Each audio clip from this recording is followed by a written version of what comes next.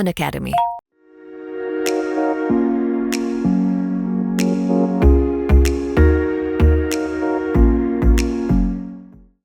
ಆತ್ಮೀಯ ವಿದ್ಯಾರ್ಥಿಗಳೇ, ಮೊದಲನೇದಾಗಿ KLE ಸಂಸ್ಥೆಯ ಯಶೋಧಾದೇವಿ ಬಿ.ಎಡ್ ಒಂದು ಕಾಲೇಜಿನ ಪ್ರಾಂಶುಪಾಲರು ಈ ಒಂದು ಕಾರ್ಯಾಗಾರವನ್ನು ನಡೆಸಲಿಕ್ಕೆ ಅತೀವ ಆಸಕ್ತಿಯನ್ನು ವಹಿಸಿ ನಮ್ಮನ್ನು ಸ್ವಾಗತಿಸಿ ಈ ಕಾರ್ಯಕ್ರಮವನ್ನು ನಡೆಸಿಕೊಡ್ಲಿಕ್ಕೆ ಅವಕಾಶ ಮಾಡಿಕೊಟ್ಟಿದ್ದಕ್ಕೆ ಮೊದಲನೇದಾಗಿ ನನ್ನ ತುಂಬ ಹೃದಯದ ಧನ್ಯವಾದಗಳನ್ನು ಸಲ್ಲಿಸಲಿಕ್ಕೆ ಬಯಸ್ತಾ ಇದ್ದೇನೆ. ಈಗಾಗಲೇ ಭಾರತದ ಅತಿ ದೊಡ್ಡ ಆನ್ಲೈನ್ ಕಲಿಕಾ ವೇದಿಕೆ ಅನ್ಅಕಾಡೆಮಿ ಅಂತ ಕೇಳಿರ್ಬೋದು. ಸೊ ಅನ್ಅಕಾಡೆಮಿಯ ಒಂದು ಸಹಯೋಗದಲ್ಲಿ ಕರ್ನಾಟಕದಾದ್ಯಂತ ಒಂದು ವರ್ಕ್ಶಾಪ್ಸ್ಗಳನ್ನು ಹಮ್ಮಿಕೊಳ್ತಾ ಇದ್ದೀವಿ. ಸೊ ಈಗಾಗಲೇ ಪರಿಚಯ ಕೆಲವರಿಗೆ ಇರ್ಬೋದು, ಕೆಲವರಿಗೆ ಇರದೇ ಇರ್ಬೋದು. ಶಿಕ್ಷಕರಾಗಬೇಕಾದ್ರೆ ಮೊದಲನೇದಾಗಿ 2 ಅಂಶಗಳನ್ನ ಇಟ್ಟುಕೊಂಡು ನೀವು B.Ed ಪ್ರವೇಶವನ್ನು ತಗೊಂಡಿದ್ದೀರಿ.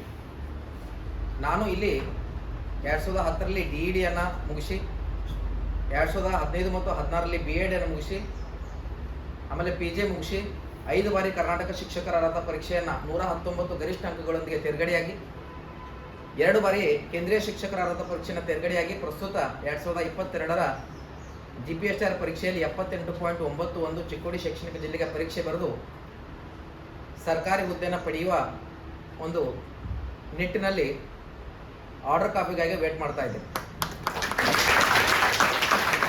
ಅದೇ ರೀತಿಯಾಗಿ ನನ್ನ ಜೊತೆಗೆ ಬಂದಿರತಕ್ಕಂಥ ನನ್ನ ಗುರುಗಳು ಮಾರ್ಗದರ್ಶಕರು ಆಗಿರ್ತಕ್ಕಂಥ ಶ್ರೀಯುತ ರಾಘವೇಂದ್ರ ಕುಲಕರ್ಣಿ ಸರ್ ಅವರು ರೈಡ್ ಅಂತಕ್ಕಂಥ ಒಂದು ಇಂಗ್ಲಿಷ್ ಕ್ರಾಂತಿಯನ್ನು ಚಿಕ್ಕೋಡಿ ಶೈಕ್ಷಣಿಕ ಜಿಲ್ಲೆಯಲ್ಲಿ ಮಾಡಿ ಗ್ರಾಮಗಳಲ್ಲಿ ಗ್ರಾಮರ್ ಕಷ್ಟಪಟ್ಟು ಕಲಿಯಬೇಡಿ, ಇಷ್ಟಪಟ್ಟು ಕಲಿಯಿರಿ ಎಂಬ ಒಂದು ಅಂಶಗಳೊಡನೆ ಸಾಕಷ್ಟು ಯೋಜನೆಗಳನ್ನು ಹಾಕಿಕೊಳ್ಳುವುದರ ಮುಖಾಂತರ ಇಂಗ್ಲೀಷು ಕಬ್ಬಿಣದ ಕಡಲೆ ಅಲ್ಲ, ಸುಲಿದ ಬಾಳೆಯ ಹಣ್ಣಿನಂತೆ ಅಂತಕ್ಕಂಥ ಪರಿಕಲ್ಪನೆಯನ್ನು ಇಟ್ಟುಕೊಂಡು ಸಾಕಷ್ಟು ವಿದ್ಯಾರ್ಥಿಗಳಿಗೆ ಮಾರ್ಗದರ್ಶನವನ್ನು ಮಾಡಿ ಏನಂದರೆ ಹೆಸರುವಾಸಿಯಾಗಿರ್ತಕ್ಕಂಥವ್ರು, ಸಾವಿರಾರು ಕಾರ್ಯಾಗಾರಗಳನ್ನು ದೇಶದಾದ್ಯಂತ ಮಾಡಿರ್ತಕ್ಕಂಥವ್ರು ಹಾಗೂ ಶಿಕ್ಷಕರಿಗಾಗಿ ವಿಶೇಷ ತಮ್ಮ ಒಂದು ಅನುಭವವನ್ನು ದಾರಿ ಇರ್ತಕ್ಕಂಥವ್ರು ಅಂಥೇಳಿ ನೀವೆಲ್ಲ ಅರ್ಥ ಮಾಡ್ಕೊಳ್ಬೇಕು. ಯಾಕಂದರೆ ಮುಂದೆ ಬಂದಿರತಕ್ಕಂಥ ಪರ್ಸನ್ ಯಾರು ಅಂತಕ್ಕಂಥದ್ದು ಮೊದಲು ನಮ್ಗೆ ಗೊತ್ತಿರಬೇಕಾಗತ್ತೆ. ಯಾಕಂದರೆ ಇಲ್ಲಾಂದರೆ ನಾವೇನು ಮಾಡ್ತೀವಿ ಅಂದರೆ ಒಂದು ದೂರದೃಷ್ಟಿಯನ್ನು ಹೊಂದಿರಬೇಕು ಯಾವುದೇ ಒಂದು ವಿಷಯವನ್ನು ತಿಳ್ಕೊಳ್ಬೇಕಾದ್ರೂ ಕೂಡ. ಸೊ ಇಲ್ಲಿ ಕಾರ್ಯಾಗಾರ ಮಾಡ್ತಿದ್ವಿ ಅಂದರೆ ನೀವು B.Ed ಆಯ್ಕೆ ಮಾಡ್ಕೋಬೇಕಾದ್ರೆ ಬೈ ಚಾನ್ಸ್ ಬಂದಿದ್ರೆ ಒಂದು, ಇಲ್ಲಾಂದರೆ ಬೈ ಚಾಯ್ಸ್ ಬಂದಿದ್ರೆ ಒಂದು. ಬೈ ಚಾನ್ಸ್ ಯಾರು ಅಂದರೆ ಹೇಳಿದ್ದಾರೆ ಬಂದು ಇಲ್ಲಿ ಬಂದು ಕೂತಿದ್ದೀವಿ, ಇದು ಬೈ ಚಾನ್ಸ್ ಆಯ್ತು. ಇನ್ನು ಬೈ ಚಾಯ್ಸ್ ಅಂದರೆ ನಾನು ಟೀಚರೇ ಆಗಬೇಕು ಅಂತಕ್ಕಂಥದ್ದು ಬಂದು ಕೂತ್ಕೊಂಡಿದ್ದೀರಾ ಅಂತಕ್ಕಂಥದ್ರ ಫಸ್ಟ್ ಡಿಸೈಡ್ ಮಾಡಿ. ಬೈ ಚಾನ್ಸ್ ಬಂದಿದ್ರೆ ಡೋರ್ ಓಪನ್ ಇದೆ, ಹೊರಗಡೆ ಹೋಗ್ಬೋದು. ಬೈ ಚಾಯ್ಸ್ ಬಂದಿದ್ರೆ ಆರಾಮಾಗಿ ಕೂತ್ಕೊಂಡು ಎಷ್ಟೇ ಕಷ್ಟ ಆದರೂ ಕೂಡ, ಯಾಕಂದರೆ ಅಲ್ಲಲ್ಲಿ ಸ್ವಲ್ಪ ಕುಳಿತುಕೊಳ್ಳಲಿಕ್ಕೆ ಆಸನಗಳ ಒಂದು ಅವ್ಯವಸ್ಥೆ ಕಾಣಿಸುತ್ತೆ ಅಂತ ನನಗನ್ನಿಸ್ತಾ ಇದೆ. So if you are comfortable you can sit easy, otherwise you can go. Okay, so ಡೈರೆಕ್ಟಾಗಿ ಮೊದಲಿಗೆ ವಿಷಯಕ್ಕೆ ಬರ್ತೀನಿ. ಸೊ ಯಾಕೆ ಇಲ್ಲಿ ಸೇರಿದ್ದೀವಿ ಅಂದರೆ ಎಲ್ಲರೂ ಶಿಕ್ಷಕರ ಅರ್ಹತಾ ಪರೀಕ್ಷೆ ಅಂತಕ್ಕಂಥದ್ದು ಏನು ಸರ್ ಇದು ಶಿಕ್ಷಕರ ಅರ್ಹತಾ ಪರೀಕ್ಷೆ ಯಾಕೆ ಬಂತಿದ್ದು ಅಂತಕ್ಕಂಥದ್ದನ್ನ ನೋಡೋದಾದರೆ 2014ರಲ್ಲಿ ಈ ಒಂದು ಶಿಕ್ಷಕರ ಅರ್ಹತಾ ಪರೀಕ್ಷೆ ಸ್ಟಾರ್ಟ್ ಆಯಿತು. ಇಂಗ್ಲೀಷ್ನಲ್ಲಿ ಇದನ್ನು TET ಅಂತ ಕರಿತೀವಿ, teachers eligibility test. Teachers eligibility test. ಯಾರಾದರೂ TET ಬರೆದಿದ್ದಾರೆ ಇದರಲ್ಲಿ? ವೆರಿ ಗುಡ್, ಸರ್ ಒಬ್ಬರು ಬರೆದಿದ್ದಾರೆ. ಮತ್ತೆ ಎಲಿಜಿಬಲ್ ಆಗಿದ್ದೀರಾ? ವೆರಿ ಗುಡ್, ಬರೆದಿದ್ದೀರಾ, ಪ್ರಯತ್ನ ಆದರೂ ಮಾಡಿದ್ದೀರಾ, well done. Huge round of applause, ಚಪ್ಪಾಳೆ ಮುಖಾಂತರ ಅವರಿಗೆ ಅಭಿನಂದನೆ.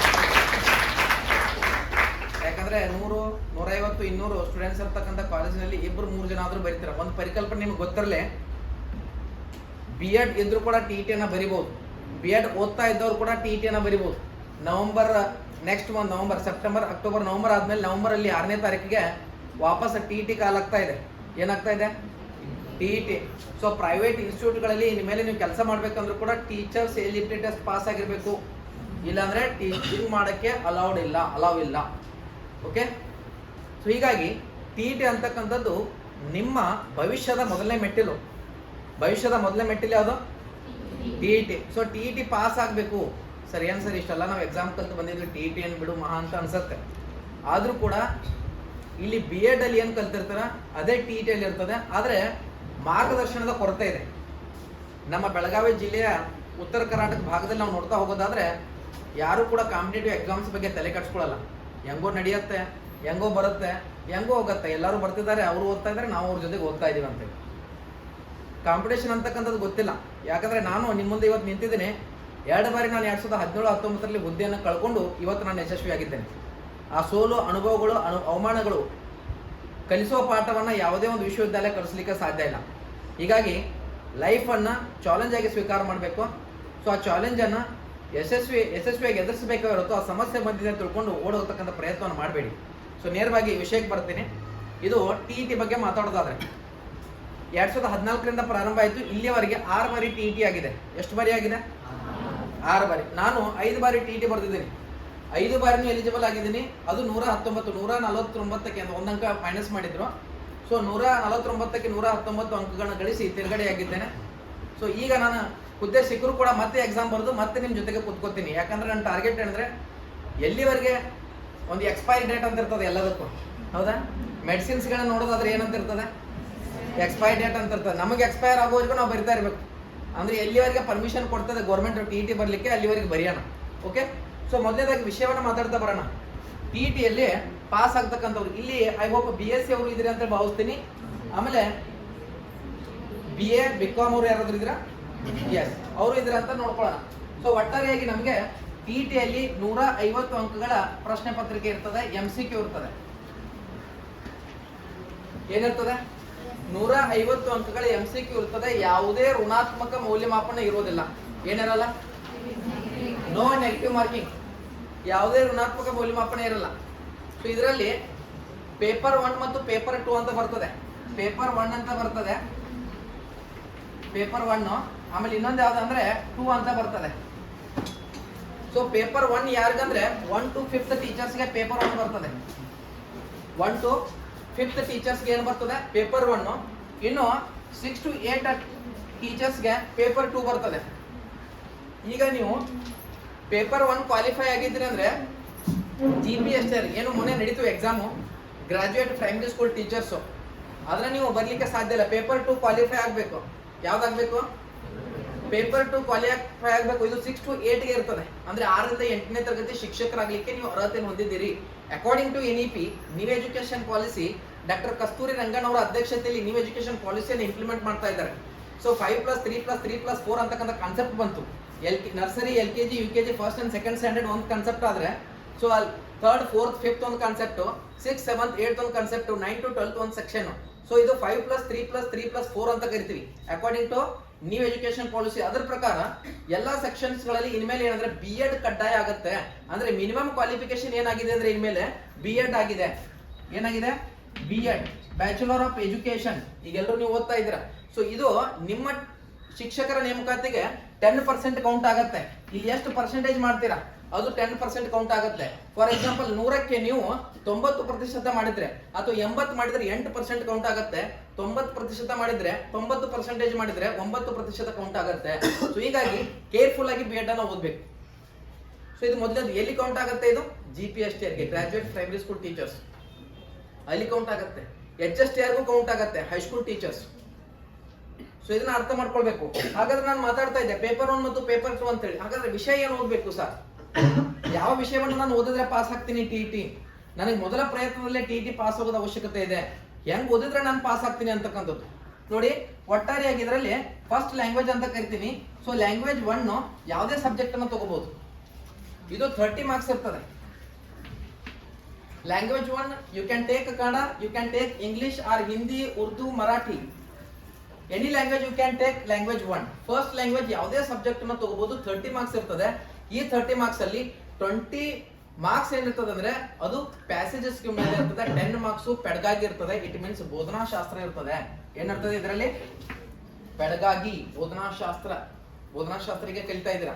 ಬೋಧನಾಶಾಸ್ತ್ರದ ಪಿತಾಮಹ ಯಾರು? ಹರ್ಬಾರ್ಟ್. ಯಾರು?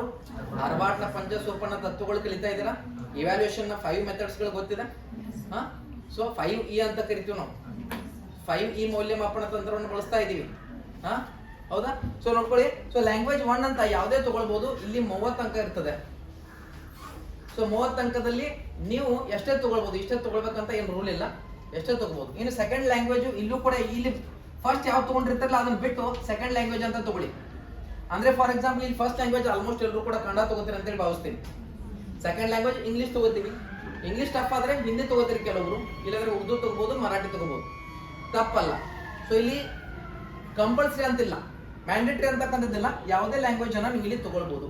ಇನ್ನು next the most important and dangerous ಯಾವ್ದಂದ್ರೆ CDP ಬರ್ತದೆ. CDP 30 marks. CDP ಅಂದ್ರೆ ಏನು? Child development and pedagogy. ಈಸಿಯಾಗಿ ನೀವು ಸೈಕಾಲಜಿ ಅಂತ ಕರಿಬಹುದು. ಏನಂತ ಕರಿಬಹುದು? ಸೈಕಾಲಜಿ. ಅರ್ಥ ಆಗ್ಲಿಲ್ಲ, child development and pedagogy or pedagogy ಶಿಶು ಮನೋವಿಜ್ಞಾನ ಮತ್ತು ವಿಕಸನ ಹಾಗೂ ಬೋಧನಾಶಾಸ್ತ್ರ ಅಂತ ಕರಿತೀನಿ. ಏನಂತ ಕರಿತೀನಿ? ಶಿಶು ಮನೋವಿಜ್ಞಾನ, ವಿಕಸನ ಹಾಗೂ ಬೋಧನಾಶಾಸ್ತ್ರ 30 ಅಂಕ. ಓಕೆ, ಇಲ್ಲಿವರೆಗೆ ಎಲ್ಲಾನು ಕಾಮನ್ ಇರ್ತದೆ. ಪೇಪರ್ 1 ಅಲ್ಲೂ ಕಾಮನ್ ಇರ್ತದೆ, ಪೇಪರ್ 2 ಅಲ್ಲೂ ಕಾಮನ್ ಇರ್ತದೆ, ಆರ್ಟ್ಸ್ ಅವ್ರಿಗೂ ಸೇಮ್ ಇರ್ತದೆ, ಸೈನ್ಸ್ ಅವ್ರಿಗೂ ಸೇಮ್ ಇರ್ತದೆ, ಕಾಮರ್ಸ್ ಅವ್ರಿಗೂ ಸೇಮ್ ಇರ್ತದೆ. ಅರ್ಥ ಆಯ್ತಾ ಇದು? Any doubts? ಇಲ್ಲ. ಸೊ ನೆಕ್ಸ್ಟ್ ನೋಡಿ, ಈಗ ಪೇಪರ್ 1 ಬಗ್ಗೆ ಇಲ್ಲಿ ನೋಡ್ಕೊಳ್ಳೋಣ. ಪೇಪರ್ 1 ಅಲ್ಲಿ EVS ಮತ್ತು ಮ್ಯಾಥ್ಸ್ ಬರ್ತದೆ, ಮ್ಯಾಥಮೆಟಿಕ್ಸ್ ಮ್ಯಾಥ್ಸ್ ಬರ್ತದೆ, ಇದು ಕೂಡ 30 ಮಾರ್ಕ್ಸ್. ಆಮೇಲೆ EVS ಬರ್ತದೆ, ಎನ್ವೈರನ್ಮೆಂಟಲ್ ಸೈನ್ಸ್, ಇದು ಕೂಡ 30 ಮಾರ್ಕ್ಸ್.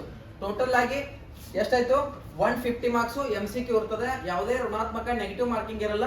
ಸೊ ಇಲ್ಲಿ ನೀವು ಎಷ್ಟು ತಗೋಬೇಕಂದ್ರೆ ಪ್ರವರ್ಗ 1 SC ST ಇದ್ರೆ 83 ಮಾರ್ಕ್ಸ್ ನೀವು ಕ್ವಾಲಿಫೈ ಆಗ್ತೀರಿ.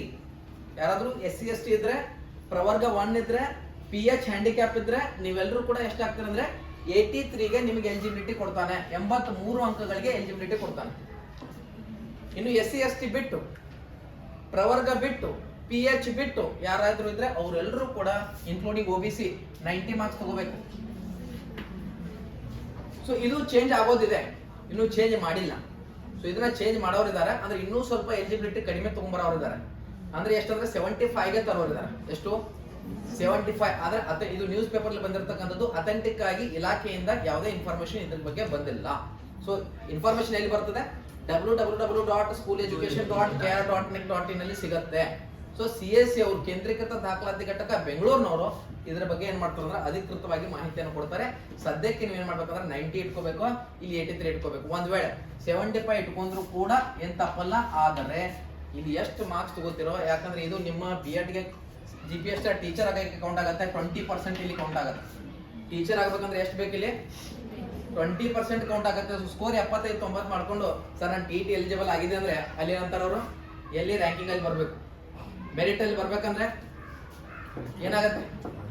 ಕೌಂಟ್ ಆಗತ್ತೆ. ಸೊ 20% ಇರೋದ್ರಿಂದ ನೀವು ಎಷ್ಟು ಸ್ಕೋರ್ ಮಾಡ್ತೀರಿ ಇಂಪಾರ್ಟೆಂಟ್. ಯಾಕಂದ್ರೆ ಆಗ್ಲೇ ಹೇಳಿದೀನಿ, ಎಲ್ಲಿ ನಿಮ್ಮ B.Ed ಅಲ್ಲಿ 10% ಇತ್ತು B.Ed ಅಲ್ಲಿ, ಆದ್ರೆ TET ಅಲ್ಲಿ 20% ಇದೆ. ಡಿಗ್ರಿ ಕೂಡ 20% ಇರ್ತದೆ. ನಿಮ್ ಡಿಗ್ರಿ ಏನಿದೆ ಅಲ್ಲ, ಆಲ್ರೆಡಿ ಮುಗಿಸ್ಕೊಂಡು ಬಂದಿದ್ದೀರಾ, ಅದರಿಂದ ಕೂಡ 20% ಕೌಂಟ್ ಆಗುತ್ತೆ. ಇದು 20% ಇರ್ತದೆ. ಸೊ ಎಷ್ಟು ಹೈಯೆಸ್ಟ್ ಸ್ಕೋರ್ ಮಾಡ್ತೀರಾ ಅಷ್ಟು ಇಂಪಾರ್ಟೆಂಟ್.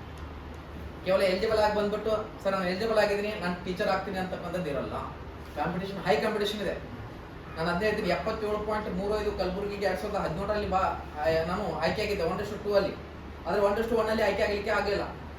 ಅವಾಗ ಹುದ್ದೆಗಳ ಸಂಖ್ಯೆ ಕಡಿಮೆ ಇತ್ತು, ಕಾಂಪಿಟೇಷನ್ ಹೈ ಇತ್ತು.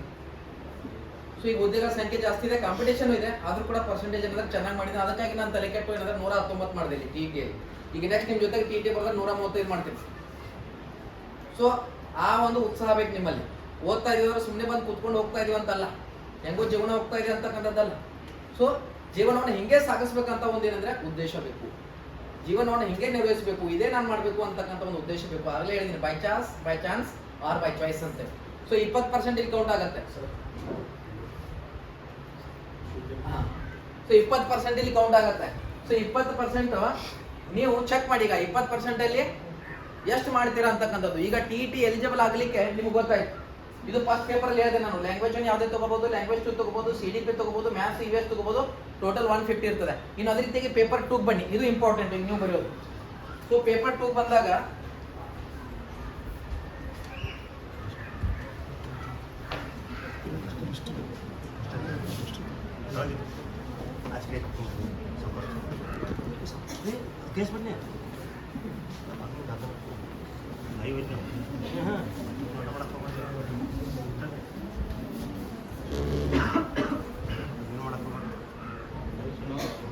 ನೋಡ್ಕೊಳ್ಳಿ, ಒಂದು ಕ್ಯಾಟಗರಿ ಮ್ಯಾಥ್ಸ್ ಅಂಡ್ ಸೈನ್ಸ್ಗೆ, ಒಂದು ಕ್ಯಾಟಗರಿ ಸೋಷಿಯಲ್ ಸೈನ್ಸ್ ಅಂತ ಕರಿತೀನಿ.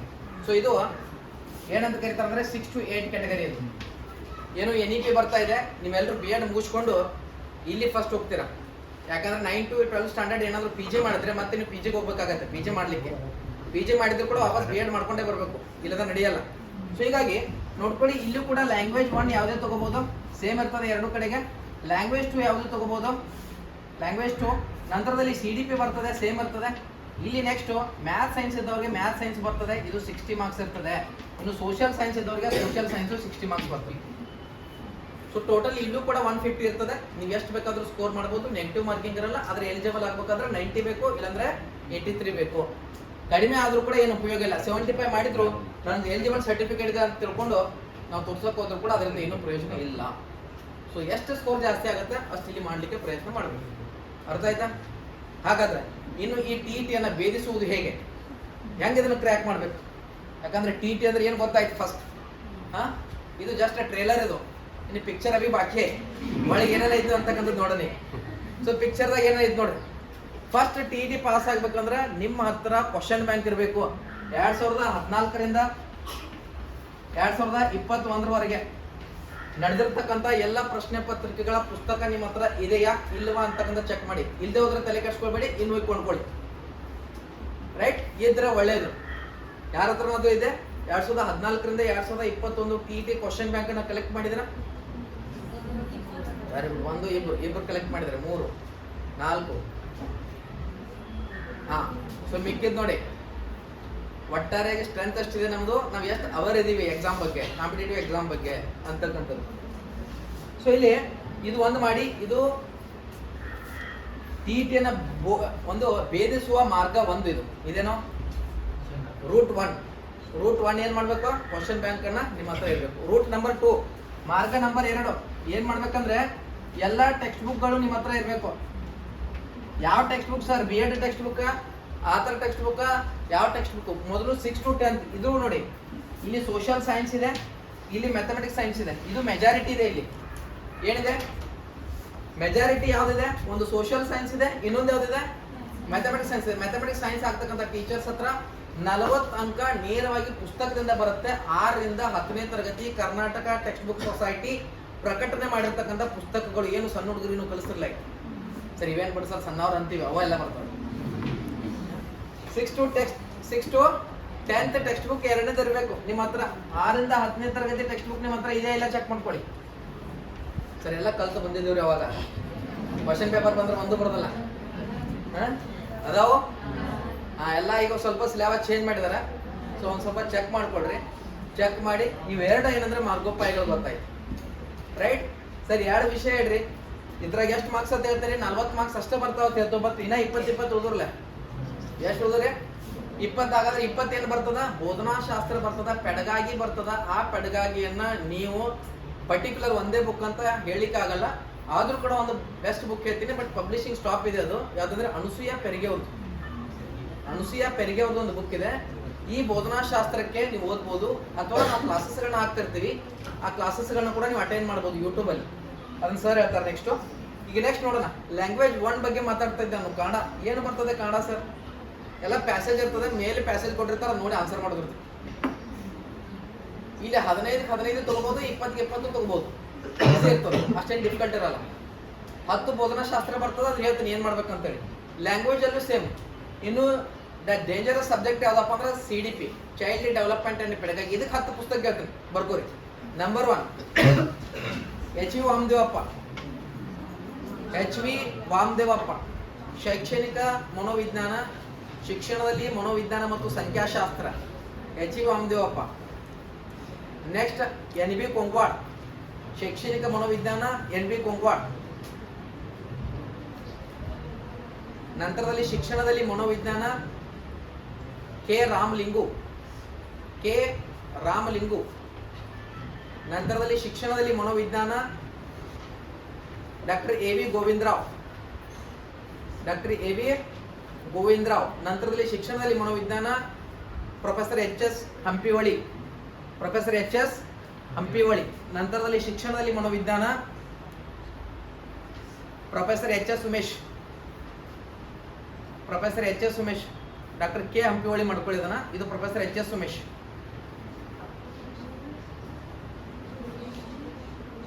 ನಂತರದಲ್ಲಿ ಡಾಕ್ಟರ್ KM ಸುರೇಶ್, ಶಿಶು ಮನೋವಿಜ್ಞಾನ ಮತ್ತು ಬೋಧನಾಶಾಸ್ತ್ರ ಹಾಗೂ ವಿಕಸನ. ಶಿಶು ಮನೋವಿಜ್ಞಾನ ಮತ್ತು ವಿಕಸನ ಹಾಗೂ ಬೋಧನಾಶಾಸ್ತ್ರ, ಡಾಕ್ಟರ್ KM ಸುರೇಶ್. ನಂತರದಲ್ಲಿ ಶೈಕ್ಷಣಿಕ ಮನೋವಿಜ್ಞಾನ ಟಿ ಪಿ ಮಂಜುನಾಥ್. ನಂತರದಲ್ಲಿ ಇಂಗ್ಲಿಷ್ ಮೀಡಿಯಂ ಅಲ್ಲಿ S K Mangal, education psychology S K Mangal, K P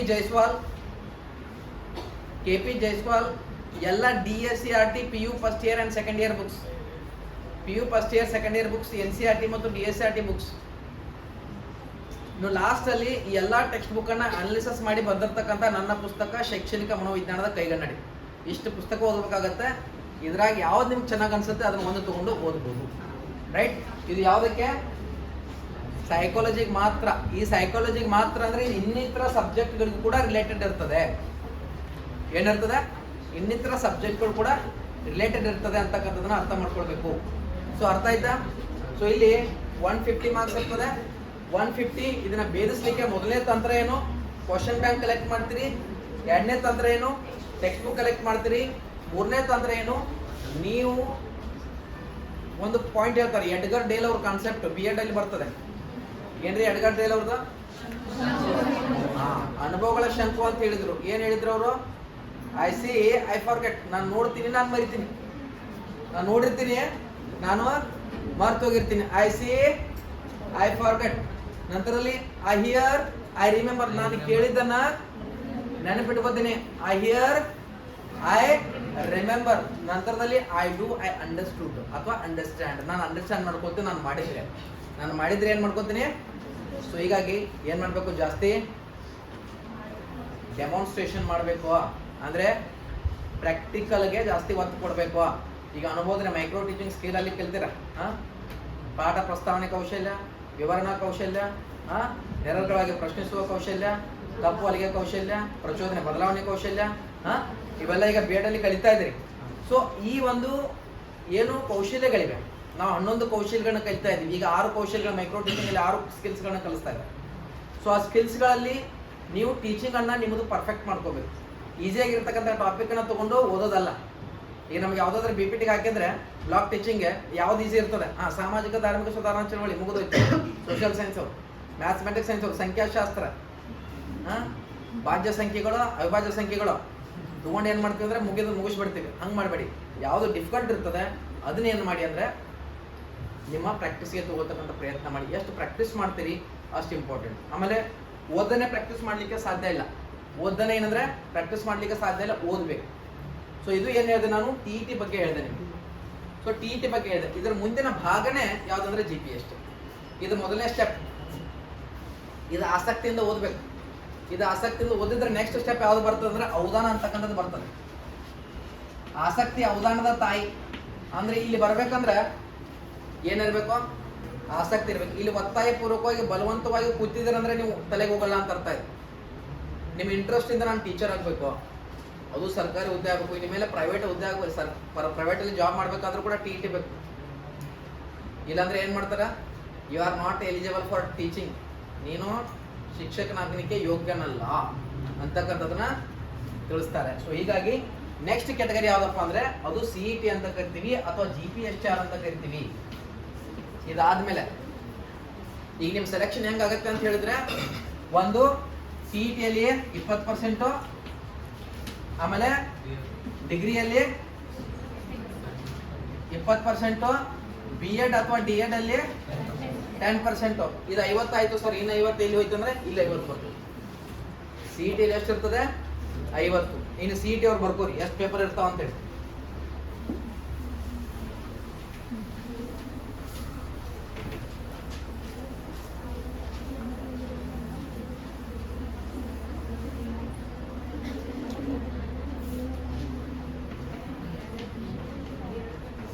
GPSTR ಅಂತ ಕರೀತಾರೆ ಅದನ್ನ. So graduate primary school teachers recruitment. ನೋಡಿ ಏನು? Graduate primary school teachers recruitment ಅಂತ ಕರೀತಾರೆ. GPSR ಅಂತ ಕರಿತೀವಿ. ಸಾಮಾನ್ಯವಾಗಿ ಇದನ್ನ ಏನಂತ ಕರೀತಾರೆ ಅಂದ್ರೆ ಟೀಚರ್ಸ್ CET ಅಂತ ಕರೀತಾರೆ. ಆದ್ರೆ ಇದು ಬರಿಬೇಕಂದ್ರೆ ಏನಾಗಿರ್ಬೇಕು? ಕಂಪಲ್ಸರಿ TET ಪಾಸ್ ಆಗಿರ್ಬೇಕು. TET ಪಾಸ್ ಆಗದೆ ಹೋದ್ರೆ ಇದನ್ನ ನೀವು ಬರೀಲಿಕ್ಕೆ ಅರ್ಹರಲ್ಲ. ಸೊ ಇದು ಇನ್ನು ಇದರಲ್ಲಿ ಫಸ್ಟ್ ನಾನು ಮಾತಾಡ್ತೀನಿ ಯಾರಂದ್ರೆ mathematics and science teachers, social science ಮತ್ತು ಇಂಗ್ಲೀಷ್ ಇಲ್ಲಿವರೆಗೆ ತುಂಬಿದ್ದಾರೆ. ಆಮೇಲೆ ಕನ್ನಡ ಓಕೆ. ಸೊ ಇಲ್ಲಿ ಈ ಎರಡು ಸಬ್ಜೆಕ್ಟ್ ಏನದಾವ, ಒಂದು ಇಂಗ್ಲಿಷ್ ಬರ್ತದೆ, ಒಂದು ಕನ್ನಡ ಬರ್ತದೆ. ಅಂದ್ರೆ ಇದು 2016ರಲ್ಲಿ ಆಗಿತ್ತು, ಅದಾದ್ಮೇಲೆ ಆಗಿಲ್ಲ. ಬಟ್ ಇದು ಮ್ಯಾಥ್ಸ್ ಅಂಡ್ ಸೈನ್ಸ್ ಟೀಚರ್ಸ್ 2017ರಲ್ಲಿ ಸ್ಟಾರ್ಟ್ ಆಗಿದೆ. GPS ಟೈರ್ 17ರಲ್ಲಿ ತುಂಬಿಕೊಂಡ್ರು, 19ರಲ್ಲಿ, ಈಗ ಮೊನ್ನೆ ನಡೆದಿರ್ತಕ್ಕಂಥದ್ದು 22. ಟೋಟಲ್ ಆಗಿ ಎಷ್ಟು ಬಾರಿ ಆಯ್ತು? 3 ಬಾರಿ ಆಯ್ತು. ಸೊ ಈಗ ಮ್ಯಾಥ್ಸ್ ಸೈನ್ಸ್ ಟೀಚರ್ ಆಗ್ಬೇಕಾದ್ರೆ ಅಥವಾ ಸೋಷಿಯಲ್ ಸೈನ್ಸ್ ಟೀಚರ್ ಆಗ್ಬೇಕಾದ್ರೆ, ಆಮೇಲೆ ಇಂಗ್ಲೀಷು ಇಲ್ಲಿ ಏನು ಕಾಮನ್ ಇರ್ತದೆ ಅಥವಾ ಏನು ಇರಲ್ಲ ಅಂತಕ್ಕಂಥದ್ದು ನೋಡೋಣ. ಸೊ ಇಂಗ್ಲೀಷ್ ಟೀಚರ್ ಆಗ್ಬೇಕಂದ್ರೆ ನಿಮ್ಮ ಡಿಗ್ರಿಯಲ್ಲಿ ಕಂಪಲ್ಸರಿ ಇಂಗ್ಲೀಷ್ ಮೆಥಡ್ ಇರಬೇಕು, B.Ed ಅಲ್ಲೂ ಕೂಡ ಇಂಗ್ಲೀಷ್ ಮೆಥಡ್ ಇರಬೇಕು, ಅಥವಾ D.Ed ಅಲ್ಲಿ ಇಂಗ್ಲೀಷ್ ಮೆಥಡ್ ಇರಬೇಕು. ಅಂದ್ರೆ ಇಂಗ್ಲೀಷ್ ಟೀಚರ್ ಆಗ್ತಾರೆ, ಇಲ್ಲಾಂದ್ರೆ ಇಂಗ್ಲೀಷ್ ಟೀಚರ್ ಆಗಲ್ಲ. ಇದನ್ನ ಫಿಕ್ಸ್ ಮೊದಲು ಮೈಂಡಲ್ಲಿ ಇಟ್ಕೊಂಡ್ಬಿಡ್ಬೇಕು. ಮೆಥಡ್ ಇಲ್ಲ ಅಂದ್ರೆ ಆಗಲ್ಲ. ಸರ್ ನಾನು ಡಿಗ್ರಿಯಲ್ಲಿ ಇಂಗ್ಲೀಷ್ ಓದ್ಕೊಂಡು ಬಂದಿದ್ದೀನಿ, ಡಿಗ್ರಿಯಲ್ಲಿ ಇಂಗ್ಲೀಷ್ ಓದ್ಕೊಂಡ್ ಬಂದಿದ್ದೀನಿ, ಬಟ್ B.Ed ಅಲ್ಲಿ ಅಂದ್ರೆ ಇಂಗ್ಲೀಷ್ ಇಲ್ಲ ಅಂದ್ರೆ ಟೀಚರು ಆಗಲ್ಲ. ನೆಕ್ಸ್ಟ್ ಕನ್ನಡನೂ ಹಂಗೆ ಡಿಗ್ರಿಯಲ್ಲಿ ಇರಬೇಕು, ಆಮೇಲೆ ಮೆಥಡಲ್ಲೂ ಕೂಡ ಇರಬೇಕು. ಇನ್ನು ಮ್ಯಾಥಮೆಟಿಕ್ಸ್ ಸೈನ್ಸು ಇಲ್ಲಿ 3 ಸಬ್ಜೆಕ್ಟ್ಗಳು ಕಾಮನ್ ಇರಬೇಕು, ಫಿಸಿಕ್ಸ್, ಕೆಮಿಸ್ಟ್ರಿ, ಬಯಾಲಜಿ. ಈಗ CBZ ಅಂತ ಒಂದು ಬಂದಿದೆ, ಅದೊಂದು ಬರ್ಕೊಡಿ. CBZ ಬಯಾಲಜಿ ಟೀಚರ್ ಎಲ್ಲಿ 8ನೇ ತರಗತಿ ಇದೆ ಅಲ್ಲಿ ಒಂದು ಜೀವ ವಿಜ್ಞಾನ ಅಂತ ಒಂದು ಹುದ್ದೆನ ಸೃಷ್ಟಿ ಮಾಡಿದ್ದಾರೆ. ಅಂದ್ರೆ ಇದು CBZ ಯಾವ್ದು ಸಬ್ಜೆಕ್ಟ್ ಇರ್ತದೆ ಅವರು ಜೀವ ವಿಜ್ಞಾನ ಶಿಕ್ಷಕರಾಗಿ ಆಯ್ಕೆ ಆಗ್ತೀರಿ ಈ ಬಾರಿಯಿಂದ. ಇದು 2017 ಮತ್ತು 19ರಲ್ಲಿ ಚೆಕ್ ಮಾಡಿದ್ರೆ ಹುದ್ದೆಗಳ ಸಂಖ್ಯೆ ಜಾಸ್ತಿ ಇತ್ತು. ಎಲಿಜಿಬಲ್ ಆಗೋರು ಎಷ್ಟು ಜನ ಇದ್ರು ಅಂದ್ರೆ 109, 120 ಜನ ಇತ್ತು. ಹುದ್ದೆಗಳು 5,000, 6,000 ಆಯ್ತು. ಎಲಿಜಿಬಲ್ ಆಗಿಲ್ಲ ಟೀಚರ್ಸ್. ಅಂದ್ರೆ ಏನಿದ್ರೆ ಅರ್ಥ ಅಂದ್ರೆ ಎಕ್ಸಾಮ್ ಏನಿದೆ, ಎಕ್ಸಾಮ್ ದೃಷ್ಟಿಕೋನ ಅರ್ಥ ಮಾಡ್ಕೊಳ್ಳೋಕೆ ಪ್ರಯತ್ನ ಮಾಡೋದು. ಸೊ ನೋಡಿ, ಎಲ್ಲ ಈ 3 ಜನರಿಗೆ 4 ಜನರಿಗೆ ಕಾಮನ್ ಏನಂದ್ರೆ ಪೇಪರ್ 1 ಅಂತ ಇರ್ತದೆ. ಇಲ್ಲೂ ಕೂಡ 3 ಪೇಪರ್ ಬರ್ತಾವ. ಪೇಪರ್ 1 ಬರ್ಕೊಂಡು ಫಸ್ಟ್ ಯಾವುದು? ಪೇಪರ್ 1 ಪತ್ರಿಕೆ 1 ಅಥವಾ GK ಅಂತ ಕರಿತಾರಲ್ಲ, ಹಂಗೆ ಇದಕ್ಕೆ ಪತ್ರಿಕೆ 1 ಅಂತ ಕರೀತಾರೆ, ಪೇಪರ್ 1 ಅಂತ ಕರೀತಾರೆ. ಇದ್ರಾಗ 6 ಸಬ್ಜೆಕ್ಟ್ ಇರ್ತಾವ. ಎಷ್ಟಿರ್ತಾವ? 6 ಸಬ್ಜೆಕ್ಟ್ ಇರ್ತದ. ಹಾಗಾದ್ರೆ ಕನ್ನಡ 25 ಮಾರ್ಕ್ಸ್. ಕನ್ನಡ ಎಷ್ಟ್ರಿ? 25 ಮಾರ್ಕ್ಸ್. ಏನಿರ್ತದೆ ಇದು 25 ಮಾರ್ಕ್ಸ್? ಗ್ರಾಮರ್ ಇರ್ತದ ಅಥವಾ ಲಿಟ್ರೇಚರ್ಗೆ ಸಂಬಂಧಪಟ್ಟಿರ್ತಕ್ಕಂಥ ಪ್ರಶ್ನೆಗಳು ಇರ್ತದೆ. ಏನಿರ್ತದ? ಗ್ರಾಮರ್ ಇರ್ಬೋದು ಅಥವಾ ಲಿಟ್ರೇಚರ್ ಇರ್ಬೋದು. ಆಮೇಲೆ ಇಲ್ಲಿ ಬೋಧನಾಶಾಸ್ತ್ರ ಬರೋದಿಲ್ಲ. ಬೋಧನಾಶಾಸ್ತ್ರ ಎಲ್ಲಿ ಬರ್ತದೆ? ಕೇವಲ TTಯಲ್ಲಿ ಮಾತ್ರ ಬರ್ತದೆ. ಇಲ್ಲಿ ಯಾವುದೇ ರೀತಿಯಾಗಿರ್ತಕ್ಕಂಥ ಬೋಧನಾಶಾಸ್ತ್ರ ಬರಲ್ಲ. ಸೊ ಕನ್ನಡ ಗೊತ್ತಾಯ್ತು. Next English compulsory. ಸರ್ ನಾನು ಇಂಗ್ಲಿಷ್ ಅಲ್ಲಿ ನಾನು ಹಿಂದಿ ತಗೊಂಡಿದ್ದಲ್ಲ, ಅದು ಉರ್ದು ತಗೊಂಡಿದ್ದೆ, ನಾನು ಮರಾಠಿ ತಗೊಂಡಿದ್ದೆ, ಇಲ್ಲಾಕೆ ಇಂಗ್ಲಿಷ್ ಬರ್ತಾರೆ? ಇಂಗ್ಲೀಷಲ್ಲಿ ಬರ್ತದೆ ಕಂಪಲ್ಸರಿ. ಇದು ಇಲ್ಲಿ ಚೇಂಜ್ ಮಾಡಕ್ ಬರಂಗಿಲ್ಲ ಸರ್. ಇಂಗ್ಲೀಷ್ ಟಫ್ ಆಗ್ತದೆ, ಬೇರೆ ಸಬ್ಜೆಕ್ಟ್ ಒಂದು ಪಾಸ್ ಆಗ್ತದೆ, ನಾವು ನಡೆದಿಲ್ಲ. ಇಂಗ್ಲೀಷ್ ಏನೋ ಕಂಪಲ್ಸರಿ 25 ಮಾರ್ಕ್ಸ್ ಇಂಗ್ಲೀಷ್ ಬೇಸಿಕ್ ಬರಬೇಕಾ ನಿಮ್ಗೆ. ಏನು ಭಾಳ ಡೆಪ್ತ್ ಕೇಳೋದಿಲ್ಲ. Parts of speech, article. ಅದಕ್ಕಾಗಿ ಒಬ್ರು ವಿಶ್ವಕೋಶ ನಮ್ಮ ಜೊತೆಗಿದ್ದಾರೆ, ಇವತ್ತು ನಿಮ್ಮ ಜೊತೆಗೆ ಮಾತಾಡ್ತಾರೋ ರಾಘವನ್ ಸರ್ ಅವರು. ಹೇಳಿದ್ರೆ ಇಂಗ್ಲೀಷ್ ಬಗ್ಗೆನೇ ಒಂದು ಸಮುದ್ರ ಸಾಗರ ಅಂತ ಹೇಳ್ಬೋದು. ಸೊ ಇಂಗ್ಲೀಷ್ ಬರ್ತದೆ. ಇಂಗ್ಲೀಷ್ ಆದಮೇಲೆ GK ಬರ್ತದೆ. GK 25 ಮಾರ್ಕ್ಸ್, ಜನರಲ್ ನಾಲೆಜ್ ಅಂತ ಕರಿತೀವಿ. ಸೊ ಅಥವಾ ಕರೆಂಟ್ ಇವೆಂಟ್ಸ್. ಕರೆಂಟ್ ಇವೆಂಟ್ಸ್ ಅಂದ್ರೆ ಈಗೇನು ನಡೆದಿದ್ದಾವೆ ಇವೆಲ್ಲ ಕರೆಂಟ್ ಇವೆಂಟ್ಸ್. ಈಗೇನು ನಡೆದಾವ ಅಂದ್ರೆ ಯಾರು ಬೇಕಾದ ಏನು ಬೇಕಾದ ಮಾತಾಡೋ ಕರೆಂಟ್ ಇವೆಂಟ್ಸ್ ಅಲ್ಲ. ಪರೀಕ್ಷಾ ದೃಷ್ಟಿಕೋನದಿಂದ ಏನು ಬರ್ತದೆ ಅದು ಕರೆಂಟ್ ಇವೆಂಟ್ಸ್. ಸೊ ಅದು ಸ್ಪೋರ್ಟ್ಸ್ ಆಗಿರ್ಬೋದು, ಬುಕ್ಸ್ ಆಗಿರ್ಬೋದು, ಆಥರ್ಸ್ ಆಗಿರ್ಬೋದು, ಆಮೇಲೆ ಕಲ್ಚರ್ ಆಗಿರ್ಬೋದು, ಆಮೇಲೆ ನೆಕ್ಸ್ಟ್ ಒಲಿಂಪಿಕ್ ಗೇಮ್ಸ್ಗಳಾಗಿರ್ಬೋದು, ನಂತರಲ್ಲಿ ಅವಾರ್ಡ್ಸ್ಗಳಾಗಿರ್ಬೋದು. ಸೊ ನೆಕ್ಸ್ಟ್ ಕರೆಂಟ್ ಇವೆಂಟ್ಸ್ಗಳಲ್ಲಿ ನಾವು ಸಾಕಷ್ಟು ಇತ್ತೀಚಿನ ಒಂದು ದಿನಾಚರಣೆಗಳ ಬಗ್ಗೆ ಆಗಿರ್ಬೋದು, ಅದರ ವಿಶೇಷತೆ ಆಗಿರ್ಬೋದು, ಇದೆಲ್ಲವೂ ಕೂಡ ಇದರಲ್ಲಿ ಬರ್ತದೆ. ಓಕೆ. ನೆಕ್ಸ್ಟ್ ಮುಂದಕ್ಕೆ ಹೋಗೋದಾದ್ರೆ ಯಾವುದಂದ್ರೆ ಬಂತು ನೋಡ್ರಿ, ಮತ್ತೆ CDP ಬಂತು. 50 ಮಾರ್ಕ್ಸ್ ಬರ್ತದೆ. ಎಷ್ಟು ಹೇಳ್ರಿ? 50 ಮಾರ್ಕ್ಸ್. ಇಲ್ಲೂ ಕೂಡ ನೆಗೆಟಿವ್ ಮಾರ್ಕಿಂಗ್ ಇಲ್ಲ. ಎಷ್ಟು ಬರ್ತದೆ ಇಲ್ಲಿ? 50 ಮಾರ್ಕ್ಸ್. ನೋಡಿ ಮೆಜಾರಿಟಿ ಯಾವ್ದಿದೆ ಇಲ್ಲಿ? 50. ಒಂದು ಬಾರಿ ಸೈಕಾಲಜಿ ಪರ್ಫೆಕ್ಟ್ ಮಾಡ್ಕೊಂಡ್ರೆ TTಗೂ ಬಂತು, CETಗೂ ಬಂತು, GPS ಬಂತು. ಮುಂದೆ HSTR ಬರೆಯೋದ್ರೆ ಅದಕ್ಕೂ ಬಂತು, ಮೊರಾರ್ಜಿ ಬರೆಯೋದ್ರೆ ಅಲ್ಲೂ ಬಂತು. ಎಲ್ಲ ಕಡೆಗೆ ಸೈಕಾಲಜಿ ಕಾಮನ್ ಸಬ್ಜೆಕ್ಟು ಇದ್ದೇ ಇರ್ತದೆ. ಒಳ್ಳೆ ಟೀಚರ್ ಅನ್ಸ್ಕೋಬೇಕಾಗಿತ್ತು ಅಂದ್ರೆ ಸೈಕಾಲಜಿ ಅಂಡರ್ಸ್ಟ್ಯಾಂಡ್ ಆಗ್ಬೇಕು. ಮುಂದೆ ನಾವು ಪರ್ಸನ್ ಹೆಂಗದ ಅಂತಕ್ಕಂಥ ನಮ್ಗೆ ಗೊತ್ತಾಗ್ಬೇಕಂದ್ರೆ ಅದಕ್ಕಾಗಿ ಹೇಳ್ತಾರೆ ಯಾರು, ನಮ್ಮನ್ನ ನಾವು ಅರ್ಥ ಮಾಡಿಕೊಳ್ಳೋದ್ರ ಜೊತೆಗೆ ಇನ್ನೊಬ್ಬರನ್ನು ಕೂಡ ಅರ್ಥ ಮಾಡ್ಕೊಳ್ಬೇಕು. ಅದೇ ಸೈಕಾಲಜಿ. ನಮ್ಮನ್ನ ನಾವು ಅರ್ಥ ಮಾಡ್ಕೊಳ್ಳೋದಲ್ಲ, ಮುಂದೆ ನಾವು ಅರ್ಥ ಮಾಡ್ಕೊಳ್ಬೇಕು. ಸೊ CDP ಎಷ್ಟು ಬರ್ತದೆ? 50 ಬರ್ತದೆ. ನೆಕ್ಸ್ಟ್ ಇದಾದ್ಮೇಲೆ health and value education. So health and value education 15 marks. ಇದೇನು sir health and value education easier ಅಂತ ಬಿಡಂತ ಅನ್ಸುತ್ತೆ, ಬಟ್ ಈಜಿಯರ್ ಅಲ್ಲ, ಡಿಫಿಕಲ್ಟ್ ಇರ್ತದೆ. ಯಾವುದು? Health and value education. Next ಯಾವ್ದಪ್ಪ ಅಂದ್ರೆ ಕಂಪ್ಯೂಟರ್ ಬರ್ತದೆ. Computer 10 marks. ಕಂಪ್ಯೂಟರ್ ಎಷ್ಟು ಬರ್ತದೆ? 10 ಮಾರ್ಕ್ಸ್. ಟೋಟಲ್ ಎಷ್ಟಾಯ್ತು ನೋಡ್ರಿ? 150 ಆಯ್ತು. ಎಷ್ಟಾಯ್ತು ರೀ? 150 ಆಯ್ತು. ಎಷ್ಟಾಯ್ತು ನೋಡ್ರಿ? 25 25 50 25 75 50 15 10 ಟೋಟಲ್ 150 ಆಯ್ತು.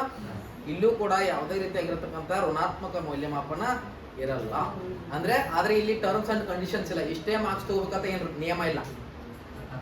ಎಷ್ಟು ಮಾರ್ಕ್ಸ್ ತಗೋತೀರಿ ಅಷ್ಟು ಬೆಟ್ರ್. ಇಲ್ಲಿ 100 ಪ್ಲಸ್ ಮಾಡ್ಲಿಕ್ಕೆ ಟ್ರೈ ಮಾಡಬೇಕು. 100 ಆದ್ರೂ ಮಾಡ್ಲೇಬೇಕು ಮಿನಿಮಮ್. ಸರ್ ನಾನು 35 ತಗೊಂಡು ಎಕ್ಸಾಮ್ ಅಲ್ಲಿ ಬರ್ತೀನಿ ಅಂದ್ರೆ ಇಲ್ಲ. ಎಷ್ಟು ಮಾರ್ಕ್ಸ್ ತಗೋಬೇಕು? ಮಿನಿಮಮ್ 100 ಅಲ್ಲಿ ಟ್ರೈ ಮಾಡಬೇಕು. ಇದು ಪೇಪರ್ 1. ಇದು CBZ ಅವ್ರಿಗೆ common. Mathematics, social science, English ಕಾಣ್ ಎಲ್ರಿಗೂ ಕೂಡ ಇದು ಪೇಪರ್ ಕಾಮನ್ ಇರ್ತದೆ. ಕಡ್ಡಾಯವಾಗಿ ಎಲ್ಲರೂ ಕೂಡ ಬರೀಲೇಬೇಕು. ಆಯ್ತು. ಇನ್ನು ದ ಮೋಸ್ಟ್ ಇಂಪಾರ್ಟೆಂಟ್ ಅಲ್ಲಿ ಯಾವ್ದು ಬಂತಂದ್ರೆ ಪೇಪರ್ 2 ಬಂತು ನೋಡಿ.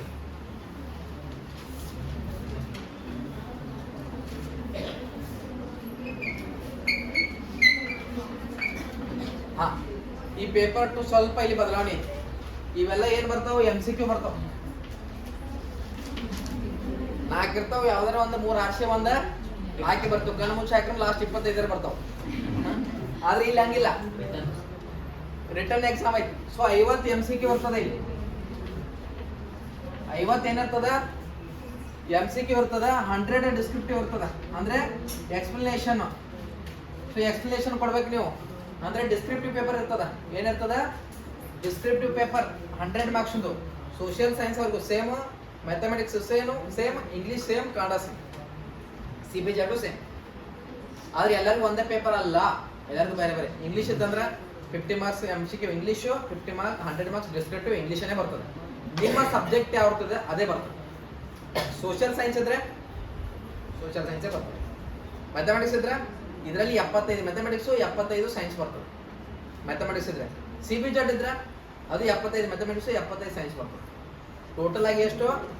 150. ಆದ್ರೆ ಇಲ್ಲಿ ಟರ್ಮ್ಸ್ ಅಂಡ್ ಕಂಡೀಷನ್ಸ್ ಇದೆ. ಅಲ್ಲಿ ಒಂದು ಕೆಳಗಡೆ ಒಂದು ಬರೆದಿರ್ತಾರೆ ನೋಡ್ರಿ.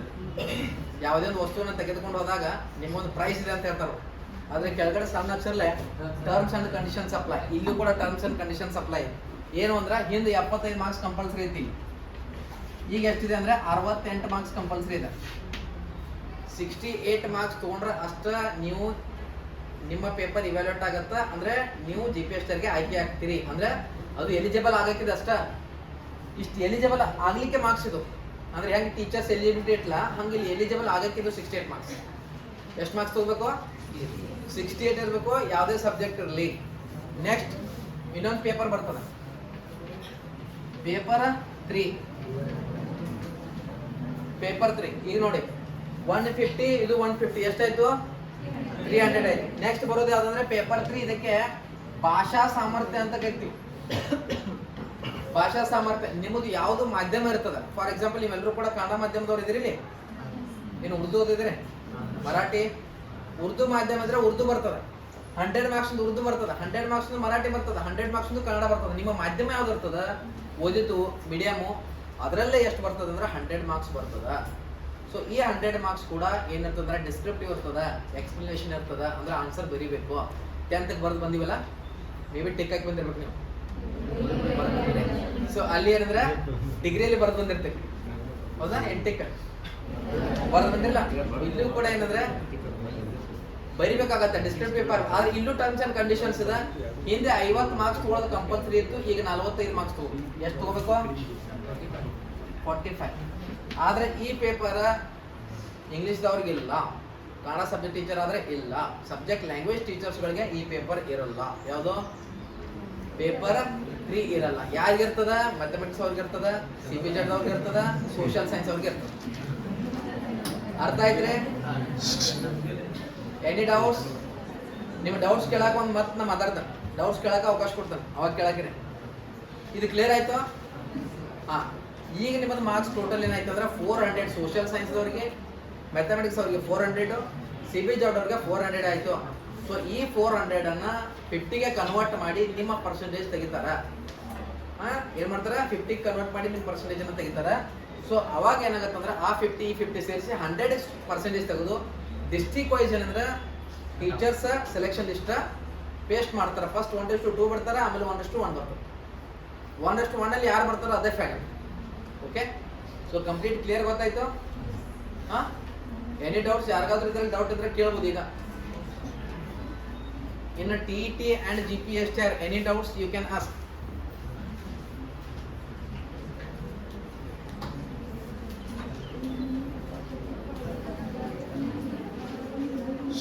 ನಾನು ಕೇಳಿ, ಇಲ್ಲಿ ನನ್ನ ಜೊತೆ ಮಾತಾಡ್ಬೇಕು. ಅಲ್ಲಿ ಬೇಡ. ಹಾ ಸರ್, ನೀವು ಕೆಲವೊಂದು CDP ಸಬ್ಜೆಕ್ಟ್ ತಗೊಂಡು ಹೆಸರು ಹೇಳಿದ್ರಿ. ಹಾ ಅದು ಓಕೆ. ಹಾ ಇನ್ನ ಸ್ಕೂಲ್ ವೆಬ್ಸೈಟ್ ಅಂತ ಹೇಳಿದ್ರಿ. ಹಾ ಅದ್ರೊಳಗೆ ಕೆಲವೊಂದು TT ಕನ್ಫರ್ಮ್ ಆದ ಅಂತಂದ್ರೆ ಹಾ. ರೆಫರೆನ್ಸ್ ಬುಕ್ಸ್ ಅಂತ ಕೊಡ್ತಾರೆ. ಹಾ ಅದನ್ನ ಏನ್ ಮಾಡ್ಬೇಕು? ಹಾ ಎಸ್, ನಾನು ರೆಫರೆನ್ಸ್ ಬುಕ್ಸ್ ಅಂತ ಹೇಳಿಲ್ಲ. ಈಗ ನಾ ಯಾವ ಹೇಳಿರಲ್ಲ ಅವೆಲ್ಲ ಅದ್ರಾಗ ಅದಾವ. ಒಂದು ಬುಕ್ ನಾವು ಸ್ವಂತದ್ದು ಹೇಳಿದ್ವಿ. ಸೊ ಒಂದು ಯಾವುದಂದ್ರೆ ಲಾಸ್ಟ್ ಒಂದು 3 ಬುಕ್ ಇದೆ. KM ಸುರೇಶ್ ಸರು, TP ಮಂಜುನಾಥ್ ಸರು, ಇವೆಲ್ಲ ಏನಂದ್ರೆ ಬುಕ್ಕಲ್ಲಿ ಇರಲ್ಲ. ಬಟ್ ಇನ್ನೊಂದೇನಂದ್ರೆ ಅವ್ರು ಕೊಟ್ಟಿರ್ತಕ್ಕಂಥ ಬುಕ್ಸ್ಗಳನ್ನ ಅಧ್ಯಯನ ಮಾಡಿನೇ ನಾನು ಎಕ್ಸಾಮ್ ಬರ್ತಿದ್ದೀನಿ. ಅದರಲ್ಲಿ ಸುಮಾರು 4 ರಿಂದ 5 ಕ್ವಶನ್ಸ್ ಅಷ್ಟೇ ಬಂದಿದ್ದಾವು. 2017ರಿಂದ ಬರ್ತಾ ಇತ್ತು. ಆದರೆ ಇತ್ತೀಚೆಗೆ ಅವರು ಇಗ್ನೋ ಸಿಲೆಬಸ್ ಗೊತ್ತಿದೆ ನಿಮಗೆ. ಇಗ್ನೋ ಸಿಲೆಬಸ್ ಇಂದ, ಇಗ್ನೋ ವೆಬ್ಸೈಟ್ ಇಂದ ಮೊನ್ನೆ ಕ್ವಶನ್ ಪೇಪರ್ ಅಲ್ಲಿ ಕ್ವಶನ್ಸ್ ಹಾಕಿದ್ದಾನೆ. ಹಾಗೂ NCERT ಅಂದ್ರೆ CBSE CTET ಏನು ಕ್ವಶನ್ ಪೇಪರ್ ಆ ಕ್ವಶನ್ಸ್ ರಿಪೀಟ್ ಆಗಿದೆ. ಹಿಂದೆ 2017-14 ಎಲ್ಲ HU ಅಹಮದಪ್ಪ ಬುಕ್ ರೆಫರ್ ಮಾಡ್ತಾ ಇದ್ರು. HU ಅಹಮದಪ್ಪ, NB Kongawad. ಬಟ್ ಇತ್ತೀಚೆಗೆ ಏನಾಗಿದೆ ಅಂದ್ರೆ ಕ್ವಶನ್ ಕೇಳ್ತಕ್ಕಂಥ ಶೈಲಿ ಚೇಂಜ್ ಆಗಿದೆ. ಆದ್ರೆ ಬುಕ್ ಏನಿದೆ ಅಂದ್ರೆ ಇನ್ನೂ ಹಳೆ ಓಲ್ಡ್ ಸ್ಟೈಲಲ್ಲೇ ಇದೆ. ಬುಕ್ ಏನೇನು ರಿಸರ್ಚ್ ಲೆವೆಲ್ ಅಲ್ಲಿ ಆ ಬುಕ್ಗಳು ನಡೆಯುತ್ತೆ. ಈಗ ಹೆಂಗ್ ಬೇಕಂದ್ರೆ ಪರೀಕ್ಷೆಗೆ ಎಷ್ಟು ಬೇಕೋ ಅಷ್ಟೇ ಬೇಕಾಗೈತಿ. ಹೌದಾ? ಅದನ್ನ ತಲೆ ಕೆಡ್ಸ್ಕೊಂಡು ಒಂದು ಸೈಕಾಲಜಿ ಬುಕ್ ಅನ್ನು ಬರಿಬೇಕಾಗಿಲ್ಲ ನಾವು, ಅಥವಾ ಒಂದು ಯಾವುದೋ TET ಬುಕ್ ಬರಿಬೇಕಾಗಿಲ್ಲ. ನಮಗೇನು ಬೇಕಾಗಿದೆ, ಪರೀಕ್ಷೆಯಲ್ಲಿ ಉತ್ತಮ ಮಾರ್ಕ್ಸ್ಗಳನ್ನ ಗಳಿಸಬೇಕಾಗಿದೆ. ಸೊ ಅವ್ರು ಲಿಸ್ಟ್ ಕೊಡ್ತಾರೆ. ಒಂದು ಸಬ್ಜೆಕ್ಟ್ 10 ಬುಕ್ ಕೊಟ್ಟಿದ್ದಾರೆ, ಅವ್ರು 20 ಬುಕ್ ಕೊಟ್ಟಿದ್ದಾರೆ. ಅದೆಲ್ಲ ಬುಕ್ ನೀವು ತೊಗೊಂಡು ಓದ್ಬೇಕಂದ್ರೆ ಒಂದು 5 ವರ್ಷ ಬೇಕು. ಎಷ್ಟು ವರ್ಷ ಬೇಕ್ರಿ? 5 ವರ್ಷ ಕೂತು ರಿಸರ್ಚ್ ಮಾಡ್ಬೇಕು ನೀವು. ಇದೇ ಬುಕ್ದಾಗಿದ್ದು ಹೆಂಗ, ಇದೇ ಬುಕ್ದಾಗಿದ್ದು ಹೆಂಗೆ ಬಂತು. ಆಮೇಲೆ ಒಬ್ರು ಹೊಂದಾಣಿಕೆ ಇಲ್ಲ ಅಂದ್ರೆ ಇಟ್ ಮೀನ್ಸ್ ಅಂದ್ರೆ ಮ್ಯಾಚ್ ಆಗೋದು ಆನ್ಸರ್ಸ್ಗಳು. ಲಾಸ್ಟ್ ಟೈಮ್ ಇವೆಲ್ಲ ಎಕ್ಸ್ಪೀರಿಯನ್ಸ್ ಆಗಿ ಹೇಳ್ತಾ ಇದೀನಿ ನಾನು. ಯಾಕಂದ್ರೆ experience cannot be explain, it should be experienced. Experience ಆಗ್ಬೇಕು ನಿಮ್ಗೆ, ಅವಾಗ ನಿಮ್ಗೆ ಗೊತ್ತಾಗುತ್ತೆ ಅನುಭವ ಏನೈತೆ ಅಂತೇಳಿ. ಇಲ್ಲಾಂದ್ರೆ ಅನುಭವನ ಇಲ್ಲಿ ಹೇಳಿದ್ರೆ ಗೊತ್ತಾಗಂಗಿಲ್ಲ. ಅರ್ಥ ಆಯ್ತು? Any other doubts? ಹಾ, ಇನ್ನು ಇದಕ್ಕೆ ಏನಂದ್ರೆ ಇದಕ್ಕೆ ಬುಕ್ಸ್ ಬೇರೆ ಇಡ್ರಿ. ಸೊ ಇದಕ್ಕೆ ಏನೈತಿ ಬೇರೆ ಬುಕ್ಸ್. ಕನ್ನಡ ನೀವು ನೋಡ್ಕೋಬಹುದು. N ಗೋಪಾಲಕೃಷ್ಣ ಉಡುಪ ಅವ್ರದ್ದು ಚೆನ್ನಾಗಿದೆ ಬುಕ್. ಯಾವುದು? N ಗೋಪಾಲಕೃಷ್ಣ ಉಡುಪದ ಇಂಗ್ಲಿಷ್ಗಾಗಿ ನಾವೇನಂದ್ರೆ ಕೋಟ್ಗಿ, GS ಕೋಟ್ಗಿ ಅಂತ ಒಂದು ಬುಕ್ ಬರ್ತದ. ಗ್ರಾಮರ್ ಕನ್ನಡ ಕಮ್ ಇಂಗ್ಲಿಷ್ ಇದೆ. ರಾಘವೇಂದ್ರ ಸರ್ದು ಬುಕ್ ಬರ್ತದ. ನೀವು ವೇಟ್ ಮಾಡ್ಬೋದು. ಯಾಕಂದ್ರೆ Kannada English come with techniques and tricks, RK English with techniques and tricks ಅಂತ ಹೇಳಿ ಬರೋದು. ನೆಕ್ಸ್ಟ್ GK ಜನರಲ್ ನಾಲೆಜ್ಗೆ ಒಂದು 2-3 ಮ್ಯಾಗ್ಝಿನ್ ತಗೊಳ್ಳಿ. ಒಂದು ಡಾಕ್ಟರ್ KM ಸುರೇಶ್ ಅವ್ರದ್ದು ಓದ್ಬೋದು, ಸ್ಪರ್ಧಾ ವಿಜೇತ ಅಂತ ಬರ್ತದ. ಇನ್ನೊಂದು ಜ್ಞಾನ ಸಾಧನ ಅಂತ ಒಂದು ಮ್ಯಾಗ್ಝಿನ್ ಬರ್ತದ, ಕಡೂರು. ಸೊ ಅದನ್ನೊಂದು ಓದ್ಬೋದು. ಇನ್ನೊಂದು ಪ್ರಜಾವಾಣಿ ಅಥವಾ ವಿಜಯವಾಣಿ ಪೇಪರ್ನ ಇದಕ್ಕೆ ನೀವು ಯೂಸ್ ಮಾಡ್ಕೋಬಹುದು. ನೆಕ್ಸ್ಟ್ CDP ಈಗಲೇ ಹೇಳಿ 10 ಟೆಕ್ಸ್ಟ್ ಬುಕ್. ಅದ್ರಾಗ ನೀವು ಎಲ್ಲಾನು ಒಂದು ರೌಂಡ್ ಏನು ಮಾಡ್ರೆ ಓದಿದ್ರೆ ತಪ್ಪಲ್ಲ. ಆದರೆ DSIT ಬುಕ್ಸ್ಗಳನ್ನ ಒಂದು ಬಾರಿ ಓದಿ, ಕ್ಲಾಸಸ್ಗಳನ್ನ ಜಾಸ್ತಿ ಕೇಳಿ. ಯಾಕಂದ್ರೆ ಸೈಕಾಲಜಿ ಸಬ್ಜೆಕ್ಟ್ ಇಂಥದ್ದು ಎಷ್ಟು ಕೇಳ್ತಿರಲ್ಲ ಅಷ್ಟು ಕಲಿಕೆ ಅಂತ ದೃಢಗೊಳ್ಳುತ್ತೆ. ನೆಕ್ಸ್ಟ್ ಹೆಲ್ತ್ ಅಂಡ್ ವ್ಯಾಲ್ಯೂ ಎಜುಕೇಶನ್ಗೆ ಇದಕ್ಕೆ ಬೇಸಿಕ್ ಇನ್ಫಾರ್ಮೇಶನ್ ಫಸ್ಟ್ ಪಡ್ಕೋಬೇಕಂದ್ರೆ SK ಹೊಳೆನವ್ರ ಅಂತ ಒಂದು ಬುಕ್ ಅದ, ಅದನ್ನ ನೋಡಿ. ಹಾಗೂ 6 to 10 ಸ್ಟ್ಯಾಂಡರ್ಡ್ ಅಲ್ಲಿ ಫಿಸಿಕಲ್ ಸೈನ್ಸ್ ಅಂತ ಒಂದು ಬುಕ್ ಬರ್ತದೆ, ಫಿಸಿಕಲ್ ಎಜುಕೇಶನ್ ಅಂತೇಳಿ. ದೈಹಿಕ ಶಿಕ್ಷಣ ಅಂತ ಒಂದು ಪುಸ್ತಕ ಅದ, 6 ರಿಂದ 10ನೇ ತರಗತಿ. ಆ ಬುಕ್ ಇಲ್ಲಿ ನೀವು ತಗೋಬೇಕು. ಇನ್ನು ಕಂಪ್ಯೂಟರ್ ಅಂದ್ರೆ ಬುಲ್ಬುಲಿ ಅವ್ರದ್ದು, ಗುರುರಾಜ್ ಬುಲ್ಬುಲಿ ಅವ್ರದ್ದು ಬುಕ್ ಇದೆ, ಅದು ನೋಡ್ಕೊಳ್ಬಹುದು. ಇದನ್ನ ಎಲ್ಲ ವಿತ್ ಎಕ್ಸ್ಪ್ಲನೇಷನ್ ಸೊಲ್ಯೂಷನ್ಗಾಗಿ ಕರ್ನಾಟಕದಲ್ಲಿ ಒಂದು ಬುಕ್ ನಮ್ಮದು ಫಸ್ಟ್ ಬಂದಿತ್ತು. ಎಲ್ಲ ಕ್ವಶನ್ ಆನ್ಸರ್ಸ್ ಇಲ್ಲಿವರೆಗೆ ಏನು ನಡೆದಿದೆ 2017, 19, 21 ಎಲ್ಲಾನು ಕ್ವಶನ್ ಆನ್ಸರ್ಸ್ ವಿತ್ ಸೊಲ್ಯೂಷನ್ ಅಂದ್ರೆ ನಮ್ಮ ಬುಕ್ಕಲ್ಲಿ ಸಿಗುತ್ತೆ. ನಿಮಗೆ ಸಾಮಾನ್ಯ ಜ್ಞಾನ ಪತ್ರಿಕೆ 1 ಅಂತ ಕರಿತೀನಿ. With content, with 5 model question papers, with 5 ಏನಂದ್ರೆ ಸೊಲ್ಯೂಷನ್. ಏನು ಪ್ರಿವಿಯಸ್ ಇಯರ್ ಕ್ವಶನ್ ಪೇಪರ್ ಅದೆಲ್ಲ ಸೊಲ್ಯೂಷನ್ ಇದರಲ್ಲಿ ಕೊಟ್ಟಿದೆ. ಇನ್ನು ಸೇಮ್ ಇದು ಕೂಡ, ಇದು ಬುಕ್ಸ್ ಅದ, ಇದು ವಿತ್ ಸೊಲ್ಯೂಷನ್ ನಾವು ಕೊಟ್ಟಿದ್ದೀವಿ. ಇದು ಕೂಡ ಸೇಮ್ ಅಂದ್ರೆ ವಿತ್ ಸೊಲ್ಯೂಷನ್ ವಿತ್ 5 ಮಾಡಲ್ಸ್ ಎಲ್ಲ ಕೊಟ್ಟಿದ್ದೀವಿ. ಅದನ್ನು ನೋಡ್ಕೋಬಹುದು. Any doubts? Any other doubts? ಹೇಳ್ರಿ ಎಸ್. ಯಾವುದು ಕಂಪ್ಯೂಟರ್? ಬುಲ್ಬುಲೆ ಸರ್.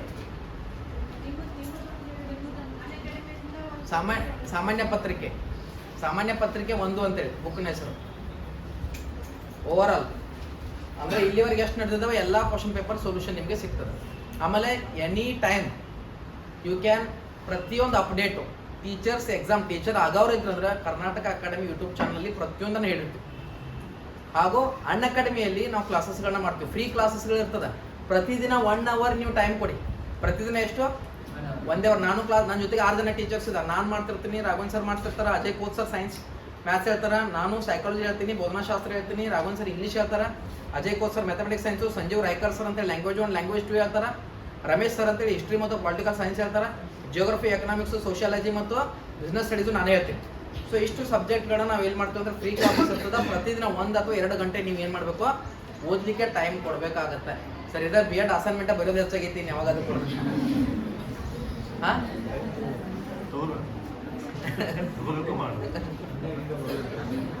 ಹೌದಾ? ಹಂಗೇನಾದ್ರೂ ಐತೆ? ಹಾ ಹೇಳ್ರಿ, ನನ್ನ ಜೊತೆ ಮಾತಾಡ್ರಿ. ಹಲೋ,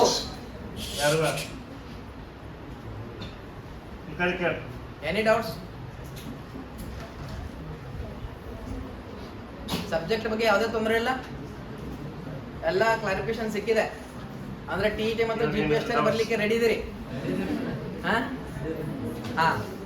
ಸೊ ನೀವು ಇಲ್ಲಿ BEd ಇರ್ತಾಗನೇ ಅಪ್ಲಿಕೇಶನ್ ಹಾಕ್ಬೋದು, ನೆನಪಿಟ್ಕೊಳ್ಳಿ. CTET ಎಕ್ಸಾಮ್ ಕಾಲ್ ಆಗಿದೆ, ಸೊ CTET ಅಪ್ಲಿಕೇಶನ್ ಹಾಕ್ರಿ, ಬರೀರಿ. ಆನ್ಲೈನ್ ಎಕ್ಸಾಮ್ ಇರ್ತದೆ, ಯಾಕಂದ್ರೆ ಕೋವಿಡ್ ಬಂದಾಗಿಂದ ಆನ್ಲೈನ್ ಮಾಡ್ತಿದ್ದಾರೆ. ಆಫ್ಲೈನ್ ಮಾಡಿದ್ರು ಕೂಡ ಹೋಗಿ ಬರ್ಬೋದು. ಸೊ ಬರೀರಿ. ಅದು ಕ್ವಾಲಿಫೈ ಆದರೂ ಕೂಡ TET ಪಾಸ್ ಆಗೋ ಅವಶ್ಯಕತೆ ಇಲ್ಲ. ಆದರೆ ಅಲ್ಲಿ ಎಷ್ಟು ಮಿನಿಮಮ್ ಮಾರ್ಕ್ಸ್ ತೊಗೋಬೇಕಂದ್ರೆ 90 ತೊಗೊಂಡು ಬರಬೇಕು. 83 ತೊಗೊಂಡು ಬಂದು OBC ದವ್ರು ಇಲ್ಲಿ ಮಾರ್ಕ್ಸ್ ತೊಗೊಂತಾರೆ. ಆದರೆ ನಮ್ಮ OBC ಅವರಿಗೆ ಕರ್ನಾಟಕ ಟೆಟ್ ಅಲ್ಲಿ 90 ಇದೆ. ಅಲ್ಲಿ ನೀವು 90 ಮಾರ್ಕ್ಸ್ ತೊಗೊಂಡು CTET ಪಾಸ್ ಆಗಿ ಬಂದರೆ ಇಲ್ಲಿ TET ಪಾಸ್ ಆಗೋ ಅವಶ್ಯಕತೆ ಇಲ್ಲ. ಅರ್ಥ ಆಯ್ತ್ರಿ?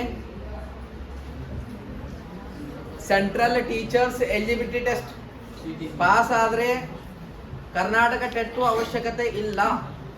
ಅರ್ಥ ಆಯ್ತ್ರಿ? Any other doubts?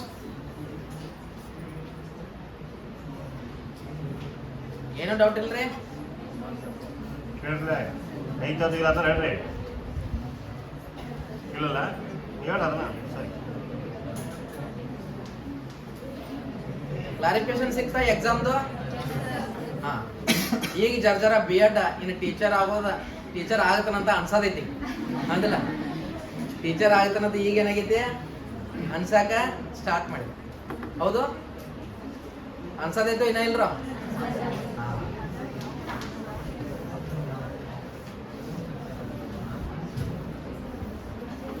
ಎಸ್. ಹಾ, ಈಗ ಕೇಳ್ರಿ.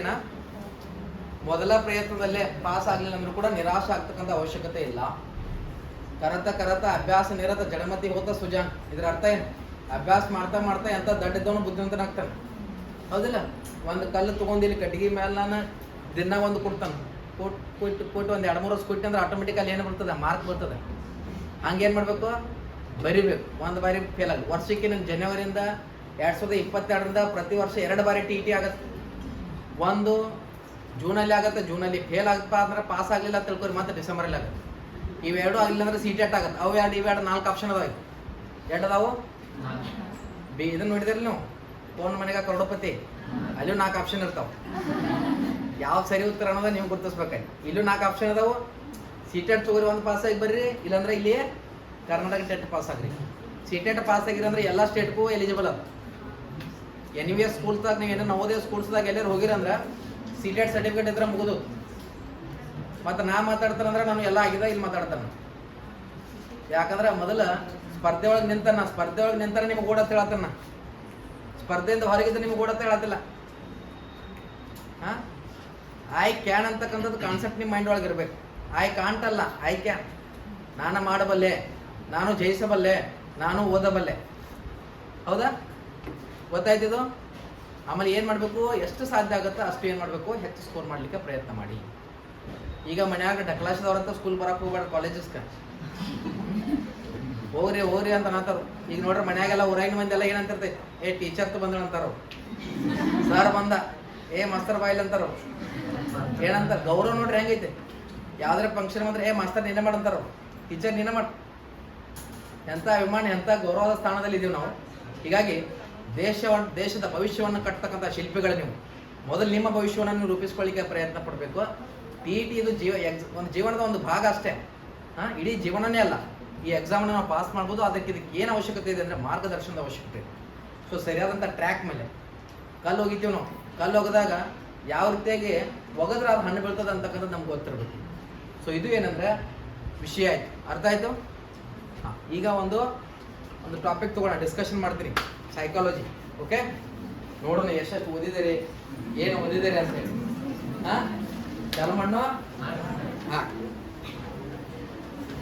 ಸೈಕಾಲಜಿ ಒಳಗೆ ಸಾಕಷ್ಟು ಟಾಪಿಕ್ಗಳಿದಾವೆ. ಸೊ ಒಂದೊಂದಾಗಿ ಡಿಸ್ಕಷನ್ ಮಾಡ್ತಾ ಬರ್ತೀನಿ. ಫಸ್ಟು ಮನೋವಿಜ್ಞಾನದ ಪರಿಚಯ ಅಂತ ಬರ್ತದ. ಎರಡನೇದು ಬೆಳವಣಿಗೆ ಮತ್ತು ವಿಕಾಸ ಅಂತ ಬರ್ತದ. ಮೂರನೇದು ವೈಯಕ್ತಿಕ ಭಿನ್ನತೆಗಳು ಅಂತ ಬರ್ತದ. ನಾಲ್ಕನೇದು ಬುದ್ಧಿಶಕ್ತಿ ಅಂತ ಬರ್ತದ. ಐದನೇದು ವ್ಯಕ್ತಿತ್ವ ಅಂತ ಬರ್ತದ. ಆರನೇದು ಸಮೂಹಗತಿ ಶಾಸ್ತ್ರ ಅಂತ ಬರ್ತದ. ಏಳನೇದು ಸಮಾಜ ಮಿತಿಯಲ್ಲಿ ಮತ್ತೆ ಸಮೂಹಗತಿ ಶಾಸ್ತ್ರದಲ್ಲಿ ಅಧ್ಯಯನ ಮಾಡ್ತೀವಿ. ಮೌಲ್ಯಮಾಪನ ಅಂತ ಬರ್ತದೆ, ದ ಮೋಸ್ಟ್ ಇಂಪಾರ್ಟೆಂಟ್. ಆಮೇಲೆ ಈ ಎಲ್ಲ ಅಂಶಗಳಲ್ಲಿ ಪರೀಕ್ಷೆಯಲ್ಲಿ ಪ್ರಶ್ನೆಗಳು ಬರ್ತಕ್ಕಂಥದ್ದು. ಅದರಲ್ಲಿ ಒಂದು ಟಾಪಿಕನ್ನು ತೊಗೊಳ್ತೀನಿ, ಬೇಸಿಕ್ ಆಗಿ ಡಿಸ್ಕಷನ್ ಮಾಡ್ತಾ ಬರ್ತೀನಿ. ಓಕೆ, ಯಾಕಂದರೆ ಸೆಕೆಂಡ್ ಸೆಷನಲ್ಲಿ ನಾನು ರಾಘವನ್ ಸರ್ಗೆ ಕೊಡಬೇಕಾಗಿರೋದ್ರಿಂದ ಎಷ್ಟು ಸಾಧ್ಯ ಆಗುತ್ತೆ ಅಷ್ಟು ಕವರ್ ಮಾಡಲಿಕ್ಕೆ ಪ್ರಯತ್ನ ಮಾಡ್ತೀನಿ. ಸೊ ಫಸ್ಟ್ ಒನ್ ಮನೋವಿಜ್ಞಾನದ ಬಗ್ಗೆ ನೋಡೋಣ. ಸೊ ಮನೋವಿಜ್ಞಾನ ಇದನ್ನ ಇಂಗ್ಲೀಷ್ನಲ್ಲಿ ಸೈಕಾಲಜಿ ಅಂತ ಕರಿತೀವಿ. ಏನಂತ ಕರಿತೀವಿ? ಮತ್ತು ಸ್ಪೆಲ್ಲಿಂಗ್ ನೋಡಿ ಪಿಸ್ಕಾಲಜಿ ಆಗಬಾರ್ದು. ಏನಾಗಬಾರ್ದು? PSYCHOLOGY. ಸೊ ಸೈಕಾಲಜಿ ಅಂತ ಕರಿತೀವಿ. ಈ ಸೈಕಾಲಜಿ ಅಂತಕ್ಕಂಥ ಪದ ಏನಿದೆ, ಸೈಕೆ ಮತ್ತು ಲಾಗಸ್ ಅಂತಕ್ಕಂಥ ಎರಡು ಗ್ರೀಕ್ ಭಾಷೆಯ ಪದಗಳಿಂದ ಬಂದಿದೆ. ಸೈಕೆ ಎಂದರೆ ಆತ್ಮ, ಲೋಗಸ್ ಎಂದರೆ ಅಧ್ಯಯನ. ಹಾಗಾದ್ರೆ ಎಲ್ಲಿದೆ ಸರ್ ಆತ್ಮ? Where is so? ಆತ್ಮ ಎಲ್ಲಿದೆ ಅಂತ ಕೇಳಿದ್ರೆ ಯಾರಿಗೂ ಗೊತ್ತಿಲ್ಲ. ಅಂದ್ರೆ ಮೊದಲು ಈ ಒಂದು ಸೈಕಾಲಜಿ ಅಂತಕ್ಕಂಥದ್ದು ಏನಿದೆ, ತತ್ವಶಾಸ್ತ್ರದ ಒಂದು ಭಾಗವಾಗಿ ಅಧ್ಯಯನ ಮಾಡಲಾಗ್ತಾ ಇದೆ. ಫಿಲಾಸಫಿ ಅಂತ ಕರಿತೀವಿ. ಫಿಲಾಸಫಿ ಅಂದ್ರೆ ಏನು? ಜ್ಞಾನದ ಬಗೆಗಿನ ಅನುರಾಗ, ಪ್ರೀತಿಯ ಬಗೆಗಿನ ಅನುರಾಗ, ಜ್ಞಾನವನ್ನು ಹೆಂಗ್ ಪಡ್ಕೋಬೇಕು ಅನ್ನೋದು ಅನುರಾಗ ಇರ್ಬೇಕು ನಿಮ್ಗೆ.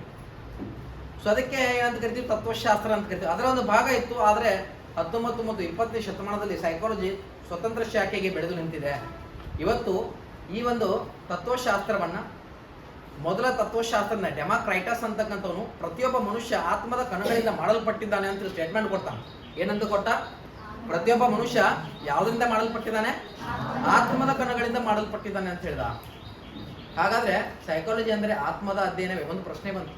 ಅವಾಗ ಮನೋವಿಜ್ಞಾನಿಗಳು ವಿಲಿಯಂ ಜೇಮ್ಸ್ ಇವರೆಲ್ಲ ಕೆಲವರು ಮನೋವಿಜ್ಞಾನ ಟೀಕೆ ಮಾಡಿದ್ರು. ಆತ್ಮ ಎಲ್ಲಿದೆ? ವೇರ್ ಇಸ್ ಸೋಲ್ ಅಂತ ಕೇಳಿದ್ರು.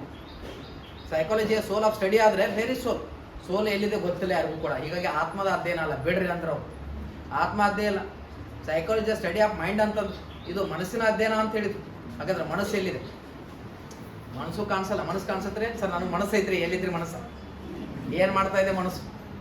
ಸೊ ಮನಸ್ಸು ಕಾಣಿಸಲ್ಲ. ಮನಸ್ಸಿನ ಕಾರ್ಯಗಳಿಗೆ ಏನದ ಅಂತ ಗೊತ್ತಿಲ್ಲ, ಯಾವಾಗ ಹೆಂಗಿರ್ತದೆ ಅಂತಕ್ಕಂಥದ್ದು ಗೊತ್ತಿಲ್ಲ. ಹೀಗಾಗಿ ಅದನ್ನ ಮನಸ್ಸಿನ ಕಾರ್ಯಾಚರಣೆ, ಮನಸ್ಸು ಕೂಡ ಬಿಟ್ಬಿಟ್ಟು ನಂತರದಲ್ಲಿ ಏನಂತ ಕರೆದಂದ್ರೆ ಮನೋವಿಜ್ಞಾನವು ಯಾವುದರ ಅಧ್ಯಯನ? ಪ್ರಜ್ಞಾನುಭವಗಳ ಅಧ್ಯಯನ ಅಂತ ಕರೆದ್ರು. ಏನಂತ ಕರೆದ್ರು? ಪ್ರಜ್ಞೆ. ಪ್ರಜ್ಞೆ ಅಂದ್ರೆ ಏನು? ಈಗ ನೀವೆಲ್ಲ ಕೂತಿದ್ರೆ ಎಲ್ಲ ಪ್ರಜ್ಞೆ ಒಳಗೆ ಅದೇ ರೀ, ಅದರೆಲ್ಲ ಕೈ ಮೇಲೆ ಹತ್ರ ಇನ್ನ ಕೆಲವೊಬ್ರು ನೋಡತ್ತಾರ ಅದೇ ಇಲ್ಲ, ಕನ್ಫರ್ಮ್ ಮಾಡ್ಕೊಳತ್ತಾರ ಅವ್ರನ್ನ, ಅದನ್ನೂ ಇಲ್ಲ ಪ್ರಜ್ಞೆ. ಸೊ ಈ ಪ್ರಜ್ಞೆ ಒಳಗೆ ಮತ್ತೆ 3 ಪ್ರಕಾರಗಳು ಬರ್ತಾವ. ಒಂದು ಕಾನ್ಸಿಯಸ್, ಈಗೆಲ್ಲ ನೀವು ಕೂತಿರಲ್ಲ, ಇದು ಕಾನ್ಸಿಯಸ್. ಮತ್ತೆ ನಿಮ್ಮ ಒಳಗೆ ಒಂದು ಸಬ್ ಕಾನ್ಸಿಯಸ್ ಐತೆ, ಒಂದು ಅನ್ಕಾನ್ಸಿಯಸ್ ಐತೆ. ಹೌದಾ? ಒಂದೇನೈತಿ?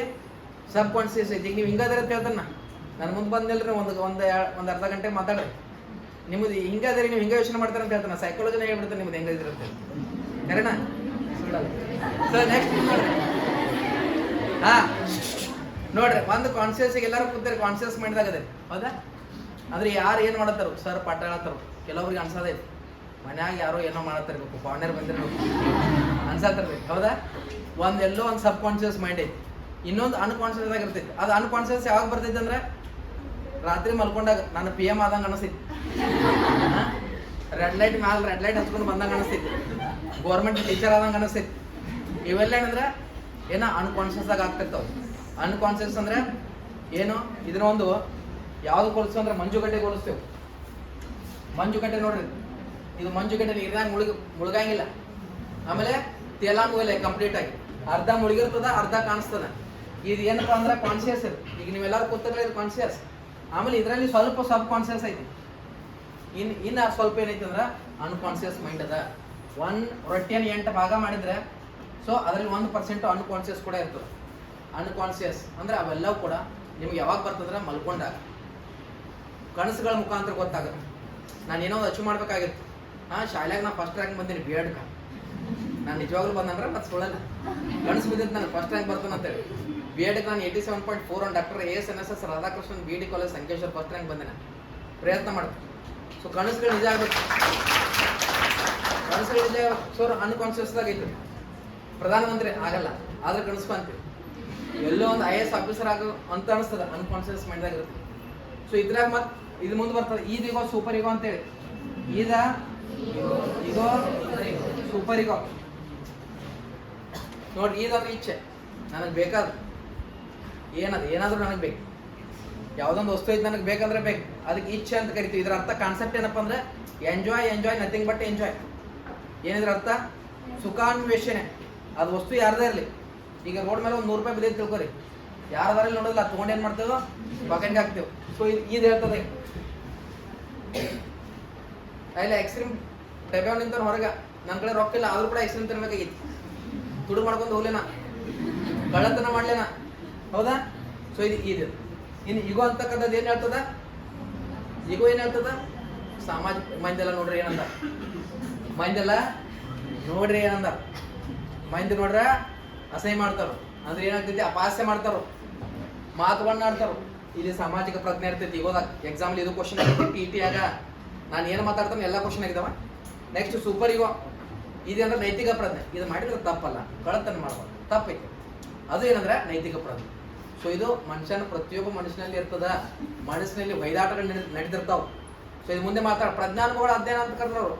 ಹಾಗಾದ್ರೆ ಪ್ರಜ್ಞೆ ಅವ್ರು ಏನ್ ತಿಳ್ಕೊಂಡ್ರ ಅಂದ್ರೆ ಮ್ಯಾಲಿಂದ ಒಂದು ತಿಳ್ಕೊಂಡ್ರು, ಯಾವುದು ಕಾನ್ಸಿಯಸ್, ಸಬ್ ಕಾನ್ಸಿಯಸ್, ಅನ್ಕಾನ್ಸಿಯಸ್ ಇಲ್ಲ ಅಂತಂದ್ರು. ಹಂಗಾಗಿ ಇದನ್ನ ಬೇಡ ಅಂತ ತೆಗೆದೋರು. ಅವಾಗ ಏನಾದ್ರು ಲಾಸ್ಟ್ ಒಬ್ರು ಬಂತು, JB ವ್ಯಾಟ್ಸನ್. ಮನೋವಿಜ್ಞಾನ ವರ್ತನೆ ಅಧ್ಯಯನವಾಗಿದೆ ಅಂತ ಹೇಳಿದ್ರು. ಏನಂತ ಹೇಳಿದ್ರು? ವರ್ತನೆ. ನಮ್ಮ ಬಿಹೇವಿಯರ್ ಹೆಂಗಿರ್ತದ ಹಂಗೆ ನಾವು ಜಡ್ಜ್ ಮಾಡ್ಬೋದು. ನಮ್ಮ ಬಿಹೇವಿಯರ್ ಹೆಂಗಿರ್ತದ ಹಂಗೆ ನಾವು ಏನ್ ಮಾಡ್ಬೋದು, ಜಡ್ಜ್ ಮಾಡ್ಬೋದು. ಅದಕ್ಕೆ ವರ್ತನೆ. ಮನೋವಿಜ್ಞಾನ ಪ್ರಸ್ತುತವಾಗಿ ವರ್ತನೆ ಅಧ್ಯಯನ. ಹಾಗಾದ್ರೆ ವರ್ತನೆ ಅಂದ್ರೆ ಏನು ಸರ್? ಬಿಹೇವಿಯರ್ ಅಂದ್ರೆ ಏನು? ಬಿಹೇವಿಯರ್ ಅಂದ್ರೆ ಏನ್ರಿ? ವಸ್ತುನಿಷ್ಠವಾಗಿ ವೀಕ್ಷಿಸಬಹುದಾದ ಯಾವುದೇ ಒಂದು ಕ್ರಿಯೆ ಅಥವಾ ಚಟುವಟಿಕೆಯನ್ನು ಏನಂತ ಕರಿತೀವಿ? ವರ್ತನೆ ಅಂತ ಕರಿತೀವಿ. ಅಂದ್ರೆ ಯಾವುದು? ಫಾರ್ ಎಕ್ಸಾಂಪಲ್ ಈಗ ನೋಡಿ, ನಮ್ಮ ಹಳೆಯದನೋ ಅಥವಾ ನಮ್ಮ ರಿಲೇಷನ್ ಅದಾರು ಅಂತ ತಿಳ್ಕೊಂಡ್ರೆ 100 ಔಟ್ ಆಫ್ 100 ಮಾರ್ಕ್ಸ್ ಕೊಟ್ಟು ರೌಂಡ್ ಆಗ್ಬೋದು. ಇದೇನಂದ್ರೆ ವ್ಯಕ್ತಿನಿಷ್ಠ ಆಗ್ತದೆ. ನಾವು ಎಷ್ಟು ಬರ್ದಾನ ಅಷ್ಟೇ ಕೊಟ್ಟು ಅಂದ್ರೆ ಅದು ವಸ್ತುನಿಷ್ಠ. ವಸ್ತುನಿಷ್ಠವಾಗಿ ಮಾಡ್ಬೇಕು. ಈಗ ನಾವೊಂದು ಕ್ರಿಕೆಟ್ ಟೀಮ್ ಸೆಲೆಕ್ಟ್ ಮಾಡ್ಬೇಕಾಗಿತ್ತಾನೆ, ಅಥವಾ ಒಂದು ಫುಟ್ಬಾಲ್ ಟೀಮ್, ಅಥವಾ ಒಂದು ಬಾಸ್ಕೆಟ್ಬಾಲ್, ಒಂದು ಖೋಖೋ ಮಾಡ್ಬೇಕಾಗಿದ್ದ ತಿಳ್ಕೊರಿ, ಅಥವಾ ಒಂದು ಕುಂಟೆ ಬಿಲ್ಲೆನೇ ಮಾಡ್ಬೇಕಾಗಿತ್ತು. ಯಾಕಂದ್ರೆ ಹುಡುಗರ ಸಂಖ್ಯೆ ಜಾಸ್ತಿ, ಸ್ವಲ್ಪ ನೀವು ಸಮಾಧಾನ ಇರಪ್ಪ. ಸೊ ಕುಂಟೆ ಬಿಲ್ಲೆ ಮಾಡ್ಬೇಕಾಗಿತ್ತಂದ್ರೆ ನಿಮ್ಮ ಜೊತೆ ಆಟ ಆಡಿದ್ರೆ ಯಾರು ಚಲೋ ಆಡ್ತಾರೆ ಅವ್ರನ್ನ ತಗೋಬೇಕು. ಯಾರು ಚಂದ ಅಂತಾರ ಅವ್ರು ಅಷ್ಟು ತಗೊಳ್ಳೋದಲ್ಲ. ಸೊ ಯಾರು ಚಲೋ ಆಡ್ತಾರ ಅವ್ರನ್ನ ತಗೋಬೇಕು. ಅದಕ್ಕೆ ಏನಂತ ಕರೀತಾರ? ಏನಂತ ಕರೀತಾರ? ವಸ್ತುನಿಷ್ಠ. ಅಂದ್ರೆ ವೀಕ್ಷಣೆ ಮಾಡೋದಾದ್ರೆ ಹೆಂಗ್ ಮಾಡ್ಬೇಕು? ವಸ್ತುನಿಷ್ಠ ಮಾಡ್ಬೇಕು, ಸುಮ್ಮ ಅಲ್ಲ. ನಮ್ಮವ್ರದಾರು ತಗೋತೇವೆ ಮಾರ್ಕ್ಸ್ ಕೊಡೋದಲ್ಲ. ಏನು ಮಾಡಿದಾರ ಅದಕ್ಕೆ ವಸ್ತುನಿಷ್ಠ ವೀಕ್ಷಣೆ ಅಂತ ಕರಿತೀವಿ. ಸೊ ಈಗ ಪ್ರಸ್ತುತ ಮನೋವಿಜ್ಞಾನ ಯಾವುದರ ಅಧ್ಯಯನವಾಗಿದೆ? ವರ್ತನೆ ಅಧ್ಯಯನವಾಗಿದೆ. ಹೀಗಾಗಿ ಯಾರಂದ್ರೆ ಉಡುವರ್ತ್ರ ಅವರು ವ್ಯಾಖ್ಯಾನ ಕೊಟ್ಟರು. ಎಕ್ಸಾಮಲ್ಲಿ ಕ್ವಶನ್ ಕೂಡ ಬಂದಿತ್ತು. ಮನೋವಿಜ್ಞಾನ ಮೊದಲು ತನ್ನ ಆತ್ಮ ಕಳೆದುಕೊಂಡಿತ್ತು, ನಂತರದಲ್ಲಿ ತನ್ನ ಮನಸ್ಸನ್ನು ಕಳೆದುಕೊಂಡಿತ್ತು, ನಂತರದಲ್ಲಿ ಪ್ರಜ್ಞೆಯನ್ನು ಕಳೆದುಕೊಂಡು ಆದಾಗ್ಯೂ ಅದು ವರ್ತನೆಯ ಅಧ್ಯಯನವಾಗಿದೆ. ಯಾವುದರ ಅಧ್ಯಯನವಾಗಿದೆ? ಇದು ಮನೋವಿಜ್ಞಾನದ ಇಂಟ್ರೊಡಕ್ಷನ್. ಇದು ಇಲ್ಲಿ ತಿಳ್ಕೊಂಡ ನಂತರ ಮನೋವಿಜ್ಞಾನದ ಶಾಖೆಗಳಂತ ಬರ್ತಾವ. ಏನ್ ಬರ್ತಾವ? ಶಾಖೆಗಳು, ಬ್ರಾಂಚಸ್ ಆಫ್ ಸೈಕಾಲಜಿ. ಯಾವುದು? ಒಂದು ಶುದ್ಧ ಮನೋವಿಜ್ಞಾನ, ಇನ್ನೊಂದು ಅನ್ವಯಿಕ. ಒಂದು ಪ್ಯೂರ್ ಸೈಕಾಲಜಿ, ಇನ್ನೊಂದು ಅಪ್ಲಿಕೇಬಲ್ ಸೈಕಾಲಜಿ. ಪ್ಯೂರ್ ಸೈಕಾಲಜಿ ಅಂದ್ರೆ ಏನು? ಮನೋವಿಜ್ಞಾನವು ಏನು, ಏಕೆ, ಹೇಗೆ ಎಂಬ ಪ್ರಶ್ನೆಗಳಿಗೆ ಉತ್ತರ ಕೊಡ್ತಕ್ಕಂಥ ಪ್ರಯತ್ನ ಮಾಡುತ್ತೆ. ಯಾವುದು? ಪ್ಯೂರ್ ಸೈಕಾಲಜಿ, ಶುದ್ಧ ಮನೋವಿಜ್ಞಾನ. ಇನ್ನು ಅಪ್ಲಿಕೇಬಲ್ ಸೈಕಾಲಜಿ ಏನ್ ಮಾಡುತ್ತೆ? ಪ್ಯೂರ್ ಸೈಕಾಲಜಿ ಏನ್ ಹೇಳುತ್ತೆ, ರೂಲ್ಸ್ ರೆಗ್ಯುಲೇಷನ್ಸ್, ಅದನ್ನ ಆಸ್ ಇಟ್ ಇಸ್ ಫಾಲೋ ಮಾಡುತ್ತೆ. ಹೌದಾ? ಸೊ ಅಂದ್ರೆ ಶುದ್ಧ ಮನೋವಿಜ್ಞಾನದ ಶಾಖೆಗಳು ಯಾವುದು? ಒಂದು ಅಪಸಾಮಾನ್ಯ ಮನೋವಿಜ್ಞಾನ, ಸಾಮಾನ್ಯ, ಅಪಸಾಮಾನ್ಯ, ಎಲ್ಲಾನು ಸಾಮಾನ್ಯ, ಅಪಸಾಮಾನ್ಯ. ಅಪಸಾಮಾನ್ಯ ಮನೋವಿಜ್ಞಾನ ಎಕ್ಸಾಮಲ್ಲಿ ಕ್ವಶನ್ ಕೇಳ್ತಾರೆ. ಏನು ಅಪಸಾಮಾನ್ಯ ಮನೋವಿಜ್ಞಾನ ಅಂದ್ರೆ? ಸರ್ ಯಾಕೋ ಪರೀಕ್ಷೆ ನಾಳೆ ಐತ್ರಿ, ಭಯಂಕರ ಏನಂದ್ರೆ ಹೆದರಿಕೆ ಬರ ಆಯ್ತು. ನಾಳೆ ಎಕ್ಸಾಮ್ ಐತಂದ್ರೆ ಇವತ್ತು ಥಂಡಿಯವ್ರು ಬಂದು ನಾನು ಆಚೆ ಹಿಡಿಯತ್ತನೋ. ಅತಿ ಭೀಕರವಾಗಿರ್ತಕ್ಕಂಥ ಭಯ ಅಂದ್ರೆ ಸಾಮಾನ್ಯ ಬಲದ ವರ್ತನೆ ನಿಮ್ಮಲ್ಲಿ ಐತಿ ಅಂತ. ನಾಳೆ ಎಕ್ಸಾಮ್ ಐತಂದ್ರೆ ಇವತ್ತು ಕಾಯಿಲೆ ಬದ್ದು ಏನ್ ಮಾಡ್ತೀನಿ ನಾನು, ತಲೆ ಸ್ವಲ್ಪ ಸ್ಟಾರ್ಟ್ ಮಾಡ್ತದ, ಊಟ ಹೋಗ್ಲಿಕ್ಕೆ ಬಂದ್ ಆಗ್ತದ, ಊಟ ಒಳಗಡೆ ಹೋಗೋದು, ಒಂದ್ ಬಿಟ್ಟು ಎರಡಾಗ ಚಾಲು ಮಾಡ್ತಾವ. ಸೊ ಅದು ಏನಪ್ಪಾ ಅಂದ್ರೆ ಅಪಸಾಮಾನ್ಯ ಮನೋವಿಜ್ಞಾನ. ಮನೋವಿಕೃತಿಗಳು, ಮನೋದೈಹಿಕ ಬೇನುಗಳು ಇದರೆಲ್ಲ ಬರ್ತದೆ. ಇನ್ನು ಸಾಮಾನ್ಯ ಮನೋವಿಜ್ಞಾನ ಅಂದ್ರೆ ನೀವೆಲ್ಲ ಏನು ಕೂತಿದ್ರೆ ನ್ಯಾಚುರಲ್ ಆಗಿ ನಿಮ್ಮ ಬುದ್ಧಿಶಕ್ತಿ, ನಿಮ್ಮ ಆಸಕ್ತಿ, ನಿಮ್ಮ ಅವಧಾನ ಇದೆಲ್ಲವನ್ನ ಕುರಿತು ನಾನು ಅಧ್ಯಯನ ಮಾಡಿದ್ರೆ ಅದಕ್ಕೆ ಏನಂತ ಕರೀತಾರೆ? ಸಾಮಾನ್ಯ ಮನೋವಿಜ್ಞಾನ ಅಂತ ಕರೀತಾರೆ. ಸೊ ನೆಕ್ಸ್ಟ್ ಬರ್ತಕ್ಕಂಥದ್ದು ವಿಕಾಸ ಮನೋವಿಜ್ಞಾನ. ವಿಕಾಸ ಅಂದ್ರೇನು? ವ್ಯಕ್ತಿಯ ಗರ್ಭದಿಂದ ಗೋರಿಯವರೆಗೆ 10 ಹಂತಗಳ ಮುಖಾಂತರ ಸಾಕ್ತಾನೋ. ಅದು ಪ್ರಸವ ಪೂರ್ವ ಹಂತ, ಶೈಶವ ಹಂತ, ಹಸುಳಿತನ ಹಂತ, ಪೂರ್ವ ಬಾಲ್ಯ, ಉತ್ತರ ಬಾಲ್ಯ, ಲೈಂಗಿಕ ಪಕ್ವತೆಯ ಕಾಲ, ತಾರುಣ್ಯ ವಯಸ್ಸು, ವಯಸ್ಕತನ, ಮಧ್ಯ ವಯಸ್ಕು, ವೃದ್ಧಾಪ್ಯ. ಈ 10 ಹಂತಗಳ ಮುಖಾಂತರ ಸಾಕ್ತಾನ. ಯಾರು? ಈಗ ನೀವು ಯಾವ ಹಂತದಲ್ಲಿದ್ದೀರಿ? ವಯಸ್ಕತನದಲ್ಲಿದ್ದೀರಿ, ಇನ್ನೂ ಸಣ್ಣವರಲ್ಲ. ನಾವೇನ್ ತಿಳ್ಕೊಂಡು ಇನ್ನೂ ನಾನು ಅಡೋಲ್ಸೆನ್ಸ್, ಇನ್ನೂ ತಾರುಣ್ಯ ಅವಸ್ಥೆಯಲ್ಲಿ ಇದೀನಿ ಅಂತ ತಿಳ್ಕೊಂಡಿದ್ದೀರಿ? ಅಲ್ಲ. ಈಗ ಎಲ್ಲಿದ್ರಿ? ವಯಸ್ಕತನ. ಜವಾಬ್ದಾರಿಗಳನ್ನ ತಗೊಳ್ಬೇಕು. ನಿಮ್ಮ ಮೇಲೆ ಜವಾಬ್ದಾರಿಗಳಿವೆ. ನಿಮ್ಮ ತಂದೆ ತಾಯಿಗಳು ನಿಮ್ಮ ಮೇಲೆ ಕನಸನ್ನ ಕಟ್ಟಿದ್ದಾರೆ. ಶಿಕ್ಷಕರಾಗ್ತಾಳೆ ನನ್ನ ಮಗಳು, ನನ್ನ ಮಗ ಶಿಕ್ಷಕನಾಗ್ತಾನೆ ಅಂತಕ್ಕಂಥ ಕನಸನ್ನು ಹೊಂದಿದ್ದಾರೆ. ಆ ಕನಸನ್ನ ಈಡೇರಿಸುವ ಸಲುವಾಗಿ ಇವತ್ತು ಇಲ್ಲಿ ಬಂದು ಕೂತಿದ್ದಾರೆ ಹೊರತು ಅಂದ್ರೆ ಟೈಮ್ ಪಾಸ್ಗಾಗಿ ಅಲ್ಲ ಅಂತಕ್ಕಂಥದ್ದನ್ನ ತಿಳ್ಕೊಂಡು ಆ ಜವಾಬ್ದಾರಿನ ಅರ್ಥ ಮಾಡ್ಕೊಂಡು ಮುಂದುವರಿಬೇಕಾಗುತ್ತೆ. ಹೌದಾ? ಸೊ ನಂತರದಲ್ಲಿ ನಾವು ಸಾಮಾಜಿಕ ಮನೋವಿಜ್ಞಾನ. ನಮ್ಮನ್ನು ನಾವು ಅರ್ಥ ಮಾಡ್ಕೊಳ್ಬೇಕು, ಇನ್ನೊಬ್ಬರನ್ನ ಅರ್ಥ ಮಾಡ್ಕೊಳ್ಬೇಕು. ನಿಮ್ಮನ್ನು ನೀವು ಅರ್ಥ ಮಾಡ್ಕೊಂಡ್ರಿ. ಏನು ನೀಡ್ಸ್ ಬೇಕು, ನನಗೆ ಕಾಲೇಜಿಗೆ ಫೀಸ್ ಬೇಕು, ಬುಕ್ಸ್ ಬೇಕು, ಡ್ರೆಸ್ ಬೇಕು, ಎಲ್ಲ ಬೇಕು ಅಂತ ಮನೆಯವರಿಂದ ಮಾಡ್ಕೊಂಡ್ರಿ. ಆಮೇಲೆ ಅವ್ರ ನೀಡ್ಸ್ ಏನಿದೆ ಅಂತಕ್ಕಂಥದ್ದು ಕೂಡ ನೀವು ಅರ್ಥ ಮಾಡ್ಕೊಳ್ಬೇಕು. ನನ್ನ ತಂದೆ ತಾಯಿಗಳು ನನ್ನ ಮೇಲೆ ಏನು ಆಸೆ ಆಕಾಂಕ್ಷೆಗಳು ಇರ್ತೀರ, ಸಮಾಜ ನನ್ನನ್ನು ಹೆಂಗೆ ಯಾವ ರೀತಿಯಾಗಿ ನೋಡ್ತಾ ಇದೆ, ಸಮಾಜದ ನಿರೀಕ್ಷೆಗಳನ್ನ ಯಾವ ರೀತಿಯಾಗಿ ನಾನು ಫುಲ್ಫಿಲ್ ಮಾಡಲಿಕ್ಕೆ ಸಾಧ್ಯ ಇದೆ ಅಂತಕ್ಕಂಥದ್ದು ಸಾಮಾಜಿಕ ಮನೋವಿಜ್ಞಾನದಲ್ಲಿ ನೋಡಬೇಕು. ಸೊ ಇಷ್ಟು ಏನಂದ್ರೆ ಪ್ರಮುಖ. ಇನ್ನು ವೈಯಕ್ತಿಕ ಮನೋವಿಜ್ಞಾನ ಅಂತ ಬರ್ತದೆ, ಅದು ವಿಭೇದಾತ್ಮಕ ಮನೋವಿಜ್ಞಾನ. ಒಬ್ಬ ವ್ಯಕ್ತಿಯಿಂದ ಇನ್ನೊಬ್ಬ ವ್ಯಕ್ತಿಗೆ ಭಿನ್ನತೆ ಇದೆ. ಎಲ್ಲರೂ ಒಬ್ಬರಿದ್ದಂಗಿಲ್ಲ. ಒಬ್ಬರು ಒಂದು ಸಲ ಹೇಳಿದ್ರೆ ಅರ್ಥ ಆಗುತ್ತೆ, ಒಬ್ರಿಗೆ 10 ಸಲ ಹೇಳಿದ್ರೆ ಅರ್ಥ ಆಗತ್ತೆ. ಒಬ್ರು ಬೇಗ ಬೇಗ ಮಾತಾಡ್ತಾರೆ, ಒಬ್ರು ಸ್ಲೋ ಆಗಿ ಮಾತಾಡ್ತಾರೆ. ಈಗ ನೋಡಿ, ನನಗೆ ಸೈಕಾಲಜಿ ಸರಳ ಅನ್ಸಿದ್ರೆ ಮ್ಯಾಥಮೆಟಿಕ್ಸ್ ನನಗೆ ಕಠಿಣ ಅನ್ಸುತ್ತೆ. ಇದು ನನ್ನೊಳಗೆ ಇರ್ತಕ್ಕಂಥ ಒಂದು ವೈಯಕ್ತಿಕ ಇಂಡಿವಿಜುವಲ್ ಡಿಫ್ರೆನ್ಸಸ್. ಅದನ್ನ ಏನಂತ ಕರಿತೀವಿ? ಇಂಟ್ರಾ ಇಂಡಿವಿಜುವಲ್ ಡಿಫ್ರೆನ್ಸಸ್ ಅಂತ ಕರಿತೀವಿ. ನಿಮ್ಮ ಇನ್ನೊಬ್ಬರ ಮಧ್ಯೆ, ಈಗ ನನಗೆ ನಿಮಗೆ ಕಂಪೇರ್ ಮಾಡಿದ್ರೆ ಡಿಫ್ರೆನ್ಸಸ್ಗಳು ಸಾಕಷ್ಟಿವೆ. ಅದಕ್ಕೆ ಏನಂತ ಕರಿತೀವಿ? ಇಂಟರ್ ಇಂಡಿವಿಜುವಲ್ ಡಿಫ್ರೆನ್ಸಸ್ ಅಂತ ಕರಿತೀವಿ. ಅಂತರ್ ವೈಯಕ್ತಿಕ ಭಿನ್ನತೆಗಳು ನನ್ನ ಮತ್ತು ನಿಮ್ಮ ಮಧ್ಯೆ, ಇದನ್ನ ಅಂತರ್ ವೈಯಕ್ತಿಕ ಅಂತ ಕರಿತೀವಿ. ಇನ್ನು ಅಂತರ್ಗತ ಅಂದ್ರೆ ನನ್ನೊಳಗೆ ಇರ್ತಕ್ಕಂಥ ವೈಯಕ್ತಿಕ ಭಿನ್ನತೆಗಳು. ಇದ್ರ ಬಗ್ಗೆ ಕೂಡ ಡಿಸ್ಕಷನ್ ಮಾಡಬೇಕಾಗುತ್ತೆ.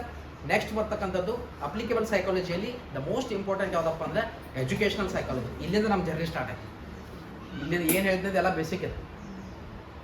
ಓಕೆ, ಸೈಕಾಲಜಿ ಅಂತಕ್ಕಂಥ ಪದವನ್ನು 1890ರಲ್ಲಿ ರೊಡಾಲ್ಫ್ ಗೆಟ್ಲೆ ಅಂತಕ್ಕಂಥವ್ರು ಮೊಟ್ಟ ಮೊದಲ ಬಾರಿ ಬಳಸಿದ್ರು. ಸೊ ಈಗ ಅಪ್ಲಿಕೇಬಲ್ ಸೈಕಾಲಜಿ ಎಲ್ಲಿ ಬರ್ತದ? ಅಪ್ಲಿಕೇಬಲ್ ಸೈಕಾಲಜಿಯಲ್ಲಿ ಶೈಕ್ಷಣಿಕ ಮನೋವಿಜ್ಞಾನ, ಎಜುಕೇಷನ್ ಸೈಕಾಲಜಿ ಬರ್ತದೆ. ಮನೋವಿಜ್ಞಾನದ ಪಿತಾಮಹ ಸಿಗ್ಮಂಡ್ ಫ್ರೈಡ್ ಆದ್ರೆ, ಎಜುಕೇಷನ್ ಸೈಕಾಲಜಿಯ ಪಿತಾಮಹ ಯಾರಂದ್ರೆ ಥಾರ್ಂಡೈಕು, ಇ.ಎಲ್. ಥಾರ್ಂಡೈಕ್. ಯಾರು? ಇ.ಎಲ್. ಥಾರ್ಂಡೈಕ್. ಸೊ ಇದನ್ನ ಅರ್ಥ ಮಾಡ್ಕೋಬೇಕು. ಸೊ ಈ ಆಧುನಿಕ ಶೈಕ್ಷಣಿಕ ಮನೋವಿಜ್ಞಾನದ ಪಿತಾಮಹ ಅಂತ ಕರಿತೀವಿ ಇವ್ರನ್ನ. ಸೊ ಮುಂದಕ್ಕೆ ಹೋಗೋದಾದ್ರೆ ಇಲ್ಲಿಂದ ಜರ್ನಿ ಸ್ಟಾರ್ಟ್ ಆಗುತ್ತೆ. ಶಿಕ್ಷಣದಲ್ಲಿ ಮನೋವಿಜ್ಞಾನನ ಅಳವಡಿಕೆ ಮಾಡ್ಕೊಂಡು ನಾವು ಏನು ಮಾಡ್ಬೇಕಂದ್ರೆ ಬೋಧನೆ ಮಾಡಬೇಕಾಗುತ್ತೆ. ಸೊ ಅದರಿಂದ ಮೋಸ್ಟ್ ಇಂಪಾರ್ಟೆಂಟ್ ಒಂದು ಟಾಪಿಕ್ಕು ಯಾವುದಂದ್ರೆ ಬೆಳವಣಿಗೆ ಮತ್ತು ವಿಕಾಸ. ಸೊ ಒಂದು ಡಿಸ್ಕಷನ್ ಮಾಡೋಣ, ಯಾವುದು? ಗ್ರೋತ್ ಆ್ಯಂಡ್ ಡೆವಲಪ್ಮೆಂಟ್ ಅಂತಕ್ಕಂಥದ್ದು. ಈಗ ಯಾರಿಗಾದ್ರೂ ಗೊತ್ತಿದ್ರೆ ಹೇಳಿ, ಬೆಳವಣಿಗೆ ಅಂದ್ರೆ ಏನ್ರಿ? ಬೆಳವಣಿಗೆ ಅಂದ್ರೆ ಗುಂಪಿನಲ್ಲಿ ಗೋವಿಂದ ಅನ್ನಬಾರ್ದು ಅಂತ ಹೇಳುದು. ಗುಂಪಿನಲ್ಲಿ ಗೋವಿಂದ. ವಿಕಾಸ ಎಂದ್ರೇನು? ಬೆಳವಣಿಗೆ. Yes madam, very good, very good. ವಿಕಾಸ ಎಂದರೆ very good. Use round of applause. ಚಪ್ಪಾಳೆ ಮುಖಾಂತರ ವಿದ್ಯಾರ್ಥಿಯನ್ನು. ಮತ್ತೆ ಯಾರಾದ್ರು ಇದನ್ನ ಬಿಟ್ಟು ಮತ್ತೆ ಯಾರಾದ್ರು?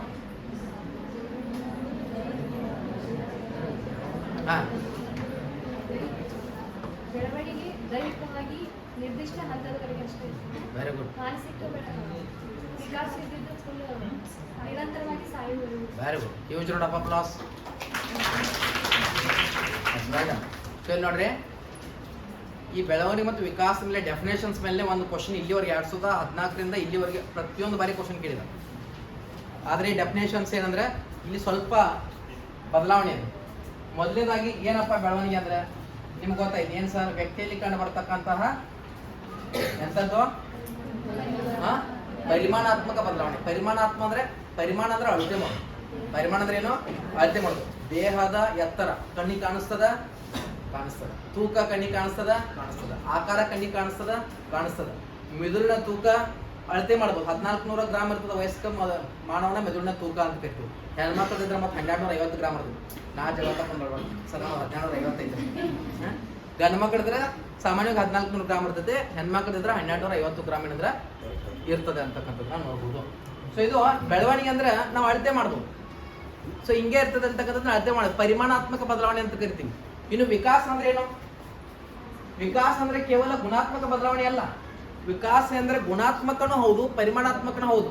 ಪ್ರಶ್ನೆ ಸಂಖ್ಯೆ 72 2019 ಪ್ರಶ್ನೆ ಕೇಳಿದ್ರು ವಿಕಾಸ ಎಂದರೆ ಅಂತೇಳಿ. ಆಪ್ಷನ್ ಎ ಪರಿಮಾಣಾತ್ಮಕ ಬದಲಾವಣೆ, ಆಪ್ಷನ್ ಬಿ ಗುಣಾತ್ಮಕ ಬದಲಾವಣೆ, ಆಪ್ಷನ್ ಸಿ ಪರಿಮಾಣಾತ್ಮಕ ಮತ್ತು ಗುಣಾತ್ಮಕ ಬದಲಾವಣೆ, ಆಪ್ಷನ್ ಡಿ ಪರಿಪಕ್ವತೆ ಅಂತೇಳಿ. ಸೊ ಇಲ್ಲಿ ಸರಿ ಉತ್ತರ ಯಾವ್ದಾಗತ್ತೆ? ಗುಣಾತ್ಮಕ ಮತ್ತು ಪರಿಮಾಣಾತ್ಮಕ ಬದಲಾವಣೆ ಆಗತ್ತೆ. ಯಾಕ್ರಿ ಸರ್ ಇದು? ಗುಣಾತ್ಮಕ ಅಂದ್ರೆ ಏನು? ನಮಗೆ ಕಣ್ಣಿಗೆ ಯಾವುದು ಕಾಣಿಸಲ್ಲ. ಫಾರ್ ಎಕ್ಸಾಂಪಲ್, ನಾನು ಏನು ನಿರ್ಧಾರ ತೆಗೆದುಕೊಳ್ತೀನಿ ಅಂತಕ್ಕಂಥದ್ದು ನಿಮ್ಗೆ ಅರ್ಥ ಆಗ್ಲಿಕ್ಕೆ ಸಾಧ್ಯ ಇಲ್ಲ. ನನ್ನ ಆಲೋಚನೆ ಏನು ಮಾಡ್ತೀನಿ ಅಂತಕ್ಕಂಥದ್ದು ಕಣ್ಣಿಗೆ ಕಾಣಿಸಲ್ಲ.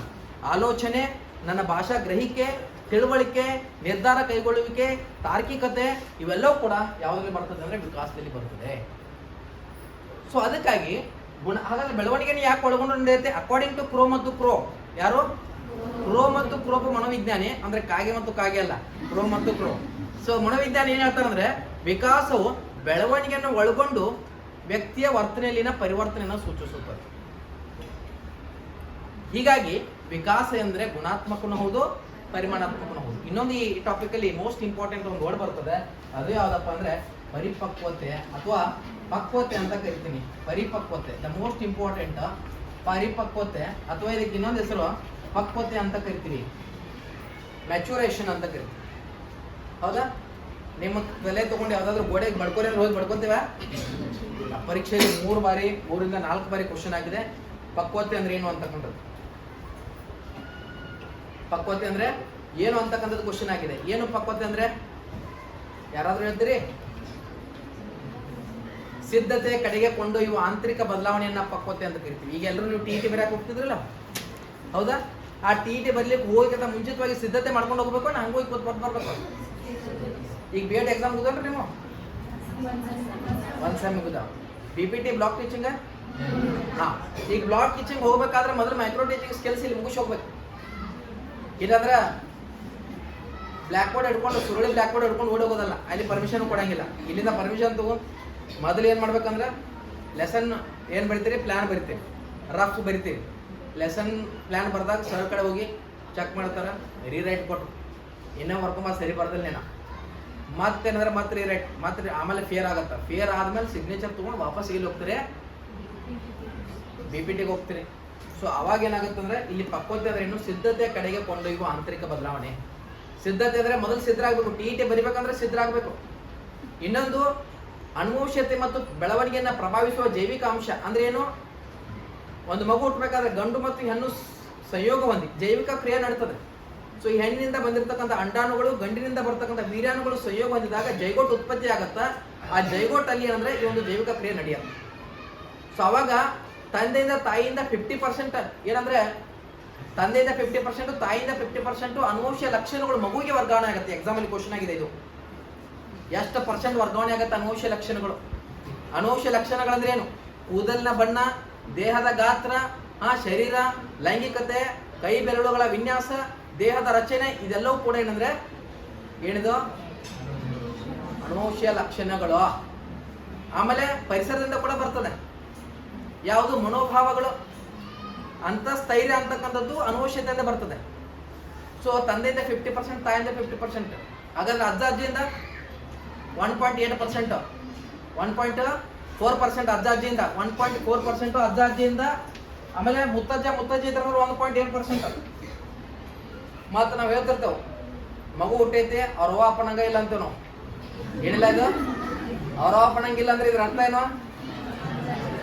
ಹೈಬ್ರಿಡ್ ತಳಿ ಅಂತಲ್ಲ. ಅಜ್ಜ ಅಜ್ಜಿ, ಮುತ್ತಜ್ಜಿ ಅಥವಾ ಅವ್ರಿಗಿಂತ 4 ಅನುವಂಶ, ಅವ್ರ 4 ವಂಶ ಪಾರಂಪರ್ಯ, 4 ತಲೆಮಾರುಗಳಲ್ಲಿ ಯಾರು ಬೇಕಾದ್ರೂ ಬರ್ಬೋದು. 4 ತಲೆಮಾರುಗಳಲ್ಲಿ ಏನ್ ಮಾಡ್ಬೋದು? ಯಾರು ಬೇಕಾದ್ರೂ ಲಕ್ಷಣಗಳು ಬರ್ಬೋದು. ಅರ್ಥ ಆಯ್ತು? ಸೊ ಅನುವಂಶೀಯ ಲಕ್ಷಣಗಳು ವರ್ಗಾವಣೆ ಮಾಡ್ತಕ್ಕಂಥದ್ದು ಅಂದ್ರೆ ಅನುವಂಶೀಯತೆ ಮತ್ತು ಪರಿಸರಗಳಿಂದ ಪ್ರಭಾವಿತ ಆಗಿರ್ತಕ್ಕ ಬೆಳವಣಿಗೆ ಮತ್ತು ಅನುವಂಶೀಯತೆಯಿಂದ ಪ್ರಭಾವ ಇರ್ತಕ್ಕಂಥ ಜೈವಿಕ ಅಂಶ ಅಂತ ಕರಿತೀವಿ ನಾವು.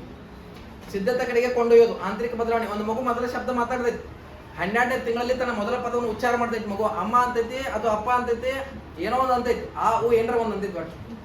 ಸೊ ಅದು ಯಾವಾಗ 12 ತಿಂಗಳಲ್ಲಿ ಉಚ್ಚಾರ ಮಾಡ್ತದೆ. ಹಿಂಗೆ ಮಾಡ್ಬೇಕಾದ್ರೆ ಸಡನ್ಲಿ ಉಚ್ಚಾರ ಮಾಡಲಿಲ್ಲ, ಅಲ್ಲಿ ಒಳಗಡೆ ಬಹಳ ದಿನಗಳಿಂದ ಆ ಪ್ರಕ್ರಿಯೆ ನಡೆದಿದೆ. ಒಂದು ಪಕ್ಷಿ ಅದ ಗೂಡಿನಲ್ಲಿ ಕೂತಿದ, ಆ ಗೂಡಿನಲ್ಲಿ ಕೂತಿದ ಒಂದು ದಿನ ಹಾರಿ ಹೋಗತ್ತ ಪಕ್ಷಿ. ಹಾರಿ ಹೋತಂದ್ರೆ ಸಡನ್ಲಿ ಊಟದಲ್ಲಿ ಹಾರಿ ಹೋಗ್ಲಿಲ್ಲ, ಟೈಮ್ ತಗೋತು, ತಯಾರಿ ಮಾಡ್ಕೋತದು. ಅಂದ್ರೆ ಪಕ್ವ ಆಯ್ತು. ಏನಾಯ್ತು? ಪಕ್ವ ಆಯ್ತು. ಈಗ ನಾವು ಇಷ್ಟು ದೊಡ್ಡವರು ಇದೀವಿ, ಒಂದು 50 kg ತಗೊಂಡು ನಾವು ಎತ್ತೀವಿ ಆರಾಮಾಗಿ. ಸೊ 1ನೇ ತರಗತಿ ಮಗುಗೆ 50 kg ಎತ್ತ ಕೊಟ್ರೆ ಎತ್ತಲ್ಲ, ಯಾಕಂದ್ರೆ ಇನ್ನೂ ಪಕ್ವ ಆಗಿಲ್ಲ. ಈಗ ನಿಮಗೆ ಬಂದು ನಾವು ABCD ಕಲ್ಸ್ಕೊತ ಕೂತ್ರ ನೀವು ಪಕ್ವರಾಗಿದ್ರಿ ಅಂತ ನೀವು ಬೈತೀರಿ ನಾನು, ಹೌದಾ? ಇನ್ನು ಕೆಳಗಡೆ ನಾವು ಪ್ರೈಮರಿ ಸ್ಕೂಲ್ಸ್ ಹೋದಾಗ ಅಲ್ಲಿ ಹೋಗಿ ನಾನು ಭಾಳ ಶಾಣೆದನ್ನು ತಿಳ್ಕೊಂಡು ಅವ್ರ ಮೇಲೆ ಉಪನ್ಯಾಸ ಮಾಡಕ್ ಹೋದ್ರೆ ನಡಿ ಮನಿಗೆ ಅಂತಾರ. ಏನಂತಾರ? ನಡಿ ಮನಿಗೆ. ಸೊ ಈಗೇನಂದ್ರೆ ಮೆಚುರೇಷನ್ ಅಂತಕ್ಕಂಥದ್ದು ಇಂಪಾರ್ಟೆಂಟು, ಹೌದಾ? ಪಕ್ವತೆ ಅಂತಕ್ಕಂಥದ್ದು ಇಂಪಾರ್ಟೆಂಟು. ಸೊ ನೀವೆಲ್ಲರೂ ಕೂಡ ಪಕ್ವರಿದ್ದೀರಿ, ಡಿಸಿಷನ್ ಕೂಡ ಪಕ್ವರಾಗಿ ತಗೊಳ್ಬೇಕಾಗತ್ತೆ ಅಂತಕ್ಕಂಥದ್ದು ನೋಟ್ ಮಾಡ್ಕೊಳ್ಬೇಕು. ಇದು ಒಂದು. ಇನ್ನು ನೆಕ್ಸ್ಟ್ ಬರ್ತಕ್ಕಂಥದ್ದು ಯಾವ್ದಂದ್ರೆ ಇದೇ ಚಾಪ್ಟರ್ ಅಲ್ಲಿ ಅನುಬಂಧ ಅಂತೇಳಿ ಬರ್ತದೆ. ಅನುಬಂಧ ಅವಾರ್ಡ್ ಕೇಳಿದಿರೆ? ಯಾವ್ದು ಜಿ ಕನ್ನಡದಲ್ಲಿ ಬರ್ಬೇಕು ಅನುಬಂಧ ಅವಾರ್ಡ್. ಅದು ಅನುಬಂಧ ಅವಾರ್ಡ್ ಅಲ್ಲ, ಕಲರ್ಸ್. ನಾ ಸ್ವಲ್ಪ ಟಿವಿದಾಗ ವೀಕ್ ಅದನ್ನ, ಟಿವಿ ಗೊತ್ತಾಗೋದಿಲ್ಲ ಯಾವ್ದ ಧಾರಾವಾಹಿ ಐತಿ, ಸೀರಿಯಲ್ ಐತಿ, ಏನೈತಿ ನೋಡಿ. ಅನುಬಂಧ ಅವಾರ್ಡ್ದಾಗ ಕಲರ್ಸ್ ಕನ್ನಡ, ಕಲರ್ಸ್ ಕನ್ನಡದಾಗ ಅನುಬಂಧ ಅವಾರ್ಡ್ ಇರ್ತೈತಿ. ಸೊ ಈ ಅನುಬಂಧ ಬೇರೆನಾ? ಏನ್ ಅನುಬಂಧ ಸರ್? ಶಿಕ್ಷಕರು ಬಂದ ತಕ್ಷಣ ನೀವೆಲ್ಲರೂ ಎದ್ದಿದ್ರಿ, ಹೌದಾ? ಅದು ಏನು ಅನುಬಂಧ ಅಂದ್ರೆ ನಿಮ್ಗೆ ಎದ್ದು ನಿಲ್ಬೇಕಂತ ಹೇಳಿ ಚೆನ್ನಾಗಿರ್ಲ ಕಲಿಸ್ತಾರೆ ಟೀಚರ್ಸ್, ಪೇರೆಂಟ್ಸ್. ದೊಡ್ಡವ್ರು ಬಂದ್ರೆ ಎದ್ದು ನಿಲ್ಲು, ಅನುಬಂಧ ಮಾಡಿದ್ದಾರೆ. ರೆಡ್ ಲೈಟ್ ಬಂದ್ರೆ ನಿಂತ್ಕೋಬೇಕು. ರೆಡ್ ಲೈಟ್ ಬಂದ್ರೆ ಏನ್ ಮಾಡ್ಕೋಬೇಕು? ನಿಂತ್ಕೋಬೇಕು. ಅದಕ್ಕೆ ಏನಂತ ಕರಿತೀವಿ? ಏನಂತ ಕರಿತೀವಿ? ಎಸ್, ರೆಡ್ ಲೈಟ್ ಬಂದ್ರೆ ಏನ್ ಮಾಡ್ತೀವಿ? ನಿಂತ್ಕೋತೀವಿ. ಗ್ರೀನ್ ಬಂದ್ರೆ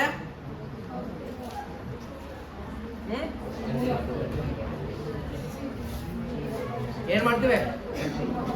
ಹೋಗ್ತೀವಿ. ಎಲ್ಲೋ ಬಂದ್ರೆ ಹೊರಡ್ಲಿಕ್ಕೆ ಸಿದ್ಧರಾಗ್ತೀವಿ. ಅಂದ್ರೆ ಮಕ್ಕಳಿಗೆ ಅನುಬಂಧ ಮಾಡಿಬಿಟ್ಟಿರ್ತಾವ.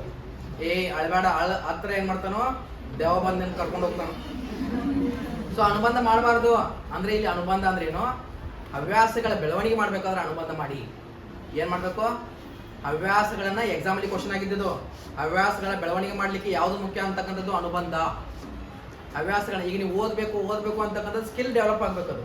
ಇನ್ನು ಕೌಶಲ್ಯಗಳ ಬೆಳವಣಿಗೆ ಆಗ್ಬೇಕಂದ್ರೆ ತರಬೇತಿ ಬೇಕು. ಈಗ ನೀವು ಚೆನ್ನಾಗಿ ಪಾಠ ಮಾಡ್ಬೇಕಂದ್ರೆ ಅದಕ್ಕೆ ಟ್ರೈನಿಂಗ್ ಬೇಕು. ಏನ್ ಬೇಕ್ರೆ? ಟ್ರೈನಿಂಗ್ ಬೇಕು. ಟ್ರೈನಿಂಗ್ ಇಲ್ಲ ಅಂದ್ರೆ ಸರಿಯಾಗಿ ಏನಾಗಲ್ಲ, ಸ್ಕಿಲ್ಸ್ಗಳಲ್ಲಿ ಪರಿಣಿತಿನ ಹೊಂದಲಿಕ್ಕೆ ಸಾಧ್ಯ ಇಲ್ಲ. ಸೊ ಹೀಗಾಗಿ ಈ ಪಾಠದಲ್ಲಿ ಈ ಪಾಯಿಂಟ್ ಕೂಡ ಮೋಸ್ಟ್ ಇಂಪಾರ್ಟೆಂಟ್ ಆಗತ್ತ, ತರಬೇತಿ. ಅರ್ಥ ಆಯ್ತು? ಇದಲ್ಲದೆ ನೆಕ್ಸ್ಟ್ ಇನ್ನೊಂದು ಬರ್ತದೆ, ದ ಮೋಸ್ಟ್ ಇಂಪಾರ್ಟೆಂಟು ಯಾವ್ದಂದ್ರೆ ಕಲಿಕೆ. ಇದರಲ್ಲೇ ಮಾತಾಡ್ತಾ ಇದ್ದೀನಿ ನಾನು ಇಂಪಾರ್ಟೆಂಟ್ ಟಾಪಿಕ್. ಅದರಲ್ಲಿ ಒಂದು ದೊಡ್ಡ ಟಾಪಿಕ್ ಬರ್ತದೆ, ಅಲ್ಲಿ ಕಲಿಕೆ ನಿಯಮಗಳು ಮಾತಾಡೋಣ. ಈಗ ಯಾವ್ದು ಬರ್ತಂದ್ರೆ ಕಲಿಕೆ. ಕಲಿಕೆ ಅಂದ್ರೆ ಏನು? ವ್ಯಕ್ತಿಯ ವರ್ತನೆಯಲ್ಲಿ ಪರಿವರ್ತನೆ ತಗೊಂಡು ಬರ್ತಂದ್ರೆ ಅದು ಕಲಿಕೆ. ಪರಿವರ್ತನೆ ತಗೊಂಡ್ ಬರ್ಲಿಲ್ಲ ಅಂದ್ರೆ ಕಲಿಕೆ ಅಲ್ಲ. ಅಂದ್ರೆ ಸರ್ ವ್ಯಕ್ತಿ ವರ್ತನೆಯಲ್ಲಿ ಪರಿವರ್ತನೆ ಅಂತ ಕರೆದು ಇಲ್ಲಿ 2 ಪಾಯಿಂಟ್ ನೆನಪಿಟ್ಕೊಳ್ಬೇಕು. ಒಂದು, ಅಭ್ಯಾಸದ ಪರಿಣಾಮವಾಗಿ ವ್ಯಕ್ತಿ ವರ್ತನೆಯಲ್ಲಿ ಪರಿವರ್ತನೆ ಆಗ್ಬೇಕು, ಇಲ್ಲಾಂದ್ರೆ ಅನುಭವದ ಪರಿಣಾಮವಾಗಿ ಆಗ್ಬೇಕು. ನಮ್ಮ ತಂದೆ ತಾಯಿಗಳು, ಅಜ್ಜ ಅಜ್ಜಿಗಳು ಶಾಲೆ ಕಲ್ತಿಲ್ಲ, ಆದ್ರೆ ನಿಮ್ಗಿಂತ ಹೆಚ್ಚು ಎಕ್ಸ್ಪೀರಿಯನ್ಸ್ ಐತಲ್ಲ. ಅದು ಎಲ್ಲರೂ ಹೋಗುತ್ತೆ, ಊಟ ಕಟ್ಕೊಂಡು ಹೋಗು ಅಂತ ಇರ್ತಾರೆ. ನಿಮ್ಗೆ ಹಸೆ ಆಗ್ತೈತೆ, 15 ತಗೊಂಡು ಹೋಗಲ್ಲ. ಸೊ ಊಟ ನಮ್ಮದು ಊಟ ಕಟ್ಕೊಂಬರಾಗ ನಮ್ಗೆ ಹಸೆ ಆಗ್ತೈತೆ, ಚಿಲ್ಲ ಕೊಟ್ಟಿರ್ತಾರೋ. ಸೊ ಹಸುವಾದಾಗ ಗೊತ್ತಾಗೈತೆ ನಮ್ಮ ಊಟ ಏನಂತೇಳು ನಾವು ತಗೊಬಾರ್ದು, ಏನಂತೇಳು, ಹೌದಿಲ್ಲ? ಸೊ ಅದು ಏನಪ್ಪಾ ಅಂದ್ರೆ ಅನುಭವ ಮತ್ತು ಅಭ್ಯಾಸ. ಕೆಲವೊಬ್ಬರು ಕುಡಿದು ರೋಡ್ ಮೇಲೆ ಬಿದ್ದಿರ್ತಾರೆ, ಅದು ಕಲಿಕೆ ಅಲ್ಲ. ಮತ್ತೆ ಅದು ಅನುಭವ ಅತ್ಲ, ಅದು ವರ್ತನೆಯಲ್ಲಿ ಪರಿವರ್ತನೆ ತಗೊಂಡ್ಬಿಟ್ಲ. ಮೊದಲು ಸ್ಟೇಟ್ ಹೋಗ್ತಾ ಇದ್ದ, ಹಿಂದಾಗಷ್ಟ ತಿರ್ಗಾಡಕತ್ತ. ಮೊದಲು ಸರಳ ಹೊಂಟಿದ್ದ, ಹಿಂದಾಗಷ್ಟ ನಾಗಿ ಡ್ಯಾನ್ಸ್ ಮಾಡಕತ್ತ. ಸೊ ಇದ್ರ ಅರ್ಥ ಏನ? ಕಲಿಕೆ ಅಲ್ಲ. ಅದು ಕಲಿಕೆ ಅಂತ ಕರೆಯಂಗಿಲ್ಲ. ಕಲಿಕೆ ಅಂದ್ರೆ ಹೆಂಗಿರ್ಬೇಕು? ಅನುಭವ ಮತ್ತು ಅಭ್ಯಾಸದ ಪರಿಣಾಮವಾಗಿ ಹೆಚ್ಚು ಕಡಿಮೆ ಶಾಶ್ವತ ಬದಲಾವಣೆ ಆಗಿರ್ಬೇಕು. ಏನಾಗಿರ್ಬೇಕು? ಎಕ್ಸಾಂಪಲ್ KRTT 2021ರಲ್ಲಿ ಕ್ವಶನ್ ಬಿದ್ದಿತ್ತು.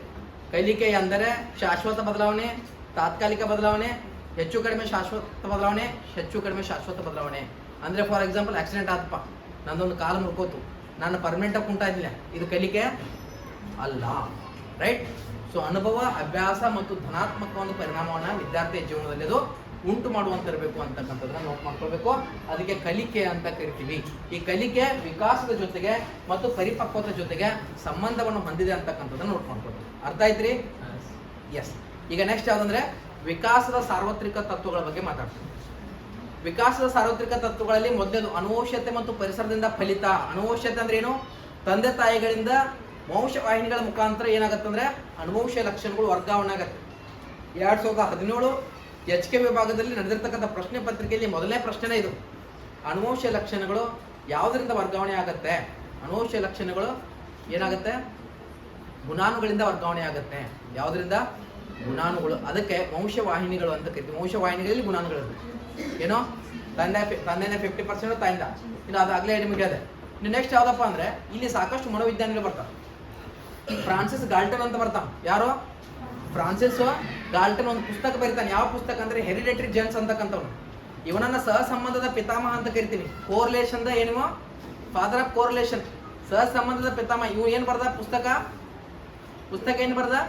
ಹೆರಿಡಿಟರಿ ಜೆನ್ಸ್ ಅಂತ ಬರ್ದ. ಅಂದ್ರೆ ಇದ್ರ ಅಲ್ಲಿ ಏನ್ ಹೇಳ್ತಾನಂದ್ರೆ ಒಂದ್ ಮಾತನ್ನ ಹೇಳ್ದವನು. ಏನಂತ ಹೇಳ್ದ? ಪ್ರತಿಭಾಶಾಲಿಗಳ ಹುಟ್ಟಿನಿಂದಲೇ ಪ್ರತಿಭೆಗಳವರು ಹುಟ್ಟುತ್ತಾರೆ ಅಂತ ಹೇಳ್ದವನು. ಏನ್ ಹೇಳ್ದ?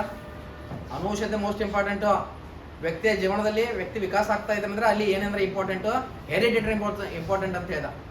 ಹಂಗಂತ ಅದು ನಿಜ ಅಲ್ಲ. ಅವ್ನು ಹೇಳಿದ್ದು ಜಸ್ಟ್ ನಾವು ಕೇಳ್ತಾ ಇದ್ವಿ ಅಷ್ಟೇ. ಇನ್ನು ಕಾರ್ಲ್ ಪಿಯರ್ಸನ್ ಬಂದ. ಅನುವಂಶತೆ ಪರಿಸರಕ್ಕಿಂತ 7 ಪಟ್ಟು ಹೆಚ್ಚು ಪ್ರಭಾವ ಬೀರುತ್ತೆ ಅಂತ ಹೇಳ್ದ ಕಾರ್ಲ್ ಪಿಯರ್ಸನ್. ಅಂದ್ರೆ ಪರಿಸರ ಇಂಪಾರ್ಟೆಂಟ್ ಅಲ್ಲ, ಅನುವಂಶತೆ ಇಂಪಾರ್ಟೆಂಟ್ ಅಂತ ಹೇಳ್ದ. ಅಂದ್ರೆ ಅದನ್ನ ನಂಬ್ಕೋತ ಕೊಡೋದಲ್ಲ, ಜಸ್ಟ್ ಅಂದ್ರೆ ಹೇಳ್ತಕ್ಕಂಥ ಸಿದ್ಧಾಂತಗಳು ಹೇಳ್ತಾ ಇದ್ದೀನಿ. ಇನ್ನು ಯಾರಂದ್ರ ಅನುವಂಶೀಯ ತಜ್ಞ ಬರ್ತಾನೆ. ಆತ ಮಾರ್ಟಿನ್ ಕಲಿಕಾಕ್ ಅಂತಕ್ಕಂಥ ಮಣಿತದ ಮೇಲೆ ಪ್ರಯೋಗ ಮಾಡಿದ. ಯಾರಂದ್ರೆ ಗುಡ್ವಾರ್ಡ್ ಅಂತಕ್ಕಂಥ ಒಂದು ಬಾರಿ ಕ್ವಶನ್ ಬಂದಿದೆ. ಗುಡ್ವಾರ್ಡ್ ಅವರು ಈ ಕೆಳಗಿನ ಮಣಿತದ ಮೇಲೆ ಪ್ರಯೋಗ ಮಾಡಿದ್ರು. ಆಪ್ಷನ್ ಎ ಜೂಕ್ ಮಣಿತನ, ಆಪ್ಷನ್ ಡಿ ಮಾರ್ಟಿನ್ ಕಲಿಕಾಕ್ ಮಣಿತನ, ಆಪ್ಷನ್ ಸಿ ಅಮೆರಿಕದ ಒಂದು ಮಣಿತನ. ಈ ರೀತಿಯಾಗಿ ಆಪ್ಷನ್ ಬರ್ತಾವ. ಅವಾಗ ಏನ್ ಮಾಡಿದ್ರೆ ಮಾರ್ಟಿನ್ ಕಲಿಕಾಕ್ ಮಣಿತನ ಅಂತ ಬರೀಬೇಕು. ಈ ಮಾರ್ಟಿನ್ ಕಲಿಕಾಕ್ ಅಂತಕ್ಕಂಥವನು ಅಮೆರಿಕದಲ್ಲಿ ಒಬ್ಬ ಸೈನಿಕ. ಏನಿದ್ದ? ಸೈನಿಕ ಇದ್ದ. ಆ ಸೈನಿಕ ಇರಬೇಕಾದ್ರೆ ಮಂದ ಬುದ್ಧಿಯ ಒಂದು ಯುವತಿಯೊಂದಿಗೆ ಲೈಂಗಿಕ ಸಂಪರ್ಕವನ್ನು ಮಾಡ್ತಾನೆ. ಆ ಒಂದು ಮಕ್ಕಳು ಎಷ್ಟು ಹುಡ್ತಾವಲ್ಲ ಅವೆಲ್ಲ ಮಂದ ಬುದ್ಧಿಯಲ್ಲಿ ಹುಟ್ಟಿದ್ವು. ಆ ಒಂದು 496 ಮಕ್ಕಳನ್ನ ಅಧ್ಯಯನ ಮಾಡಿದ. ಅಂದ್ರೆ ಅವ್ನು ಹುಟ್ಟಿದ ಬಳಿಕ ಅಷ್ಟೆಲ್ಲ ಅಧ್ಯಯನ ಮಾಡೋರಿಗೆ ಇದ್ದ ಅಂತಲ್ಲ, ಅದೆಲ್ಲ ಮುಗಿದ ಬಳಿಕ ಏನಂದ್ರೆ ಸ್ಟಡಿ ಮಾಡಿದ ಅದ್ರ ಬಗ್ಗೆ. ಅವಾಗ ಅಂದ್ರೆ ಇದ್ರ ಅರ್ಥ ಏನು, ಅವ್ನು ಏನ್ ತಿಳಿಸ್ಕೊಟ್ಟ? ಹೆಚ್ಚು ಅನುವಂಶತೆ ಇಂಪಾರ್ಟೆಂಟ್. ನೆಕ್ಸ್ಟ್ ಪರಿಸರವಾದಿಗಳು ಬಂದರು. ಯಾಕಂದ್ರೆ ಪರಿಸರದಿಂದ ಪ್ರಭಾವಿತ ಆಗತ್ತ. ಇದು ನೋಡಿ, ಪರಿಸರದಲ್ಲಿ ಕುವೆಂಪು ಅವರು ನೆನಪಿಟ್ಕೊಳ್ಬೇಕು. ಶ್ರೀರಾಮಾಯಣ ದರ್ಶನಂ ಕೃತಿಗೆ ಜ್ಞಾನಪೀಠ ಪ್ರಶಸ್ತಿಯನ್ನು ತಂದುಕೊಟ್ರು. ಮೊದಲ ಜ್ಞಾನಪೀಠ ಪ್ರಶಸ್ತಿ ಕುವೆಂಪುರವರು. ಕುಪ್ಪಳ್ಳಿ ವೆಂಕಟಪ್ಪನವ್ರ ಮಗ ಪುಟ್ಟಪ್ಪ ಅವರು ಏನ್ ಮಾಡಿದ್ರು ಅಂದ್ರೆ ಒಂದು ಮಾತನ್ನ ಹೇಳ್ತಾರೆ. ಏನಂತೇಳಿ? ಪರಿಸರವು ವ್ಯಕ್ತಿಯನ್ನ ಮಹಾತ್ಮನನ್ನಾಗಿಸುತ್ತದೆ ಅಥವಾ ದುರಾತ್ಮನನ್ನಾಗಿಸುತ್ತದೆ. ನಮ್ಮ ಸುತ್ತಮುತ್ತಲು ಹೆಂಗಿರ್ತಾರಲ್ಲ ಜನ, ನಾವು ಹಂಗಿರ್ತೀವಿ. ಸಜ್ಜನರ ಸಂಘವಾದ ಹೆಜ್ಜೆಯನ್ನು ಸವಿದಂತೆ ಮುಂದ ದುರ್ಜನರ ಸಂಘವಾದ ಯಾವ ಸಂಘ ಮಾಡ್ಬೇಕು? ಅಂದ್ರೆ ನಮ್ಮ ಸಂಘ ಹೆಂಗಿರ್ತದ ಹಂಗ ನಾವ್ ಇರ್ತೀವಿ, ನಮ್ಮ ವ್ಯಕ್ತಿತ್ವ ಹಂಗಿರ್ತದ ಅಂತಾರೆ. ಹೌದಾ? ಸೊ ನೆಕ್ಸ್ಟ್ ನೋಡಿ, ನೆಕ್ಸ್ಟ್ ಇನ್ನೊಂದು ಬರ್ತದ. ಅಮಲ್ಯ ಕಮಲಿ ಅಂತೇಳಿ ಇಬ್ಬರ ಹುಡುಗಿಯರಿದ್ರು. ಆ ಇಬ್ರು ಹುಡುಗಿಯರನ್ನ ತೋಳ್ಗಳಿರ್ತಕ್ಕಂಥ ಪರಿಸರದಲ್ಲಿ ಬೆಳೆಸಿದ್ರು. ಆ ತೋಳ್ಗಳು ಹೆಂಗ್ ಊಟ ಮಾಡ್ತದೆ, ಹೆಂಗ್ ತಿಂತದ ಹಂಗೆ ಅವ್ರು ತಿಂತ. ಅದ್ರಾಗ ಇಬ್ರು ಹೊರಗಡೆ ತಗೊಂಡ್ ಬಂದ್ರು. ಅವಾಗ ಪಾಪ ಅಮಲೆ ತೀರಿ ಹೋದ್ರು. ಅಮಲೆ ಬದುಕಲಿಲ್ಲ. ಆದ್ರೆ ಕಮಲೆಗೆ ಟ್ರೈನ್ ಮಾಡಿದ್ರು, ಹಿಂಗ್ ತಿನ್ನಬೇಡ ನೀನು, ಮನುಷ್ಯರಂಗೆ ಜೀವಿಸು ಅಂತೇಳಿ. ಆಕೆ ಕಲ್ತರು. ಅಂದ್ರೆ ಪರಿಸರ ಆ ಮಗುವಿನ ಮೇಲೆ ಪ್ರಭಾವ ಬೀರ್ತದೆ. ಅಂದ್ರೆ ಪರಿಸರ ಅಂದ್ರೆ ಕೇವಲ ಸುತ್ತಮುತ್ತಲಿನ ಪರಿಸರ, ಇದೇ ಪರಿಸರ ಅಲ್ಲ, ಒಂದು ಬೌದ್ಧಿಕ ಪರಿಸರ. ಬೌದ್ಧಿಕ ಪರಿಸರ ಅಂದ್ರೇನು? ಶಾಲೆಯಲ್ಲಿ ನಾವು ಓದ್ತಿರ್ತಕ್ಕಂಥ ಸ್ಥಳ ಹೆಂಗಿದೆ ಗೊತ್ತಿರ್ಬೇಕು. ಪುಸ್ತಕ ಇದೆಯಾ, ಯಾವ ರೀತಿಯಾಗಿದೆ, ಅಲ್ಲಿ ಮನೆಗೆ ಹೋದ ತಕ್ಷಣ ಓದಕ್ಕೆ ಇಂಟ್ರೆಸ್ಟ್ ಬರಬೇಕು. ಕಸ ಗಿಸ ಎಲ್ಲ ಹೋಗೋದೆ ಅಂದ್ರೆ ಓದಕ್ಕೊಂಡು ಬರೋ. ಅಸೈನ್ಮೆಂಟ್ ಎಲ್ಲ ಚಿಲ್ಲಾಪಲ್ಲಿ ಹೋಗೋದು ಕೂತ್ಬಿಟ್ಟಿರ್ತಾವೆ. ಯಾವ ಪುಸ್ತಕದಾಗಿಂದ ಎಲ್ಲಿ ಅಸೈನ್ಮೆಂಟ್ ತೆಗೆದಿರಲಿ ಅಂತೇಳಿ. ಸೊ ಹಂಗಲ್ಲ, ಸಿಸ್ಟಮೆಟಿಕ್ ಇರಬೇಕು. ಸೊ ಹಂಗೆ ಇದು ಬೌದ್ಧಿಕ ಪರಿಸರ. ಯಾಕಂದ್ರೆ ಮನೆ ಮೊದಲ ಪಾಠಶಾಲೆ, ಜನನಿ ತಾನೇ ಮೊದಲ ಗುರು. ನಿಮ್ಮ ಬುದ್ಧಿಶಕ್ತಿ ಅಥವಾ ನಿಮ್ಮ ಜ್ಞಾನ ವೃದ್ಧಿ ಆಗೋದು ಎಲ್ಲಿಂದ? ಮನೆಯಿಂದ. ಎಲ್ಲಿಂದ ಸ್ಟಾರ್ಟ್ ಆಗುತ್ತೆ? ಮಣ್ಣಿಂದ ಸ್ಟಾರ್ಟ್ ಆಗುತ್ತೆ. ಸೊ ಒಂದು ಬೌದ್ಧಿಕ ಪರಿಸರ. ಎರಡನೇದು ಭೌತಿಕ ಪರಿಸರ. ಇಲ್ಲಿ ಯಾಕೆ ಕೂತಿದ್ದೀರಿ ಅಂದ್ರೆ ಫ್ಯಾನ್ಗಿನ ಆರಾಮ್ ನಡೆದೈತಿ, ಬೆಳಕೈತಿ, ಆರಾಮ್ ಕೂತಿದ್ದೀರಿ. ಇಲ್ಲೇ ಮಳೆ ಆದ್ರೆ, ಬಿಸಿಲಾದ್ರೆ ನೀವು ಯಾರು ಇಳ್ಕೊಂಡಂಗಿಲ್ಲ, ಅದವರೆಗೂ ಹೋಗ್ತಾರೆ ಏನ್ ಹಚ್ಚಿರ ನಡ್ರಿ ಅಂತೇಳಿ. ಸೊ ಒಂದು ಭೌತಿಕ ಪರಿಸರನೂ ಚೆನ್ನಾಗಿರ್ಬೇಕು. KLE ಸಂಸ್ಥೆ ಒಳಗ ಎಲ್ಲ ಹೈ ಫೆಸಿಲಿಟಿ ಕೊಟ್ಟಾರ, ಆರಾಮಾಗಿ ಕೂತೀರಿ. ಸೊ ಇಲ್ಲಾಂದ್ರೆ ಕಿರಿಕಿರಿ ಮಾಡಕ್ ಚಾಲು ಮಾಡ್ತಾರೆ, ಒಂದ್ ಸ್ವಲ್ಪ ಅಡಚಣೆ ಆಗದೆ ಸರ ಅಂತೇಳಿ. ಹೌದಾ? ಸೊ ನೆಕ್ಸ್ಟ್ ಬಂದಾಗ ಸಾಮಾಜಿಕ ಪರಿಸರ. ಸಾಮಾಜಿಕ ಪರಿಸರ ಅಂದ್ರೆ ಸ್ವಲ್ಪ ಜಾಗ ಇಲ್ಲಿ ಅಡ್ಜಸ್ಟ್ಮೆಂಟ್ ಮಾಡ್ಕೋಬೇಕು ಅಲ್ಲೇ. ಇದು ಸಾಮಾಜಿಕ ಪರಿಸರ. ಏನಿ ನನ್ನ ಜಾಗ ತಗೊಂಡ್ಬೇಡ, ಸರಿ ನನಗೆ ಇಲ್ಲಿ ಅಡಚಣೆ ಆಗೈತೆ ಅಂತ ಹೇಳಿದ್ರೆ ಸಾಮಾಜಿಕ ಪರಿಸರ ಆಗೋದಿಲ್ಲ. ಸೊ ಇವೆಲ್ಲ ಪರಿಸರ ಒಳಗೆ ಏನಂದ್ರೆ ವ್ಯಕ್ತಿ ಬದುಕಬೇಕಾಗತ್ತೆ. ಕುಟುಂಬ, ಸಮುದಾಯ, ಸಾಮಾಜಿಕ ಗುಂಪು. ಹೀಗಾಗಿ ಇದಕ್ಕೆ ಅನುವಂಶತೆ ಮತ್ತು ಪರಿಸರ ಅಂತ ಕರಿತೀವಿ. ಎರಡನೇದು ಇಂಪಾರ್ಟೆಂಟ್ ಯಾವುದಂದ್ರೆ ಈ ಒಂದು ಬೆಳವಣಿಗೆ ಮತ್ತು ವಿಕಾಸ ಏನಿದೆ ಅಂದ್ರೆ ಒಂದು ನಿರ್ದಿಷ್ಟವಾದಂಥ ವಿನ್ಯಾಸವನ್ನು ಅನುಸರಿಸ್ತದೆ. ಹಾಗಾದ್ರೆ ನಿರ್ದಿಷ್ಟ ವಿನ್ಯಾಸ ಯಾವುದು? ಮೊದಲನೇದು ಶೆಫೆಲೋ ಕಾರ್ಡಲೋ ಟ್ರೆಂಡ್ ಅಂತ ಕರಿತೀವಿ. ಅಂದ್ರೆ ಏನು? ಎಕ್ಸಾಮ್ ಅಲ್ಲಿ 4 ಬಾರಿ ಕ್ವಶನ್ ಆಗಿದೆ ಇದು. ಶೆಫೆಲೋ ಕಾರ್ಡಲೋ ಟ್ರೆಂಡ್ ತಲೆಯಿಂದ ಹಿಡ್ಕೊಂಡು ಕಾಲಿನ ಬೆರಳುಗಳವರೆಗೆ ವಿಕಾಸ ಸಾಗತ್ತೆ. ಅದಕ್ಕೆ ಶೆಫೆಲೋ ಕಾರ್ಡಲೋ ಟ್ರೆಂಡ್ ಅಂತ ಕರಿತೀವಿ. ಅಥವಾ ಇದನ್ನ ಶಿರ ಪಾದಾಭಿಮುಖ ವಿನ್ಯಾಸ ಅಂತ ಕರಿತೀವಿ. ಏನಂತ ಕರಿತೀವಿ? ಶಿರ ಪಾದಾಭಿಮುಖ ವಿನ್ಯಾಸ. ಅಂದ್ರೆ ಮಕ್ಕಳ ಬೆಳವಣಿಗೆ ಹೆಂಗ್ ಸ್ಟಾರ್ಟ್ ಆಗತ್ತಂದ್ರೆ ತಲೆಯನ್ನು ಹಿಡ್ಕೊಂಡು ಪಾದದ ಕಡೆಗೆ ಸಾಗತ್ತೆ. ನೀವು ನೋಡ್ರಿ, ಮಕ್ಕಳಿದ್ದಾಗ ತಾಯಿ ಹೇಳ್ತಿರ್ತಾರೆ, ಕುತ್ತಿಗೆ ನಾಟಿ ಹಿಡ್ಕೊ ಅಂತ ಹೇಳ್ತಾರ. ಇನ್ನ ಕುದಿಗೆ ಕೂತಿಲ್ಲ. ಕುದಿಗೆ ಕೂತ ಮೇಲೆ ಏನಂದ್ರೆ ಮಗುವಿನ ವಿಕಾಸ ಏನಂದ್ರೆ ಸ್ಟಾರ್ಟ್ ಆಗ್ತಾ ಹೋಗುತ್ತೆ. ನೆಕ್ಸ್ಟ್ ಯಾವುದು, ಒಂದು ಪ್ರಾಕ್ಸಿಮಾ ಡೆಸಾಲ್ಟ್ ಟ್ರೆಂಡ್ ಅಂತ ಕರಿತೀವಿ. ಕೇಂದ್ರ ಪರಿಧಿಭಿಮುಖ ವಿನ್ಯಾಸ ಅಂದ್ರೆ ಮೊದಲು ಭುಜಗಳ ಅಂದ್ರೆ ಹೊಟ್ಟೆ ಭಾಗದಿಂದ ಪ್ರಾರಂಭ ಆಗಿ ಭುಜಗಳ ನಿಯಂತ್ರಣಕ್ಕೆ ಬಂದು ಆಮೇಲೆ ಕೈಗಳ ಕಡೆಗೆ ಮಣಿಕಟ್ಟು ಆಮೇಲೆ ಬೆರಳುಗಳ ಕಡೆಗೆ ವಿನ್ಯಾಸ ಸಾಗುತ್ತೆ. ಅದಕ್ಕೆ ಏನಂತ ಕರಿತೀವಿ ಅಂದ್ರೆ ಪ್ರಾಕ್ಸಿಮಾ ಡೆಸಾಲ್ಟ್ ಟ್ರೆಂಡ್ ಅಂತ ಕರಿತೀವಿ. ನೆಕ್ಸ್ಟ್ ಈ ಮೂರು ಕೂಡ ಎಕ್ಸಾಂಪಲ್ ಕ್ವಶನ್ ಆಗಿದಾವೆ. ನೆಕ್ಸ್ಟ್ ಚಲನೆ ವಿನ್ಯಾಸ. ಓಡಿದ ತಕ್ಷಣ ಮಗು ಓಡಿ ಹೋಗಲ್ಲ. ಮಗು ಮೊದಲು ಅಳ್ತದ, ಏನ್ ಮಾಡ್ತದ, ಅಳ್ತದ, ಆಮೇಲೆ ಏನ್ ಮಾಡ್ತದ, ತನ್ನ ಎಕ್ಸ್ಪ್ರೆಷನ್ ವ್ಯಕ್ತಪಡಿಸ್ತದ, ಆಮೇಲೆ ಭಾವನೆಗಳನ್ನ ಹೊರಹಾಕ್ತದ, ಆಮೇಲೆ ವಾಕ್ಯಗಳನ್ನ ಬಳಸ್ತದೆ.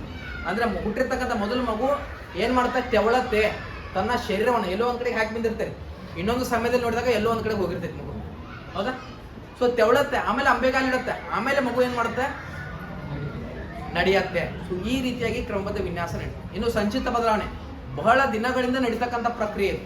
ಈಗ ಇಲ್ಲಿ ಕೂತಿದ್ರಂದ್ರೆ ಮಗು ತನ್ನ ಮೊದಲ ಶಬ್ದ ಮಾತಾಡ್ಬೇಕಂದ್ರೆ 12 ತಿಂಗಳು ಬೇಕಾಯ್ತು, ಅಂದ್ರೆ 1 ವರ್ಷ ಬೇಕಾಯ್ತು. 12 ತಿಂಗಳಾದಾಗ 1 ವರ್ಷ ಆಗ್ತದೆ. ಸೊ 1 ವರ್ಷ ಬೇಕಾಯ್ತು. ಸೊ ಅಂದ್ರೆ ಟೈಮ್ ತಗೊಳ್ತದ, ಸಡನ್ಲಿ ಆಗಲ್ಲ. D.Ed B.Ed ನಂಗೆ ಸರ್ಟಿಫಿಕೇಟ್ ಬೇಕು, ರೊಕ್ಕ ಕೊಟ್ಟು ಸರ್ಟಿಫಿಕೇಟ್ ಕೊಡೋದ್ರೆ ನಡೆಯಲ್ಲ. ಅದಕ್ಕೆ 2 ವರ್ಷ ಕಲಿಬೇಕು, ಇಲ್ಲಿ ಬಂದು ಕೂತ್ಕೋಬೇಕು, ಲೆಸನ್ ನೋಟ್ಸ್ ಬರೀಬೇಕು, PPT ಮುಗಿಸ್ಬೇಕು, ಅಸೈನ್ಮೆಂಟ್ ಬರೀಬೇಕು, ಎಕ್ಸಾಮ್ ಅಟೆಂಡ್ ಮಾಡಬೇಕು, ಆಮೇಲೆ ಏನಂದ್ರೆ ಪಾಸಾಗಿ ಹೊರಗಡೆ ಹೋಗ್ತೀರಿ. ಸಡನ್ಲಿ ಸರ್ಟಿಫಿಕೇಟ್ ನಾನು ಕೊಡ್ರಿ ಅಂದ್ರೆ ನಡೆಯಲ್ಲ. ಸೊ ಇದು ಒಂದು. ನೆಕ್ಸ್ಟ್ ಯಾವುದಂದ್ರೆ ವಿಕಾಸ ವ್ಯಕ್ತಿಗತ ಪ್ರಕ್ರಿಯೆ. ಈಗ ನೋಡ್ರಿ, ಒಬ್ರು ಬೇಗನೆ ಮಾತಾಡ್ತಾರೆ ಕ್ವಿಕ್ ಆಗಿ, ಅಂದ್ರೆ ಬೇಗನೆ ಅವ್ರ ಏನಂದ್ರೆ ಭಾಷಾ ವಿಕಾಸ ಡೆವಲಪ್ ಆಗಿ.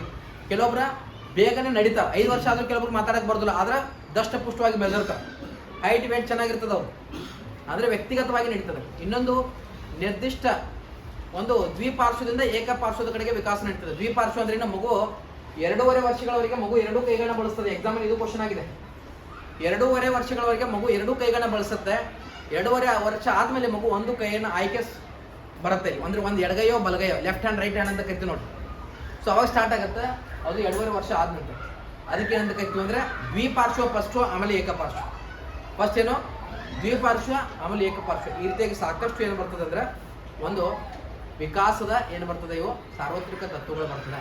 ನೆಕ್ಸ್ಟ್ ಹೇಳಿದ್ರೆ ಬೆಳವಣಿಗೆ ಮತ್ತು ವಿಕಾಸದ ಹಂತಗಳು. ಈಗಾಗಲೇ ಹೇಳಿದಾಗೆ ಒಂದು ಪ್ರಸವ ಪೂರ್ವ ಹಂತ, ಇದು ಗರ್ಭಧಾರಣೆಯಿಂದ ಜನನದವರೆಗೆ ಇರ್ತದೆ. ಒಂದು ಹಂತ ಇದರಲ್ಲಿ ಕೇಳ್ತಾನೆ ಫಿಕ್ಸ್, ಎಲ್ಲಿಂದ ಎಲ್ಲಿವರೆಗೆ, ಗರ್ಭಧಾರಣೆಯಿಂದ ಜನನದವರೆಗೆ. ನೆಕ್ಸ್ಟ್ ಯಾವುದಂದ್ರೆ ಎರಡನೇದು, ಅದನ್ನ ಶೈಶವ ಅಂತ ಕರಿತೀವಿ. ಯಾವುದು ಶೈಶವ, ಜನನದಿಂದ 2 ವಾರ, ಜನನದಿಂದ 2 ವಾರ. ಮೂರನೇದು ಹಸುಳೆತನ, ಮೂರನೇದು ಯಾವುದು ಹಸುಳೆತನ, 2 ವಾರದಿಂದ 2 ವರ್ಷ. ಇದನ್ನ ಏನಂತ ಕರೀತಾರೆ ಅಂದ್ರೆ ವ್ಯಕ್ತಿತ್ವ ವಿಕಸನದ ಪರ್ವಕಾಲ ಅಂತ ಕರೀತಾರೆ. ಏನಂತ ಕರೀತಾರೆ, ವ್ಯಕ್ತಿತ್ವ ವಿಕಸನದ ಪರ್ವಕಾಲ. ನೆಕ್ಸ್ಟ್ ಯಾವ್ದಪ್ಪ ಅಂದ್ರೆ ಪೂರ್ವ ಬಾಲ್ಯಾವಸ್ಥೆ, ಎಲ್ಲಿಂದ ಎಲ್ಲಿವರೆಗೆ, 2 ರಿಂದ 6 ವರ್ಷ. ಇದನ್ನ ಏನಂತ ಕರೀತಾರೆ ಅಂದ್ರೆ ಪ್ರಶ್ನಿಸುವ ವಯಸ್ಸು ಅಂತ ಕರೀತಾರೆ. ಏನಂತ ಕರೀತಾರೆ, ಅಥವಾ ಕೂಟ ಪೂರ್ವ ಯುಗ ಅಂತ ಕರೀತಾರೆ. ಏನಂತ ಕರೀತಾರೆ, ಅಥವಾ ಕುತೂಹಲಕಾರಿ ವಯಸ್ಸು ಅಂತ ಕರೀತಾರೆ, ಅಥವಾ ಅನ್ವೇಷಣಾ ಪ್ರವೃತ್ತಿ ಅಂತ ಕರೀತಾರೆ. ರೈಟ್. ಸೊ ಇದಕ್ಕೆ ನಾನಾ ಹೆಸರುಗಳು ಬರ್ತದೆ. ನೆಕ್ಸ್ಟ್ ಬರ್ತಕ್ಕಂಥದ್ದು ಕೂಟ ಯುಗ. ಇದನ್ನ ಏನಂತ ಕರಿತೀವಿ, ಉತ್ತರ ಬಾಲ್ಯಾವಸ್ಥೆ, 6 ರಿಂದ 12 ವರ್ಷ. ಎಲ್ಲಿಂದ ಎಲ್ಲಿವರೆಗೆ, 6 ರಿಂದ 12 ವರ್ಷ ಇರ್ತದೆ ಅಂತಕ್ಕಂಥದ್ದು ನೋಟ್ ಮಾಡ್ಕೊಳ್ಬೇಕು. ಇದಕ್ಕೆ ಏನಂತ ಕರಿತೀವಿ, ಕೂಟ ಯುಗ ಅಂತ ಕರಿತೀವಿ. ಇಲ್ಲಿ ತರುಣರಲ್ಲಿ ಕಂಡು ಬರ್ತಕ್ಕಂಥ ಸಾಮಾಜಿಕ ರಚನೆ ಯಾವುದಂದ್ರೆ, ಸಾಮಾಜಿಕ ವಿಕಾಸ ಯಾವ್ದಪ್ಪ ಅಂದ್ರೆ ಗುಂಪು ರಚನೆ. ಈಸಿಯಾಗಿ ತನ್ನ ಗುಂಪುಗಳ ಜೊತೆಗೆ ಮಗು ಏನಂದ್ರೆ ಅಂಡರ್ಸ್ಟ್ಯಾಂಡ್ ಮಾಡ್ಕೊತಾನೆ. ತನ್ನ ಗುಂಪು ಏನು ರೂಲ್ಸ್ ಇರುತ್ತೆ ಆ ರೂಲ್ಸ್ ರೆಗ್ಯುಲೇಷನ್ಸ್ಗಳನ್ನ ಏನು ಮಾಡ್ತಾನೆ, ಫಾಲೋ ಮಾಡ್ತಾನೆ ಅಂತಕ್ಕಂಥದ್ದನ್ನ ನೋಡ್ಬೋದು. ನೆಕ್ಸ್ಟ್ ಬರ್ತಕ್ಕಂಥದ್ದು ಲೈಂಗಿಕ ವಯಸ್ಸು. ಯಾವುದು, ಲೈಂಗಿಕತೆ ಅಂದ್ರೆ ಹುಡುಗಿಯರು ಹುಡುಗರಿಗಿಂತ ಬೇಗನೆ 2 ವರ್ಷ ಪೂರ್ವದಲ್ಲಿ ತಾರುಣ್ಯಕ್ಕೆ ಬಂದಿರ್ತಾರೆ. ಎಕ್ಸಾಂಪಲ್ ಇದು ಕ್ವಶನ್ ಆಗಿದೆ. ಸೊ 2 ವರ್ಷ ಬೇಗನೆ ಹುಡುಗಿಯರು ತಾರುಣ್ಯಕ್ಕೆ ಬರ್ತಾರೆ, ಆದ್ರೆ ಹುಡುಗರು 2 ವರ್ಷ ಲೇಟ್ ಮಾಡಿ ಬರ್ತಾರೆ. ಅಂದ್ರೆ ಹುಡುಗಿಯರಲ್ಲಿ 11 ರಿಂದ 13 ವರ್ಷ ತಾರುಣ್ಯತೆ ಇದ್ರೆ ಹುಡುಗರಲ್ಲಿ 13 ರಿಂದ 15 ವರ್ಷ ಇರ್ಬೋದು. ಹುಡುಗಿಯರಲ್ಲಿ 9 ರಿಂದ 11 ಇದ್ರೆ ಇಲ್ಲಿ 12 ರಿಂದ 14 ವರ್ಷ ಇರ್ಬೋದು. ಅಂದ್ರೆ ಲೈಂಗಿಕ ವಯಸ್ಸು ಅಂತ ಕರಿತೀವಿ, ಅಡೋಲ್ಸೆನ್ಸ್ ಏಜ್. ಇದನ್ನ ಸ್ಟ್ಯಾನ್ಲಿ ಹಾಲ್ ಅಂತಕ್ಕಂಥ ಒಬ್ಬ ಮನೋವಿಜ್ಞಾನಿ ಇದನ್ನ ಏನಂತ ಕರಿತಾನೆ ಅಂದ್ರೆ ಪ್ರಯಾಸಗಳ ಕಾಲ ಅಂತ ಕರಿತಾನೆ. ಏನಂತ ಕರಿತಾನೆ, ಪ್ರಯಾಸಗಳ ಕಾಲ. ಕೆಲವೊಬ್ರು ಇದನ್ನ ಸಂಕ್ರಮಣ ಕಾಲ ಅಂತ ಕರೀತಾರೆ, ವಸಂತ ಕಾಲ. ಒಂದ್ ಮಾತು ಹೇಳ್ತಾರೆ ಗೊತ್ತಿದ್ರೆ ಏನಂತೇಳಿ, ವಸಂತ ಕಾಲ ಬಂದಾಗ ಹೋಗಿಲೆ ಹಾಡಲೇಬೇಕು, ಓಡಿ ಬಂದಾಗ ಮದುವೆಯಾಗಲೇಬೇಕು ಹೇಳ್ತಾರಲ್ಲ. ಸೊ ಹಂಗಿದ್ ವಸಂತ ಕಾಲ ಇದ್ದಂಗಿದು. ಯಾವ್ದು, ತಾರುಣ್ಯ ವಸಂತ ಕಾಲ ಇದ್ದಂಗ. ಸೊ ಇಲ್ಲಿ ಡೇಂಜರ್ಸ್ ಕೂಡ, ಮನುಷ್ಯ ಸಮಾಯೋಜನೆಗೂ ಒಳಗಾಗ್ಬೋದು, ಅಪಸಮಾಯೋಜನೆಗೂ ಕೂಡ ಒಳಗಾಗ್ತಕ್ಕಂಥ ಸಾಧ್ಯತೆ ಇದೆ ಅಂತಕ್ಕಂಥದ್ದನ್ನ ನೋಡ್ಬೋದು. ಹೌದಾ?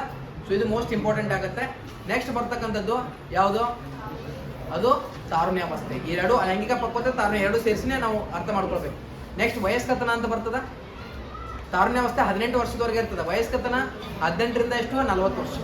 18ರಿಂದ 40. ಮಧ್ಯ ವಯಸ್ಸು 40ರಿಂದ 60 ವರ್ಷ. ನಂತರಲ್ಲಿ ವೃದ್ಧಾಪ್ಯ 60 ವರ್ಷ ಮೇಲ್ಪಟ್ಟು. ಅವಾಗ ಏನಂದ್ರೆ ನಾವು ಕೈಲಾಸಕ್ಕೆ ಹೋಗ್ಲಿಕ್ಕೆ ಏನಾಗ್ಬೇಕಂದ್ರೆ ರೆಡಿ ಆಗಿರ್ಬೇಕು. ಈ ರೀತಿಯಾಗಿ ನಮ್ಮದೇನಂದ್ರೆ ಜೀವನ ಅಂತಕ್ಕಂಥದ್ದು ನಡೆಯುತ್ತೆ. ಸೊ ಇನ್ನೂ ಸಾಕಷ್ಟು ವಿಷಯ ವಸ್ತುಗಳಿವೆ. ಜಸ್ಟ್ ನಾನು ನಿಮಗೆ ಗ್ಲಾನ್ಸ್ ಹೇಳಿದ್ದೀನಿ. ಸೈಕಾಲಜಿ ಹೇಳ್ಬೇಕಂದ್ರೆ ಸುಮಾರು ನೀವೇನು ಬಿ ಎಡಲ್ಲಿ 2 ವರ್ಷ ಕಲ್ತೀರಿ, ನನಗೆ ಮಿನಿಮಮ್ 1 ತಿಂಗಳಾದ್ರೂ ಬೇಕು. ಎಷ್ಟು ಬೇಕ್ರಿ? ಕಂಪ್ಲೀಟ್ ಇದೇನು ಸಿಲೆಬಸ್ ಇದಲ್ಲ ಇದೆಲ್ಲ ಮುಗಿಸ್ಬೇಕಂದ್ರೆ 1 ತಿಂಗಳು ನನಗೆ ಬೇಕಾಗ್ತದೆ. ಸೊ 2ನೇ ಸೆಷನಲ್ಲಿ ರಾಘವನ್ ಸರ್ ಮಾತಾಡ್ತಿದ್ದಾರೆ. ಕೊನೆಗೆ ಒಂದು ಟೆಸ್ಟ್ ಕೂಡ ಕೊಡ್ತೀವಿ ನಿಮಗೆ. ಸೊ ಒಂದು ಟೆಸ್ಟ್ ಕೊಡ್ತೀವಿ ಇಲ್ಲಿ ಅಂದರೆ ನಿಮ್ಗೇನು ಕೇಳಂಗಿಲ್ಲ, ಇಷ್ಟೇ ಮಾರ್ಕ್ಸ್ ಬಂದವು ಬರ್ರಿ ನೋಡ್ರಿ ಅಂತೇಳಿ. ಆನ್ಲೈನ್ ಇರ್ತದೆ ಮೊಬೈಲಲ್ಲಿ.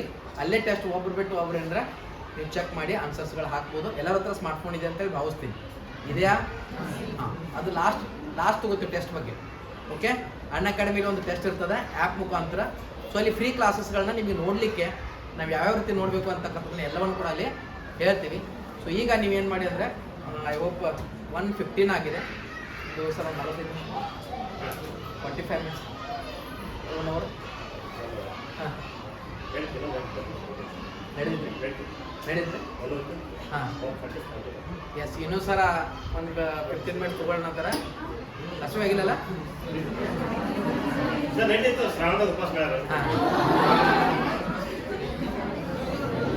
140 ಮುಗಿಸ್ತಾರೆ. ಮಾತಾಡೋದು ಒಂದು 20 ನಿಮಿಷ ನಡೆದಿದ್ದಿಲ್ಲ? ಹಾಂ, ಸ್ಟಾರ್ಟ್ ಮಾಡೋಣ. ಎಸ್. ಸೊ ನೋಡ್ರಿ, ಅದೇ ರೀತಿಯಾಗಿ ಈ ಒಂದು ಸಾಕಿಗೆ ಸರ್ ನೋಡಿ ಹಸಿವಾದಿದೆ. ಸಿಗುದಿಲ್ಲ, ಊಟ ಸಿಗ್ತೈತಿ, ಖರೀ ಸಿಗುದಿಲ್ಲ. ಅದು ಫ್ರೀ ಆಗಿ ನೆನಪಿರ್ಲಿ. ಎಲ್ಲ ಸಿಗ್ತದ ಅಕ್ಷರ ಕಾರ್ಡ್ ಸಿಗೋದಿಲ್ಲ, ಅದು ನೆನಪಿರ್ಲಿ.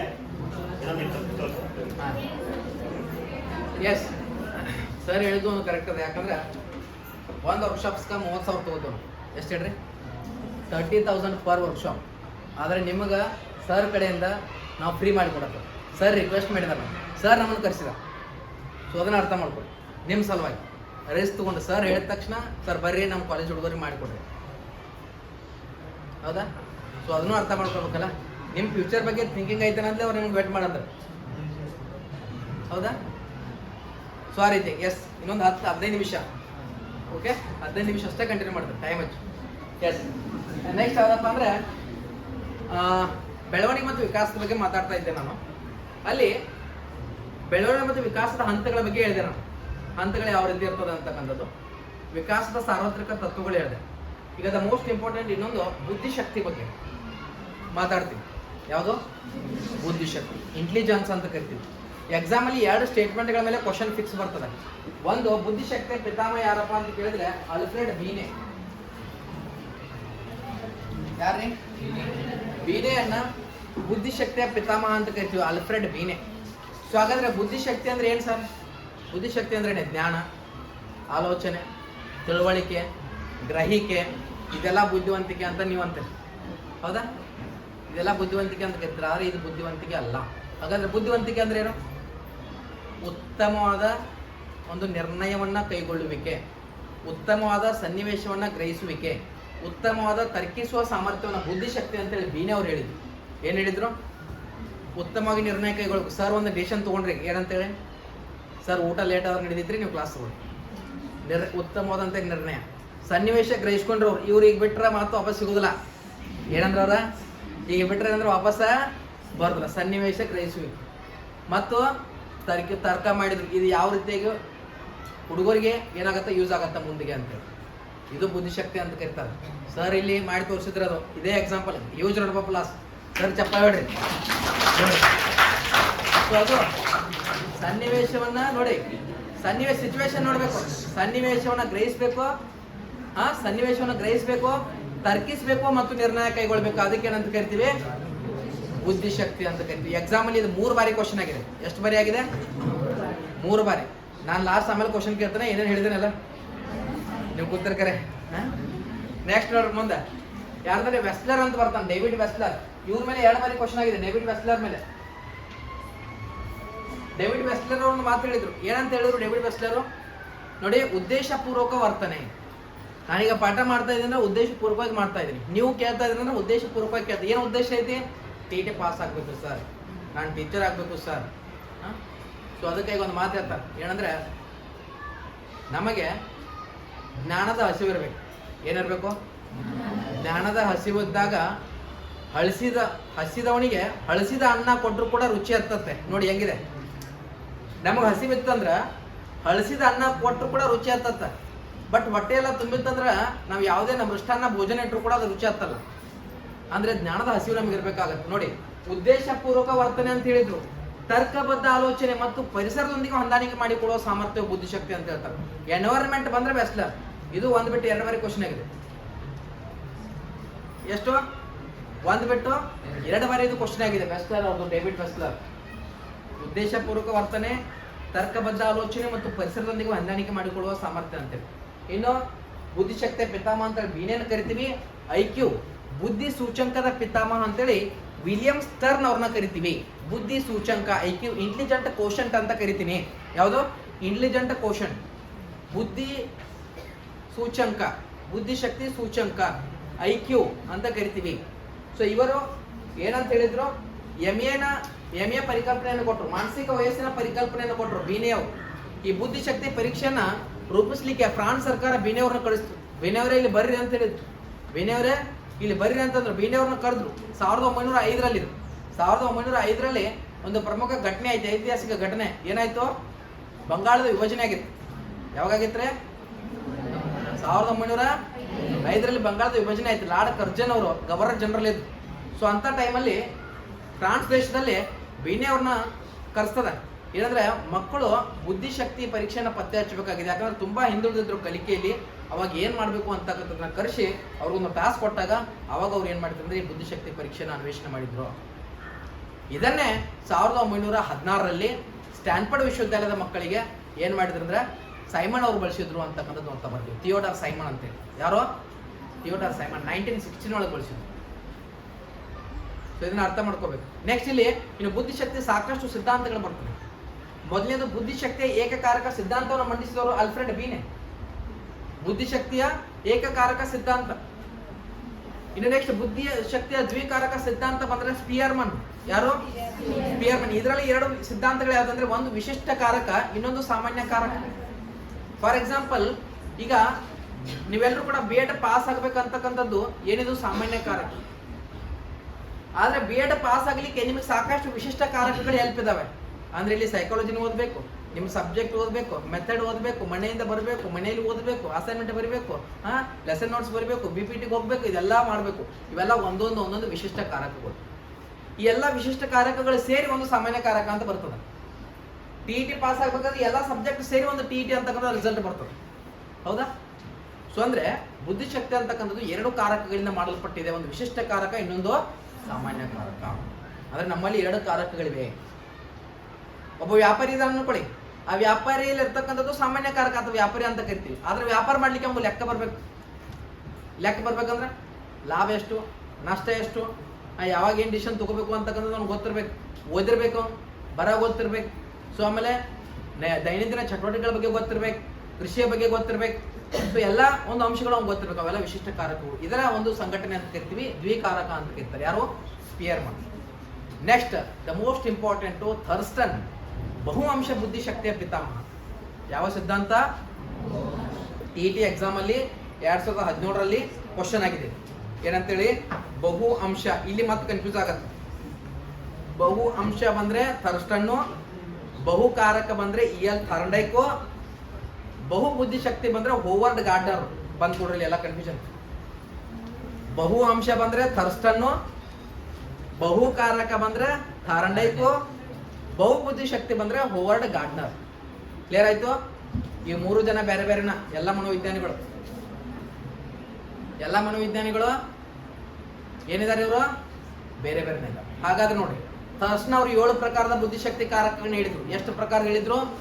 7. ಅಂದ್ರೆ ಏನು? ಸಂಖ್ಯೆ ಅಂತ ಹೇಳಿದ್ರು. ಫಸ್ಟ್ ಏನು? ಸಂಖ್ಯಾ ಒಂದು ಸಾಮರ್ಥ್ಯ ಅಂತಕ್ಕಂಥದ್ದು ಇರ್ತದೆ ಪ್ರತಿಯೊಬ್ಬರಲ್ಲಿ ಏನಿರ್ತದೆ? ಸಂಖ್ಯಾ ಸಾಮರ್ಥ್ಯ ಇರ್ತದೆ.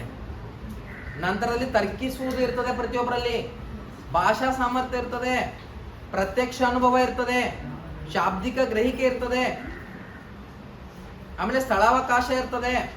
ಈ ರೀತಿಯಾಗಿ 7 ಸಾಮರ್ಥ್ಯಗಳ ಬಗ್ಗೆ ತಿಳಿಸ್ಕೊಡ್ತಾರೆ. ಎಷ್ಟು? 7 ಸಾಮರ್ಥ್ಯ. ಯಾರು ಕೊಟ್ಟರು? ಥರ್ಸ್ಟನ್. ಯಾರು? ಥರ್ಸ್ಟನ್ ಕೊಟ್ಟರು. ನೆಕ್ಸ್ಟ್ ಯಾವ್ದಂದ್ರೆ ಬಹುಕಾರಕ ಬುದ್ಧಿಶಕ್ತಿ. ಇದನ್ನ ಯಾರು ಕೊಟ್ರಪ್ಪ ಅಂದ್ರೆ E.L. ಥಾರ್ನ್ಡೈಕ್ ಕೊಟ್ಟರು. ಬಹುಕಾರಕ ಅಂದ್ರೆ ಒಂದು ಮೂರ್ತ ಬುದ್ಧಿಶಕ್ತಿ, ಅಮೂರ್ತ ಬುದ್ಧಿಶಕ್ತಿ ಮತ್ತು ಸಾಮಾಜಿಕ ಬುದ್ಧಿಶಕ್ತಿ. ಏನಂತ ಕರಿತೀವಿ? ಮೂರ್ತ, ಅಮೂರ್ತ ಮತ್ತು ಸಾಮಾಜಿಕ. ಮೂರ್ತ ಅಂದ್ರೆ ಏನು? ಕಣ್ಣಿಗೆ ಕಾಣಿಸೋದೆಲ್ಲ ದೈನಂದಿನ ಚಟುವಟಿಕೆಗಳಲ್ಲಿ ನಾವು ಶಾಲೆಯಲ್ಲಿ ಏನೇನು ಕಲ್ತಿದೀವಿ ಅದೆಲ್ಲವನ್ನು ಕೂಡ ದೈನಂದಿನ ಚಟುವಟಿಕೆಯಲ್ಲಿ ಬಳಸ್ಕೊಂಡ್ರೆ ಅದಕ್ಕೆ ಏನಂತ ಕರಿತೀವಿ? ಮೂರ್ತ ಬುದ್ಧಿಶಕ್ತಿ ಅಂತ ಕರಿತೀವಿ. ಶಾಲೆಯಲ್ಲಿ ಏನೋ ಒಂದು ಕಲ್ತಿದೀವಿ, ಮನೆಗೆ ಹೋಗಿ ಅಪ್ಲಿಕೇಬಲ್ ಮಾಡ್ತೀವಿ. ಮನೆಯಲ್ಲಿ ಶಾಲೆಯಲ್ಲಿ ಏನೋ ಒಂದು ಕಲ್ತಿದ್ರೆ ಅದು ವ್ಯವಹಾರದಲ್ಲಿ ಅಪ್ಲಿಕೇಬಲ್ ಮಾಡ್ತೀರಿ. ಇನ್ನು ಅಮೂರ್ತ ಅಂದ್ರೆ ಏನು? ಸಂಖ್ಯೆಗಳು, ಗಣಿತದಲ್ಲಿ, ವಿಜ್ಞಾನದಲ್ಲಿ ಅದನ್ನೇನ್ ಮಾಡ್ತೀವಿ ಅಂದ್ರೆ ಅಮೂರ್ತವಾಗಿ ಕಣ್ಣಿಗೆ ಕಾಣಿಸದೇ ಇರತಕ್ಕಂಥದ್ದನ್ನ ನಾವೇನ್ ಮಾಡ್ತೀವಿ? ಈಗ a+b² = a²+b² + 2ab ಅಂತ ಬರಿತೀವಿ. ಸೊ ಅದನ್ನ ಅಪ್ಲಿಕೇಬಲ್ ಮಾಡಿ ಯಾವುದೇ ಒಂದು ಸಮಸ್ಯೆನ ಏನ್ ಮಾಡ್ತೀವಿ? ಸೊಲ್ಯೂಷನ್ ಕೊಡ್ತೀವಿ, ಸೊಲ್ಯೂಷನ್ ಐಡೆಂಟಿಫೈ ಮಾಡ್ತೀವಿ. ಸೊ ಅದು ಎಲ್ಲಿ ಬರ್ತದೆ? ಅಮೂರ್ತ ಬುದ್ಧಿಶಕ್ತಿಯಲ್ಲಿ ಬರ್ತದೆ. ನೆಕ್ಸ್ಟ್ ಬರ್ತಕ್ಕಂಥದ್ದು ಯಾವುದು? ಸಾಮಾಜಿಕ ಬುದ್ಧಿಶಕ್ತಿ. ಸಾಮಾಜಿಕ ಬುದ್ಧಿಶಕ್ತಿ ಅಂದ್ರೆ ನಮ್ಮನ್ನ ನಾವು ಅರ್ಥ ಮಾಡ್ಕೋಬೇಕು, ಇನ್ನೊಬ್ಬರನ್ನು ಕೂಡ ಅರ್ಥ ಮಾಡ್ಕೊಳ್ಬೇಕು. ಅದು ಸಾಮಾಜಿಕ ಬುದ್ಧಿಶಕ್ತಿ. ಇದು ಯಾರ್ದು? ಥಾರ್ನ್ಡೈಕ್. ಥಾರ್ನ್ಡೈಕ್ ಯಾರು? ಇವರನ್ನ ಆಧುನಿಕ ಶೈಕ್ಷಣಿಕ ಮನೋವಿಜ್ಞಾನದ ಪಿತಾಮಹ ಅಂತ ಕರಿತೀವಿ. ನೆಕ್ಸ್ಟ್ ನೋಡಿ, ದ ಮೋಸ್ಟ್ ಇಂಪಾರ್ಟೆಂಟ್ ಯಾರಪ್ಪ ಅಂದ್ರೆ ಗಿಲ್ಫರ್ಡ್. ಯಾರು? ಜೆ.ಪಿ. ಗಿಲ್ಫರ್ಡ್. ಇವರೊಂದು ಮಾತು ಹೇಳಿದ್ರು, ಇದೆಲ್ಲರೂ ಅಪ್ಲಿಕೇಬಲ್ ಆಗ್ತಿತ್ತು. ಏನಂತೇಳಿ? ಹುಟ್ಟುವಾಗ ಎಲ್ಲರೂ ಬುದ್ಧಿವಂತರಾಗಿ ಹುಟ್ಟಿದರೂ ಕೂಡ. ಎಕ್ಸಾಮಲ್ಲಿ TET ಇದೇ ಕ್ವಶನ್ ಬಂದಿತ್ತು 2014. ಹುಟ್ಟುವಾಗ ಎಲ್ಲರೂ ಬುದ್ಧಿವಂತರಾಗಿ ಹುಟ್ಟಿದರೂ ಕೂಡ ಈ ಶಿಕ್ಷಣ ವ್ಯವಸ್ಥೆ ಅರ್ಧದಷ್ಟು ಜನರನ್ನ ಮೂರ್ಖರನ್ನಾಗಿ ಮಾಡುತ್ತದೆ. ಏನ್ ಮಾಡುತ್ತಂತೆ? ಎಲ್ಲರೂ ಬುದ್ಧಿವಂತರಾಗಿ ಹುಟ್ಟಿದ್ವಿ ಅಂತ ನಾವು. ಎಲ್ಲರೂ ಹೆಂಗೆ ಹುಟ್ಟಿದ್ದೇವೆ? ಬುದ್ಧಿವಂತರಾಗಿ ಹುಟ್ಟಿದ್ವಿ. ಆದ್ರೆ ಈ ಶಿಕ್ಷಣ ವ್ಯವಸ್ಥೆ ನಮಗೆ ಏನ್ ಮಾಡಿದ್ದೆ? ಮೂರ್ಖರನ್ನಾಗಿ ಮಾಡಿದ್ದೆ ಅಂತ ಹೇಳಿದ್ರು. ಶೆರಿಡನ್ ಅಂತ ಒಬ್ಬ ಖ್ಯಾತ ಲೇಖಕ ಇದ್ದ. ಕೇಳಿದಿರ ಅವನ ಹೆಸರ? ಶೆರಿಡನ್. ಕೇಳಿದಿರೆ? ಶೆರಿಡನ್ ಭಾಷಣ ಮಾಡ್ತಾ ಇದ್ದ. ಎಲ್ಲ ಮಂದಿ ಎಲ್ಲ ಸಭೆ ಎಲ್ಲ ಕೂಡಿತ್ತು. ಅವು ಶೆರಿಡನ್ ಸ್ಟೇಜ್ ಮೇಲೆ ಹೋದ. ಮಾತಾಡ್ತಾ ಕೋಶದಾಗ ಏನಂದ್ರೆ ಈ ಸಭೆಯಲ್ಲಿ ಅರ್ಧದಷ್ಟು ಜನರು ಕತ್ತೆಗಳಿದ್ದಾರೆ ಅಂತ ಹೇಳಿದ್ರು. ಏನಿದೆ? ಈ ಸಭೆಯಲ್ಲಿ ಅರ್ಧದಷ್ಟು ಜನರು ಏನಿದ್ದಾರೆ? ಜನರಿಗೆಲ್ಲ ಸೆಟ್ಟು ಬಂದು ಕಲ್ ತಗೊಂಡು ರಿಪೀಟ್ ಮಾಡ್ತೀನೋ ಏನಿಲ್ಲೋ ಇದನ್ನ ವಾಪಸ್ ತಗೊಂಡು ಏನಂದಿಲ್ಲ ಅದನ್ನೆಲ್ಲ ಏನ್ ಮಾಡುವ? ವಾಪಸ್ ತಗೋಬೇಕು ನೀನ, ಇಲ್ಲಾರ ನೀನು ಬಿಡಂಗಿಲ್ಲ ಇಲ್ಲಿ ಹೋಗಾಕಂದ. ಹೇಳ ನೋಡ್ರಿ ಏನಂತ ಭಾಗ ನೆಂತ. ಈ ಸಭೆಯಲ್ಲಿ ಇರ್ತಕ್ಕಂಥ ಅರ್ಧದಷ್ಟು ಜನರು ಕತ್ತೆಗಳಲ್ಲ ಅಂತ ಹೇಳ್ದ. ಅಂದ್ರೆ ಇನ್ನು ಅರ್ಧ ಮತ್ತ ಅವರವರ ಅಂತ ಅರ್ಥ ನೋಡ್ರಿ. ಅಂದ್ರ ಹಂಗೆ ಗಿಲ್ಫರ್ಡ್ ಹೇಳ್ತಾನೆ. ಏನಂತ ಹೇಳ್ದ? ಏನಿದೆ? ಹುಟ್ಟುವಾಗ ಎಲ್ಲರೂ ಬುದ್ಧಿವಂತರಿದ್ದೀವಿ ನಾವು, ಆದ್ರೆ ಈ ಶಿಕ್ಷಣ ವ್ಯವಸ್ಥೆ ಅರ್ಧದಷ್ಟು ಜನರನ್ನ ಮೂರ್ಖರನ್ನಾಗಿ ಮಾಡ್ತದೆ ಅಂತ ಹೇಳ್ದ. ಇದು ಕ್ವಶನ್ ಆಗಿದೆ. ಇವರು ಸೃಜನಶೀಲತೆಯ ಮೇಲೆ ಮೊದಲ ಬಾರಿಗೆ ಪ್ರಯೋಗವನ್ನು ಕೈಗೊಂಡ್ರು. ಸೃಜನಶೀಲತೆ ಮೇಲೆ ಯಾರು? ಗಿಲ್ಫರ್ಡ್. ಇವ್ರು ಏನ್ ಹೇಳ್ತಾರಂದ್ರೆ, ಒಂದ್ ಬಾರಿ ಕ್ವಶನ್ ಆಗಿತ್ತು, ಬುದ್ಧಿಶಕ್ತಿ 180 ಕಾರಕಗಳಿಂದ ಮಾಡಲ್ಪಟ್ಟಿದೆ. ನೋಡಿ ಎಷ್ಟು ಇವರು? ಒಂದಲ್ಲ ಎರಡಲ್ಲ, ಎಷ್ಟು? 180 ಕಾರಕಗಳು. ಅದನ್ನ 3 ರೀತಿಯಾಗಿ ಬೈಫರ್ಕೇಟ್ ಮಾಡಿದ್ರು. ಎಷ್ಟು ರೀತಿಯಾಗಿ? 3 ರೀತಿಯಾಗಿ ಬೈಫರ್ಕೇಟ್ ಮಾಡ್ತಾರೆ. ಸೊ ಆ 3 ಯಾವ್ದಂದ್ರ ಕ್ರಿಯೆಗಳು, ವಸ್ತುಗಳು, ಉತ್ಪನ್ನಗಳು ಅಂತ ಕರಿತೀವಿ. ಏನಂತ ಕರೀತಾರ? ಕ್ರಿಯೆಗಳು, ವಸ್ತುಗಳು ಮತ್ತು ಉತ್ಪನ್ನಗಳು. ಒಂದು ಏನಂತ ಕರೀತಾರೆ? ಕ್ರಿಯೆ. ಒಂದ್ ಬಾರಿ ಕ್ವಶನ್ ಆಗಿತ್ತು, ಸೀರಿಯಲ್ ವೈಸ್ ಬರೀರಿ ಅಂತೇಳಿ. ಕ್ರಿಯೆಗಳು, ವಸ್ತುಗಳು ಮತ್ತು ಇನ್ನೊಂದು ಯಾವುದು? ಉತ್ಪನ್ನಗಳು. ನಿಮ್ಮ ಎಕ್ಸಾಮ್ ಅಲ್ಲಿ ಕ್ವಶನ್ ಕೇಳ್ತಾರ. ಇಲ್ಲಿ ವಸ್ತುಗಳು ಯಾರಪ್ಪ ಅಂದ್ರೆ ಹುಡುಗರು, ಸ್ಟೂಡೆಂಟ್. ಕ್ರಿಯೆ ಅಂದ್ರೆ ನೀವು ಟೀಚಿಂಗ್ ಏನ್ ಮಾಡ್ತಾರಲ್ಲ ಅದು ಕ್ರಿಯೆ. ಉತ್ಪನ್ನ ಅಂದ್ರೆ ಫೈನಲ್ ಏನ್ ರಿಸಲ್ಟ್ ಬರ್ತಿಲ್ಲ ಅದು ಉತ್ಪನ್ನ.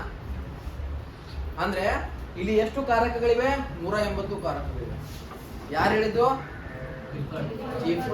ಜೆ.ಪಿ. ಗಿಲ್ಫರ್ಡ್. ಫಸ್ಟ್ ಕ್ರಿಯೆ, ವಸ್ತು, ಉತ್ಪನ್ನ. ಕ್ರಿಯೆ ಮಾಡ್ಬೇಕು, ಯಾವ್ದ್ರ ಮೇಲೆ ಮಾಡ್ಬೇಕು? ವಸ್ತುಗಳ ಮೇಲೆ ಮಾಡ್ಬೇಕು. ರಿಸಲ್ಟ್ ಎಲ್ಲಿ ಬರ್ತದೆ? ಉತ್ಪನ್ನದಲ್ಲಿ ರಿಸಲ್ಟ್ ಬರ್ತದೆ. ಈಗ ಇನ್ಪುಟ್ ಔಟ್ಪುಟ್ ಪ್ರೊಸೆಸ್ ಕೇಳಿದಿರಿ ಕಂಪ್ಯೂಟರ್ದಾಗ. ಪ್ರಿಂಟರ್ದಾಗ ಏನು ಒಂದು ಪೇಪರ್ ಹಾಕೋದ್ಕೆಲ್ಲ ಏನು ಬರ್ತೈತಿ? ಇನ್ಪುಟ್ ಮಾಡ್ತೇವೆ, ಒಳಗೆ ಹಾಕ್ತೇವೆ. ಸೊ ಹಾಕಿದ ಮೇಲೆ ಪ್ರೊಸೆಸ್ ಆಗ್ತದೆ ಪ್ರಿಂಟಿಂಗು. ಅದಾದ್ಮೇಲೆ ಔಟ್ಪುಟ್ ಬರ್ತದೆ. ಸೊ ಇನ್ಪುಟ್ ಔಟ್ಪುಟ್ ಪ್ರೊಸೆಸ್ ಇದ್ದಂಗೆ ಇದು. ಕ್ರಿಯೆಗಳು, ವಸ್ತುಗಳು, ಉತ್ಪನ್ನಗಳು. ಇವರು ಸೃಜನಶೀಲತೆಯ 2 ಪ್ರಮುಖ ಲಕ್ಷಣಗಳ ಬಗ್ಗೆ ಗುರುತಿಸಿದ್ರು. ಎಕ್ಸಾಮ್ ಅಲ್ಲಿ TET ಕ್ವಶನ್ ಆಗಿತ್ತು 2019ರಲ್ಲಿ. ಅದು ಸ್ವಂತಿಕೆ ಮತ್ತು ಹೊಸತನ.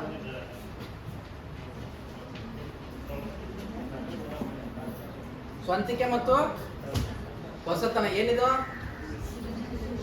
ಸೃಜನಶೀಲತೆ ಲಕ್ಷಣಗಳ ಬಗ್ಗೆ ಗುರುತಿಸಿದ್ರು. ಹೊಸತನ ಅಂದ್ರೆ ಏನು? ನಿಮ್ಮಲ್ಲಿ ಎಲ್ಲರೂ ಕೂಡ ಹೊಸತನ ಇರಬೇಕು, ಏನಾದ್ರೂ ಹೊಸತನ ಮಾಡ್ಬೇಕಂತಕ್ಕಂಥದ್ದು, ಒಂದು ಸ್ವಂತಿಕೆ ಅಂತಕ್ಕಂಥದ್ದು ಇರಬೇಕಾಗತ್ತೆ. ಹೌದಾ?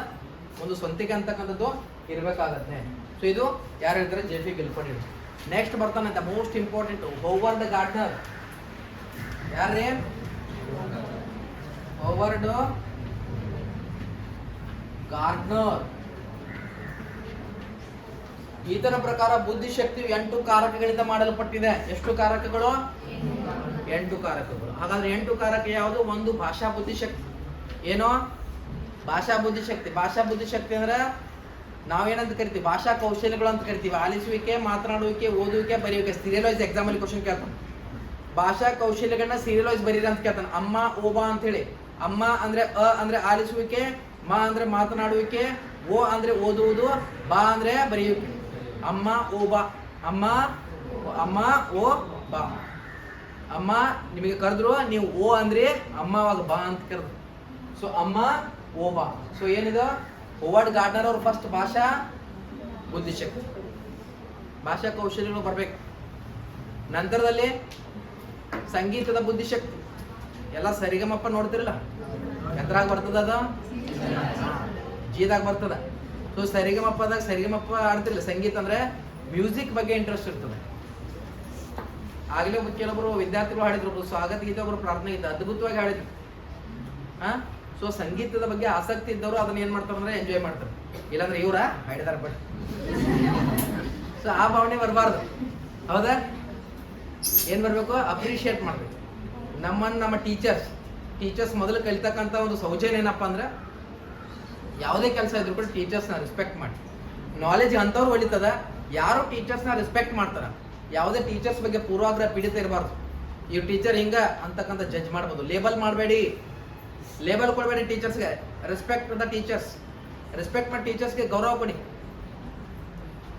ಯಾಕಂದ್ರೆ ನಿಮ್ಮ ಜೀವನದಲ್ಲಿ ಶಿಕ್ಷಕ ಅಂತಕ್ಕಂಥ ವೃತ್ತಿ ಇದೆಲ್ಲ ಯಾರು ನಿರ್ವಹಿಸಲಿಕ್ಕೆ ಸಾಧ್ಯ ಇಲ್ಲ. ಸೊ ಹೀಗಾಗಿ ಆಸ್ ಎ ಗೈಡರ್ ಆಗಿ, as A Guru, as A friend, as A father, as A parent ನಿಮ್ಮ ಜೊತೆಗೆ ಏನಾದ್ರೆ ಗೈಡ್ ಮಾಡ್ತಿರ್ತಾರೆ. ಸೊ ಫಸ್ಟ್ ಏನಂದ್ರೆ ಟೀಚರ್ಸ್ ಬಗ್ಗೆ. ಕೆಲವು ಟೀಚರ್ಸ್ ಬಗ್ಗೆ ಏನು ಬೇಕಾದ್ರೂ ಮಾತಾಡ್ತಾರೆ. ಅವ್ರು ಯಾವತ್ತೂ ಉದ್ದಾರ ಆಗಂಗಿಲ್ಲ. ತಲೆ ಇಟ್ಕೊಳ್ರಿ. ಗುರುವಿನ ಗುಲಾಮನಾಗೋ ತನಕ ದೊರೆಯದಯ ಮುಕುತಿ ಅಂತೇಳಿ ದೊಡ್ಡವರು ಹೇಳಿದಾರೆ, ನಾನಲ್ಲ. ನಾನು ಹೇಳಿದ್ರೆ ಭಾಳ ಸಣ್ಣವನಾಗ್ತೀನಿ. ಏನು ಹೇಳಿದಾರ? ಗುರುವಿನ ಗುಲಾಮ ಅಂದ್ರೆ ಹೋಗಿ ಪಾತ್ರೆ ತುಳಿ ಅಂತ ಹೇಳಿಲ್ಲ ಅವ್ರ. ರೆಸ್ಪೆಕ್ಟ್. ಗುರುವಿನ ಬಗ್ಗೆ ಗೌರವ ಇರಬೇಕು. ಗುರುಗಳ ಬಗ್ಗೆ ಮಾತಾಡ್ಬೇಕಾದ್ರೆ ನಾಲಿಗೆ ಮೇಲೆ ಹಿಡಿತಾ ಇರಬೇಕು. ದೂರ ನಿಂತು ಮಾತಾಡಬೇಕು. ಡಿಸ್ಟೆನ್ಸ್ ಮೇಂಟೈನ್ ಮಾಡಬೇಕು. ಅವಾಗ ಜ್ಞಾನ ಅಂತಕ್ಕಂಥ ಸರಸ್ವತಿ ದೇವಿ ಅಂದ್ರೆ ಉಳಿತಾಳೆ, ಇಲ್ಲಾಂದ್ರೆ ಜಾಡ್ಸಿ ಉಳಿತಾಳೆ. ಹೇಳ್ತಿಲ್ಲ? ಸೊ ನಾವು ಏನು ಬೇಕಾದ್ರೂ ಮಾತಾಡ್ತಿರ್ತೀವಿ ಗುರುಗಳ ಬಗ್ಗೆ. ಗುರು ಅನ್ನೋದು ಒಂದು ಭಾವನೆ ಕೂಡ ನಮ್ಮ ಮನಸ್ಸಿನಲ್ಲಿ ಇಲ್ಲ. ಕೆಲವೊಬ್ರು ಇರ್ತಾರೆ, ಅವ್ರು ಏನು ಮಾಡಕ್ ಬರಂಗಿಲ್ಲ. ಅವು ಪೇಷಂಟ್ ಅಂತ ಹೇಳ್ತಾನು, ಇವು ಅನಾಶನ ಅದಾವ ಅನ್ನೋದು ತೆಗೆದೋಗ್ದವ್. ಏನ್ರಿ ಅವ್ ಪೇಷಂಟ್ ಅದಾವ, ಗುರುವಿನ ಬಗ್ಗೆ ಮಾತಾಡ ಹೇಳಿದಾರ ಬಿಡ ಅಂತ ಅನ್ಸ್ತಿರ್ತಾರೆ. ಅಂತ ಏನ್ ಮಾಡೋದು? ಅವು ಚೇಂಜ್ ಆಗಂಗಿಲ್ಲ. ಅವ್ನು ಇಂಟು ಮಾಡಿಬಿಡೋದು, ಅಲ್ಲಿ ಬ್ಲಾಕ್ ಮಾಡಿಬಿಡೋದು. ಏನ್ ಮಾಡಿದ್ರೆ ಇಂಟು ಓದಾಕ್ ಬಾರೋ, ನಾಳೆ ಓದನ್ ತಗೋ ಅಂದ್ರೆ ಅವ್ನು ಬ್ಲಾಕ. ಎಕ್ಸಾಮ್ ಆಯ್ತು, ಜರ ಅಸೈನ್ಮೆಂಟ್ ಬರೀನ್ ಬಾರೋ, ನಾಳೆ ಬರೀನ್ ತಗೋ, ಇವತ್ತೇ ನಡೀತೈತು ಅಂದ್ರೆ ಇಂಟುನ ಮಾರ್ಕ್ ಹಾಕಿಬಿಡೋದಲ್ಲಿ. ತಿಳಿತು? ಸೊ ಸಂಗೀತದ ಬುದ್ಧಿಶಕ್ತಿ ಮುಗಿತು. ಸಂಗೀತ ಆದ್ಮೇಲೆ ನೆಕ್ಸ್ಟ್ ತಾರ್ಕಿಕ ಗಣಿತ, ತರ್ಕ ಮಾಡಬೇಕು. ಸಂಖ್ಯೆಗಳ ಬಗ್ಗೆ ಅರಿವಿರಬೇಕು. ಗಣಿತಜ್ಞರು, ವಿಜ್ಞಾನ ಶಿಕ್ಷಕರು, ಅಭಿಯಂತರು ಎಲ್ಲ ತರ್ಕ ಮಾಡ್ತಾರೆ. ಹೌದಾ? ತರ್ಕ ಅಂದ್ರೆ ಏನು ಇದು ಗೊತ್ತಿಲ್ಲ. ಲಾಜಿಕಲ್ ಥಿಂಕಿಂಗ್ ಅಂತ ಕರಿತೀವಿ. ಅನುಗಮನ ಅಂದ್ರೆ ಏನು? ಫಸ್ಟ್ ಉದಾಹರಣೆ ಕೊಡ್ಬೇಕು, ಆಮೇಲೆ ಏನ್ ಮಾಡ್ಬೇಕು? ನಿಯಮಕ್ಕೆ ಹೋಗ್ಬೇಕು. ನಿಗಮನ ಅಂದ್ರೆ ಏನು? ಫಸ್ಟ್ ರೂಲ್ಸ್ ಹೇಳ್ಬೇಕು, ಆಮೇಲೆ ಎಕ್ಸಾಂಪಲ್ಸ್ ಬರ್ಬೇಕು. ಇದು ತರ್ಕ. ಇದಕ್ಕೇನಂತ ಕರಿತೀವಿ? ತಾರ್ಕಿಕತೆ ಅಂತ ಕರಿತೀವಿ. ನೆಕ್ಸ್ಟ್ ಬರ್ತಕ್ಕಂಥದ್ದು ಯಾವ್ದಂದ್ರೆ ಅದು ಅಂತರ ವ್ಯಕ್ತಿಯ ಬುದ್ಧಿಶಕ್ತಿ. ಅಂತರ ಅಂದ್ರೆ ನನ್ನ ಮತ್ತು ನಿಮ್ಮ ಮಧ್ಯೆ, ಅಂದ್ರೆ ನನ್ನನ್ನು ನಾನು ಅರ್ಥ ಮಾಡ್ಕೋಬೇಕು, ಇನ್ನೊಬ್ರು ಅಂದ್ರೆ ನನ್ನ ಮತ್ತು ನಿಮ್ಮ ಮಧ್ಯೆ ಇರ್ತಕ್ಕಂಥ ವ್ಯತ್ಯಾಸವನ್ನು ಅರ್ಥ ಮಾಡ್ಕೊಳ್ಬೇಕು. ಫಾರ್ ಎಕ್ಸಾಂಪಲ್, ನಾನೀಗ ಒಂದು ವಿಷಯದಲ್ಲಿ ಚೆನ್ನಾಗಿದ್ರೆ ಇನ್ನೊಂದ್ರೆಲ್ಲ ವೀಕ್ ಇರ್ಬೋದು. ಈಗ ನೀವು ಒಂದು ವಿಷಯದಲ್ಲಿ ಚೆನ್ನಾಗಿದ್ರೆ ನಾನು ವೀಕ್ ಇರ್ಬೋದು. ಅದು ಏನಂದ್ರೆ ಅಂತರ. ಇನ್ನು ಅಂತರ್ಗತತ್ವ ಅಂದಿರ್ತೈತಿ. ನೆಕ್ಸ್ಟ್ ಬರ್ತಕ್ಕಂಥದ್ದು ಅಂತರ್ಗತ ವ್ಯಕ್ತಿಯ ಬುದ್ಧಿಶಕ್ತಿ. ನನಗೆ ಸೈಕಾಲಜಿ ಇಷ್ಟ ಆಗ್ತದೆ, ಬಟ್ ಇಂಗ್ಲೀಷ್ ನನಗೆ ಕಷ್ಟ ಆಗ್ತದೆ, ಅಥವಾ ಮ್ಯಾಥಮೆಟಿಕ್ಸ್ ನನಗೆ ಕಷ್ಟ ಆಗ್ತದೆ. ಅದು ನನ್ನ ಒಳಗೆ ಇರ್ತಕ್ಕಂಥ ವ್ಯತ್ಯಾಸ. ಈ ನೀವೆಲ್ಲರೂ ಒಂದೇ ಶಾಲೆಯಲ್ಲಿ ಕಲ್ತಿದ್ರೆ, ಒಂದೇ ಕಾಲೇಜಲ್ಲಿ KL ಕಲಿತಾ ಇದ್ರಿ. ಈ KL ಸಂಸ್ಥೆಯಲ್ಲಿ ಕಲ್ತಿದ್ರು ಕೂಡ ಏನಂದ್ರೆ ಎಲ್ಲರೂ ಕೂಡ ಒಂದೇ ರಿಸಲ್ಟ್ ಅನ್ನು ತರಲಿಕ್ಕೆ ಸಾಧ್ಯ ಇಲ್ಲ. ಅವರೇ ಟೀಚರ್ಸ್ ಹೇಳ್ತಾರೆ, ಇದರಲ್ಲಿ ಕೆಲವರು 90 ಮಾಡ್ಬೋದು, ಕೆಲವರು 80 ಮಾಡ್ಬೋದು, ಕೆಲವರು 35 ಮಾಡ್ಬೋದು. ಅದು ನಿಮ್ಮಲ್ಲಿರ್ತಕ್ಕಂಥ ವ್ಯತ್ಯಾಸ. ಅದು ಇನ್ನೊಬ್ಬರಲ್ಲಿ ವ್ಯತ್ಯಾಸ ಆಗ್ತದೆ. ಅವರಿಗೆ ನಿಮಗೆ ಕಂಪೇರ್ ಮಾಡ್ಕೊಂಡ್ರೆ ವ್ಯತ್ಯಾಸ ಆಗುತ್ತೆ. ನೆಕ್ಸ್ಟ್ ಸ್ಥಳಾವಕಾಶ ಬುದ್ಧಿಶಕ್ತಿ. ಯಾವುದು ಸ್ಥಳಾವಕಾಶ ಅಂದ್ರೆ ನಾವಿಕರಲ್ಲಿ ಇದಿರ್ತದೆ, ನಾವಿಕರಲ್ಲಿ ಸ್ಥಳಾವಕಾಶ ಬುದ್ಧಿಶಕ್ತಿ ದ ಮೋಸ್ಟ್ ಇಂಪಾರ್ಟೆಂಟ್. ಇದು ಎಕ್ಸಾಮಲ್ಲಿ ಕ್ವಶನ್ ಕೇಳ್ತಾರೆ ಇದ್ರ ಬಗ್ಗೆ ಕೂಡ. ನೆಕ್ಸ್ಟ್ ಯಾವ್ದಪ್ಪ ಅಂದ್ರೆ ನೈಸರ್ಗಿಕ ಬುದ್ಧಿಶಕ್ತಿ. ಪರಿಸರದಲ್ಲಿರ್ತಕ್ಕಂಥ ಪ್ರಾಣಿಗಳನ್ನ ಸಸ್ಯಗಳನ್ನ ವರ್ಗೀಕರಣಕ್ಕಂಥ ಸಾಮರ್ಥ್ಯವನ್ನು ಯಾರಾದ್ರೂ ಬೆಳೆಸ್ಕೊಂಡ್ರೆ ಅದಕ್ಕೆ ಏನಂತ ಕರಿತೀವಿ ನಾವು? ನೈಸರ್ಗಿಕ ಬುದ್ಧಿಶಕ್ತಿ ಅಂತ ಕರಿತೀವಿ. ಇದು 8 ಪ್ರಕಾರಗಳು ಯಾವುದ್ರಲ್ಲಿ ಬರ್ತದೆ? ಹೋವರ್ಡ್ ಗಾರ್ಡ್ನರ್ ಅವರ ಬುದ್ಧಿಶಕ್ತಿ ಸಿದ್ಧಾಂತದಲ್ಲಿ ಬರ್ತದೆ. ಯಾವ್ದ್ರಲ್ಲಿ ಬರ್ತದೆ? ಹೋವರ್ಡ್ ಗಾರ್ಡ್ನರ್ ಬುದ್ಧಿಶಕ್ತಿ ಸಿದ್ಧಾಂತದಲ್ಲಿ. ಹೇಳೋದು ನೋಡ್ರಿ, ನಿಮಗೆ ಒಂದು ಭಾಷಾ ಬುದ್ಧಿಶಕ್ತಿ, ಸಂಗೀತದ ಬುದ್ಧಿಶಕ್ತಿ, ತಾರ್ಕಿಕ ಗಣಿತೀಯ ಬುದ್ಧಿಶಕ್ತಿ, ಸ್ಥಳಾವಕಾಶ ಬುದ್ಧಿಶಕ್ತಿ, ಅಂತರ್ವೈಯಕ್ತಿಕ ಬುದ್ಧಿಶಕ್ತಿ, ವ್ಯಕ್ತಿ ಅಂತರ್ಗತ ಬುದ್ಧಿಶಕ್ತಿ, ನಂತರ ನೈಸರ್ಗಿಕ ಬುದ್ಧಿಶಕ್ತಿ, ದೈಹಿಕ ಗತಿ ಸಂವೇದನಾತ್ಮಕ ಬುದ್ಧಿಶಕ್ತಿ. ಟೋಟಲ್ 8 ಅದು ರೀ. ದೈಹಿಕ ಅನ್ನೋದು ಸ್ಪೋರ್ಟ್ಸ್ಮನ್ಸ್ಗಳಲ್ಲಿ ಇರ್ತದೆ, ದೈಹಿಕ ಶಿಕ್ಷಕರಲ್ಲಿ ಇರ್ತದೆ. ಓಕೆ, ಸೊ ಇದು ಒಟ್ಟಾರೆಗೆ ಎಷ್ಟು ಬುದ್ಧಿಶಕ್ತಿ ಬಂತಿಲ್ಲಿ? 8. ಇನ್ನು ನೆಕ್ಸ್ಟ್ ಬರ್ತಕ್ಕಂಥದ್ದು ಕೇಟಲ್ ಅವರ ಕಾರಕ ಸಿದ್ಧಾಂತ. ಕೇಟಲ್ ಅವರ 2 ಕಾರಕಗಳು ಬರ್ತದೆ. ಒಂದು ಪ್ರವಹಿಸುವ ಬುದ್ಧಿಶಕ್ತಿ, ಎರಡನೇದು ಸ್ಫಟಿಕಗೊಂಡ ಬುದ್ಧಿಶಕ್ತಿ. ಒಂದು ಪ್ರವಹಿಸುವ ಬುದ್ಧಿಶಕ್ತಿ, ಇನ್ನೊಂದು ಯಾವುದು? ಸ್ಫಟಿಕಗೊಂಡ ಬುದ್ಧಿಶಕ್ತಿ. ನಂತರದಲ್ಲಿ ರಾಬರ್ಟ್ ಸ್ಟರ್ನ್ಬರ್ಗ್ ಅವರ 3 ಕವಲುಗಳ ಸಿದ್ಧಾಂತ. ಯಾರ್ದು? Robert Sternberg. ರಾಬರ್ಟ್ ಸ್ಟರ್ನ್ಬರ್ಗ್ ರವರ 3 ಕವಲುಗಳ ಸಿದ್ಧಾಂತ. ಅದರಲ್ಲಿ ಉದ್ದೇಶಗಳು, ಅನುಭವ ಮತ್ತು ಸನ್ನಿವೇಶ. ಒಂದು ಉದ್ದೇಶ, ಎರಡನೇದು ಅನುಭವ, ಮೂರನೇದು ಸನ್ನಿವೇಶ. ಅರ್ಥ ಆಯ್ತ್ರಿ? ಆಮೇಲೆ ನೆಕ್ಸ್ಟ್ ಥಾಮ್ಸನ್ ರವರ ಪ್ರತಿಚಯನ ಸಿದ್ಧಾಂತ. JH ಥಾಮ್ಸನ್ ರವರ ಬುದ್ಧಿಶಕ್ತಿಯ ಪ್ರತಿಚಯನ ಸಿದ್ಧಾಂತ. JH ಥಾಮ್ಸನ್ ರವರ ಬುದ್ಧಿಶಕ್ತಿಯ ಪ್ರತಿಚಯನ ಸಿದ್ಧಾಂತ. ಇಷ್ಟು ಬುದ್ಧಿಶಕ್ತಿ ಸಿದ್ಧಾಂತಗಳು ಬರ್ತದೆ. ನಾನು ಶಾರ್ಟ್ ಆಗಿ ಹೇಳಿದ್ದೀನಿ ಎಲ್ಲನೂ ಇಲ್ಲ. ಸೊ ಒಬ್ಬೊಬ್ಬರ ಬಗ್ಗೆ ಒಂದು ಬುದ್ಧಿಶಕ್ತಿ ಮಾತಾಡ್ಬೇಕಾದ್ರೆ 1 ಗಂಟೆ ಬೇಕು. ಇರ್ತಲ್ಲ, ಶಾರ್ಟ್ ಆಗಿ ನಿಮ್ಗೆ ಹೇಳ್ತಕ್ಕಂಥ ಪ್ರಯತ್ನ ಮಾಡಿದ್ದೀನಿ. ಸೊ ಹೀಗಾಗಿ ಇನ್ನೂ ಸಾಕಷ್ಟು ವಿಷಯ ವಸ್ತು ಇದೆ. ಅದರಲ್ಲಿ ಕಲಿಕೆ ಅಂತಕ್ಕಂಥದ್ದು, ಆಮೇಲೆ ವ್ಯಕ್ತಿತ್ವ ಮೋಸ್ಟ್ ಇಂಪಾರ್ಟೆಂಟ್. ವ್ಯಕ್ತಿತ್ವ ಪರ್ಸನಾಲಿಟಿ ಅಂತ ಕರಿತೀವಿ. ನಿಮ್ಮ ಪರ್ಸನಾಲಿಟಿಯನ್ನು ರೂಪಿಸ್ಕೊಳ್ಳಿ. ನಿಮ್ಮ ಪರ್ಸನಾಲಿಟಿ ಏನು ಮಾಡಬೇಕು? ರೂಪಿಸ್ಕೊಳ್ಬೇಕು. ಸೊ ರೂಪಿಸ್ಕೊಳ್ಬೇಕಂದ್ರೆ ಏನು ಮಾಡಬೇಕು? ಸರ್ ಹಸಿವಾಗೈತಿ ಅಂದ್ರೂ ಕೂಡ ತಡ್ಕೋಬೇಕು. ಡಬ್ಬಿ ಸರ್ ಕಾಯೋದೈತ್ರಿ ಅಂತಕ್ಕಂಥದ್ದಲ್ಲ. ಸರ್ ಡಬ್ಬಿ ವೇಟ್ ಮಾಡೋದೈತ್ರಿ, ಹೌದಾ? ಹಂಗೇನಾದ್ರೂ ಅದ? ಸೊ ಇಲ್ಲ. ಸೊ ಯಾಕಂದ್ರೆ ನಮ್ಮ ವ್ಯಕ್ತಿತ್ವವನ್ನು ರೂಪಿಸ್ಕೊಳ್ಬೇಕಾದ್ರೆ ಶಿಕ್ಷಣ ನಮಗೆ ಬುನಾದಿ ಇದೆ. ಈ ಶಿಕ್ಷಣವನ್ನು ಸರಿಯಾಗಿ ಪಡ್ಕೊಳ್ತಕ್ಕಂಥ ಪ್ರಯತ್ನ ಮಾಡಬೇಕು. ಲಾಸ್ಟ್ ಕ್ಯಾಟಗರಿಯಲ್ಲಿ ಮತ್ತೊಮ್ಮೆ ನಿಮ್ಮ ಜೊತೆಗೆ ನಾನು ಬರ್ತೀನಿ. ಓಕೆನಾ? So Raghavan sir next session ಅಲ್ಲಿ ಕಂಟಿನ್ಯೂ ಮಾಡ್ತಾರೆ. ಲಾಸ್ಟ್ ಮತ್ತೆ ಕೂಡ ನಿಮ್ಮ ಜೊತೆಗೆ ಒಂದು ಸೆಷನ್ ಅಲ್ಲಿ ನಾನು ಮಾತಾಡ್ತೀನಿ, ಒಂದು ಇಂಟ್ರಾಕ್ಟ್ ಮಾಡ್ತೀನಿ. ಅಂದ್ರೆ ನಿಮ್ಮ ಏನೇ ಡೌಟ್ಸ್ಗಳಿದ್ರು ಕೂಡ ನೀವಲ್ಲಿ ಸೊಲ್ಯೂಷನ್ ಮಾಡ್ಬೋದು. ಈಗ ಊಟಕ್ಕೆ ಹೋಗಿ 1:32 ಆಗಿತ್ತು. ಕರೆಕ್ಟ್ 2:05 ಇಲ್ಲಿ ಇರಬೇಕು. 2 ಗಂಟೆ 5 ನಿಮಿಷ ಇಲ್ಲಿಗೆ ಇರಬೇಕು. ಲೇಟ್ ಮಾಡೋಗಿಲ್ಲ. ಅದು ಭಾಳ ಆಯ್ತು. ಯಾಕಂದರೆ ಮತ್ತೆ ನಿಮಗೆ ಲೇಟ್ ಆಗುತ್ತೆ. ದೂರ ಹೋಗೋದು ನಾವು ಹಾಕೋತಕ್ಕ ಮತ್ತೆ ಸೆಷನ್ ಮಾಡ್ಕೊಂಡು ಡಿಸ್ಕಸ್ ಮಾಡ್ಕೊಂಡು ಫೋಟೋ ಶೂಟ್ ಮಾಡಿ ಹೋಗ್ಬೇಕು. An academy. Let's crack it.